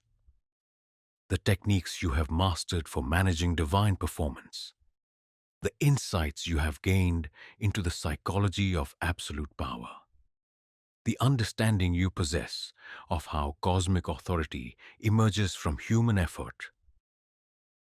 All of this becomes part of the collective wisdom that allows subsequent generations to sustain the illusions necessary for civilized order. The servants who follow you will inherit not only practical skills, but philosophical understanding of the complex relationship between appearance and reality that defines political life in any society. They will learn from your example how to maintain loyalty to imperfect institutions while preserving personal integrity, how to serve power faithfully while understanding its limitations, how to participate in necessary fictions while retaining awareness of underlying truth. This transmission of wisdom creates its own form of immortality that operates parallel to the official mechanisms of royal commemoration. While pharaohs build tombs designed to preserve their individual identity for eternity, servants create traditions of knowledge and service that enable the continuity of civilization itself across generations that witness the rise and fall of multiple dynasties. The hidden foundation. As the sun rises fully above the eastern horizon and the palace begins to stir with the activities of another day, you understand that your role in Egyptian history resembles that of the foundations that support the great temples and pyramids. These foundations, buried beneath ground level and invisible to casual observers, nevertheless provide the structural integrity that enables the visible monuments to stand against the forces of time and weather. The vast majority of people who visit Egyptian temples and marvel at their architectural achievements never see the extensive foundation work that makes such magnificence possible. Similarly, the vast majority of people who benefit from Egyptian civilization never understand the complex human infrastructure that maintains stability, prosperity, and cultural achievement across generations of changing leadership.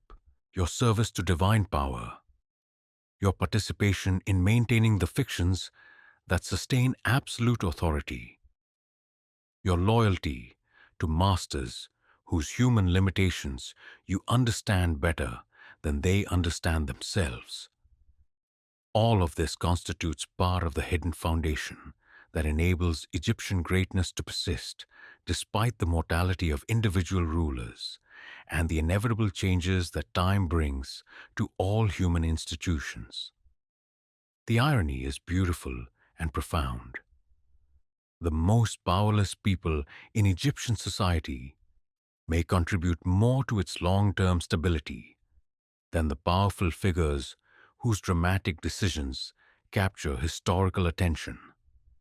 servants who maintain continuity of institutional knowledge across political transitions, who preserve the techniques necessary for effective governance, who understand the practical requirements of maintaining cosmic authority. These forgotten individuals may be the true architects of Egyptian permanence. The river's eternal lesson. The Nile itself provides the ultimate metaphor for understanding how individual experience relates to historical continuity. The river's power emerges not from any single drop of water, but from the accumulated flow of countless individual contributions that merge into currents capable of carving channels through solid rock and sustaining life across vast landscapes that would otherwise remain barren desert. Your life, like each drop of water in the eternal river, carries its own small portion of the greater current while contributing to the flow that will continue long after your individual journey concludes. The knowledge you have gained, the skills you have developed, the insights you have achieved through intimate service to absolute power.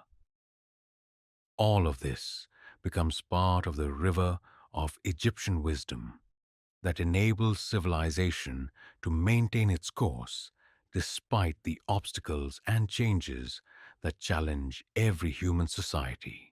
The servants who succeed you will inherit not only your practical knowledge, but your philosophical understanding of how individual loyalty serves collective achievement, how personal sacrifice enables greater accomplishments by others, how the performance of humble duties contributes to outcomes that transcend any individual capacity for greatness. This understanding transforms the meaning of service from simple submission to participation in something larger than personal ambition. Your bondage, however comfortable and privileged, serves purposes that extend beyond the immediate benefit of masters whose favor determines your daily welfare. Through faithful service to imperfect institutions, you contribute to the maintenance of civilization itself, a gift to future generations who will benefit from stability they did not create and may not fully appreciate. The Memory Palace. As you return to your quarters to prepare for another day of service in paradise, you carry within your memory a complete archive of palace life that preserves knowledge essential to understanding how power actually operates beneath the surface of public ceremony. This mental archive, accumulated through years of careful observation and intimate participation, constitutes a treasure more valuable than the gold and precious stones that fill the royal treasury. Your memories preserve not only factual information about palace routines and political relationships, but emotional understanding of what it means to live entirely at the pleasure of absolute power. You understand from direct experience how privilege and bondage can coexist, how comfort and captivity can be reconciled, how individual loyalty can serve collective purposes that transcend personal interest. This experiential knowledge provides insights into human nature and political reality that no amount of theoretical study could achieve. You have witnessed the daily performance of divine authority, observed the private vulnerability that public strength must conceal, participated in the elaborate human effort required to maintain cosmic order through mortal agency. The palace itself becomes a kind of memory preserved in stone and gold, its every room bearing witness to the accumulated experience of countless servants who translated royal vision into physical reality through skills, loyalty, and sacrifice that enabled individual ambition to serve collective achievement. Yet your memory preserves aspects of palace life that physical architecture cannot capture. The psychology of absolute submission, the complex emotions generated by privilege bondage, the moral ambiguities that emerge when comfortable slavery provides security and purpose that freedom might not offer. Dawn on the Eternal River. As this narrative concludes where it began, with dawn breaking over the Nile while the palace prepares for another day of divine performance, you stand at the intersection of individual experience and historical continuity, personal memory and collective wisdom, human bondage and civilizational achievement. The river flows past unchanged, its eternal current carrying the same life-giving water that sustained the pyramid builders, the same sacred flood that enables agriculture to support millions of lives, the same divine essence that connects earthly Egypt to cosmic forces that regulate the movement of stars and seasons. Your story, like the stories of all who serve power from positions of enforced invisibility, merges into this eternal flow without losing its individual significance. The knowledge you have gained, the understanding you have achieved, the wisdom you have accumulated through intimate service to absolute authority, all of this becomes part of the river of Egyptian memory that preserves what is essential while allowing what is temporary to pass away. The golden chains that have bound you to this place represent more than personal bondage or even privileged slavery. They symbolize the complex relationship between individual sacrifice and collective achievement that enables civilization itself to persist across generations that witness the rise and fall of empires, the birth and death of gods, the endless cycle of human ambition and divine aspiration that defines the eternal human condition. Tomorrow, as every day, the sun will rise over the Nile and transform the palace into a theater where divine authority performs the ceremonies that maintain cosmic order. You will participate in this performance with the knowledge that it serves purposes larger than individual understanding, contributes to achievements that transcend personal ambition, and maintains the flow of civilization that will continue long after your own story concludes. The river remembers everything and forgets nothing. In its eternal flow, your service to power, your witness to truth, your understanding of the complex relationship between human effort and divine authority become part of the permanent current that sustains Egyptian greatness across the centuries that separate the Pyramid Age from whatever future awaits the greatest civilization the world has ever known. Chapter 18. Dawn on the Nile. The Eternal Return.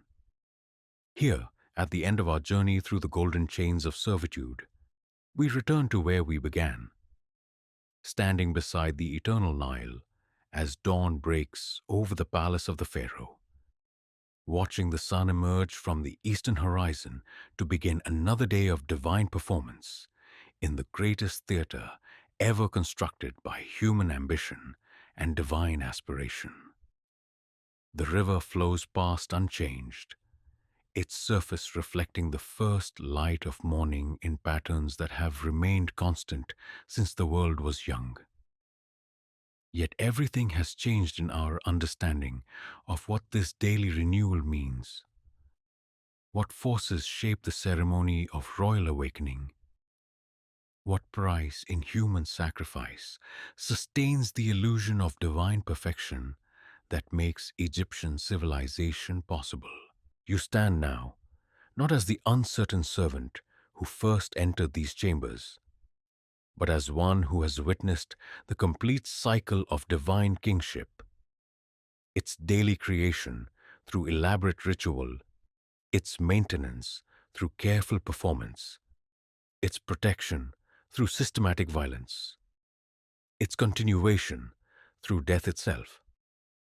The knowledge you carry transforms this morning scene from simple royal routine into something approaching cosmic drama, where human effort becomes indistinguishable from divine intervention through the accumulated skill and sacrifice of countless individuals whose names will never appear in the official records of Egyptian greatness. The weight of understanding, the wisdom gained through intimate service to absolute power, creates its own form of burden. For you can never again experience the simple faith that makes religious and political ceremony meaningful for ordinary believers. The Pharaoh's divine nature, while it serves essential social functions, reveals itself to be performance rather than supernatural truth. Magnificent performance, heroic performance, performance that serves the highest human purposes, but performance nonetheless. Yet this loss of illusion brings its own gifts of understanding that may be more valuable than the comfort of simple belief. You have learned that divine authority emerges not from supernatural power, but from the willingness of extraordinary individuals to bear burdens that would crush ordinary human beings. You have discovered that cosmic order depends not on the intervention of gods, but on the accumulated wisdom and sacrifice of mortals who dedicate their lives to maintaining stability for millions of people they will never meet. The Pharaoh's transformation from mortal man to divine king, which you have witnessed countless times, represents perhaps the most remarkable achievement of human theater. The daily creation of transcendent authority through immanent human effort.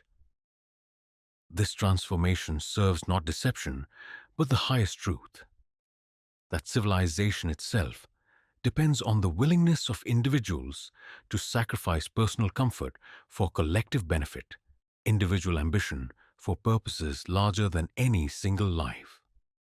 The servant's wisdom, your position at the intersection of absolute power and complete powerlessness has provided insights into human nature that few people ever achieve. You have observed power without the corruption that comes from possessing it, understood authority without the blindness that comes from exercising it, witnessed the performance of greatness without the self-deception that performance often requires from its primary actors. This unique perspective reveals truths about leadership, loyalty, and human motivation that remain invisible to both those who command and those who merely obey. You have learned that the most effective power often operates through influence rather than force, that the strongest authority emerges from service rather than domination, that the greatest achievements result from collective effort rather than individual brilliance. The knowledge that divine kingship depends on human performance does not diminish its significance, but rather increases appreciation for the remarkable accomplishment it represents. To maintain the illusion of divine perfection while remaining subject to all the limitations of mortal flesh, to inspire millions with cosmic authority while privately wrestling with doubt and uncertainty, to carry responsibility for an entire civilization while knowing that failure could destroy the work of millennia. This requires a form of heroism that transcends ordinary human achievement. The golden chains' true meaning, the golden chains that have bound you to this place throughout your years of service, represent more than personal bondage or even privileged slavery. They symbolize the complex web of obligation, loyalty, and mutual dependence that enables any civilization to function successfully across generations of changing leadership and evolving challenges. Every individual in Egyptian society, from the pharaoh himself to the humblest field worker, exists within networks of relationship and responsibility that constrain personal freedom while enabling collective achievement that transcends individual capacity. The pharaoh's divine authority, however absolute it may appear, operates within constraints of tradition, religious obligation, and practical necessity that limit royal freedom as completely as legal bondage limits servant autonomy. Your golden chains, while they may deny you the right to choose your own destiny, provide security, purpose, and participation in achievements that individual freedom might never afford. The question is not whether such constraints are just, a question that admits no satisfactory answer, but whether they serve purposes that justify their continuation despite their obvious costs in human autonomy and dignity. The palace itself represents the ultimate expression of this bargain between individual freedom and collective achievement. Its magnificence emerges from the coordinated effort of thousands of people whose individual contributions create beauty and grandeur that none could achieve alone. Yet this coordination requires hierarchies of authority and submission that deny most participants the right to determine their own roles in the collective enterprise. The river's final lesson. As the sun rises higher and the palace stirs with the beginning of another day's elaborate ceremonies, the Nile provides its final lesson about the relationship between individual experience and historical continuity.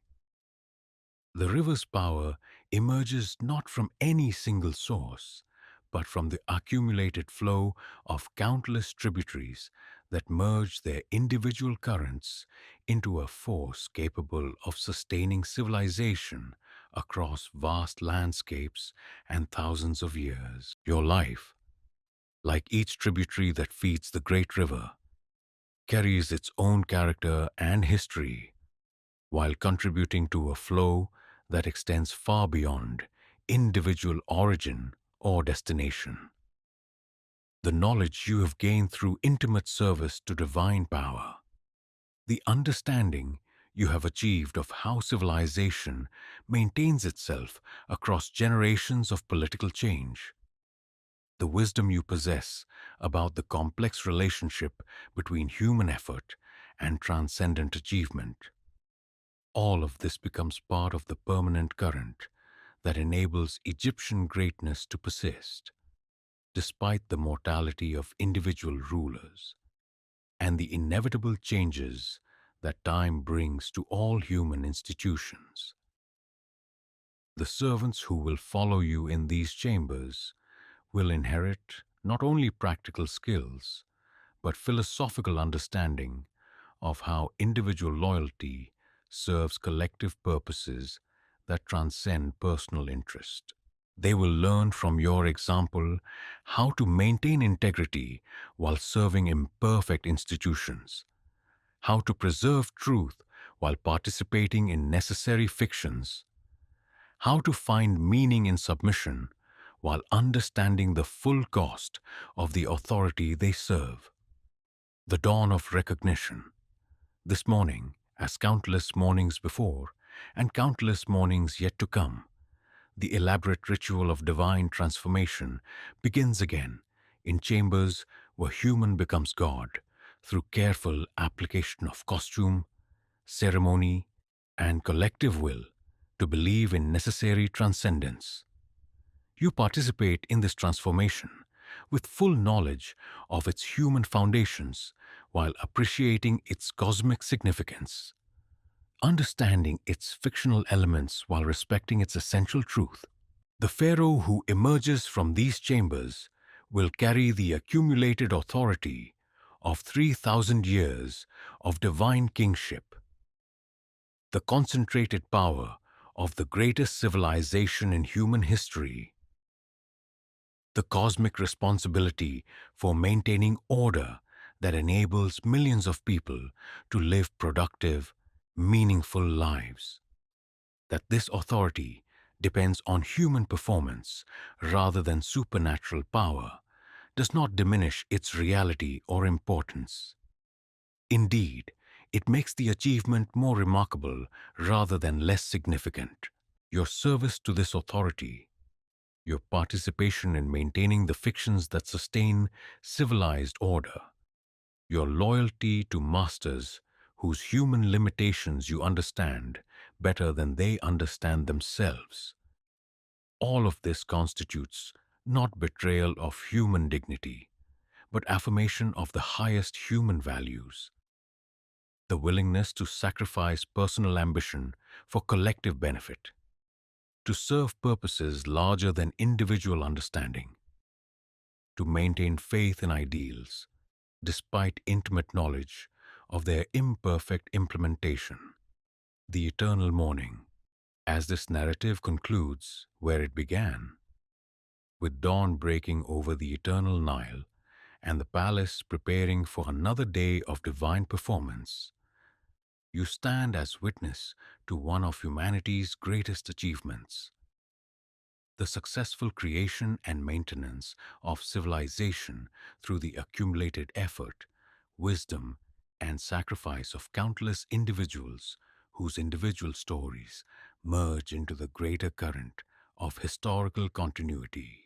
The golden chains that have defined your existence represent not merely personal bondage, but participation in something larger than individual life, a human enterprise that extends across generations and creates achievements that transcend any individual capacity for greatness. Your service to power, however constrained by legal bondage and social hierarchy, contributes to the maintenance of order that enables millions of people to pursue their own dreams of meaning and achievement.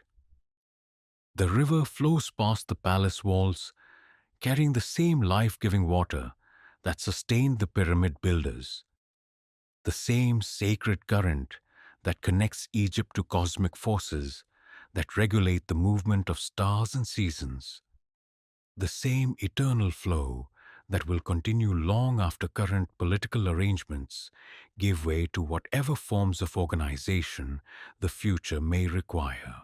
In this eternal flow, your individual experience becomes part of the permanent record of what it means to serve power from positions of enforced invisibility, to witness greatness from the shadows of authority, to understand the human foundations of cosmic achievement through intimate participation in the daily creation of divine authority. Tomorrow, as every day, the sun will rise over the Nile and transform the palace into a theater where divine kingship performs the ceremonies that maintain civilized order. You will participate in this performance with the knowledge that it serves purposes larger than individual understanding, contributes to achievements that transcend personal ambition, and maintains the flow of human civilization that represents perhaps the greatest miracle in the natural world, the successful organization of human energy and intelligence in service of collective purposes that enable individual flourishing within frameworks of meaning that connect earthly existence to cosmic significance. The dawn breaks eternal over the Nile, and with it begins another day in the long story of human aspiration toward divine achievement, a story in which every participant, however humble their assigned role, contributes to outcomes that justify the continued faith of our species in the possibility of transcending individual limitation through collective effort guided by shared commitment to ideals that remain forever beyond complete human understanding, yet forever worthy of human service. The golden chains that bind us to our various forms of service, whether legal bondage or moral obligation, social constraint or personal commitment, represent not merely limitation, but participation in the eternal human project of creating meaning through dedication to purposes larger than individual ambition.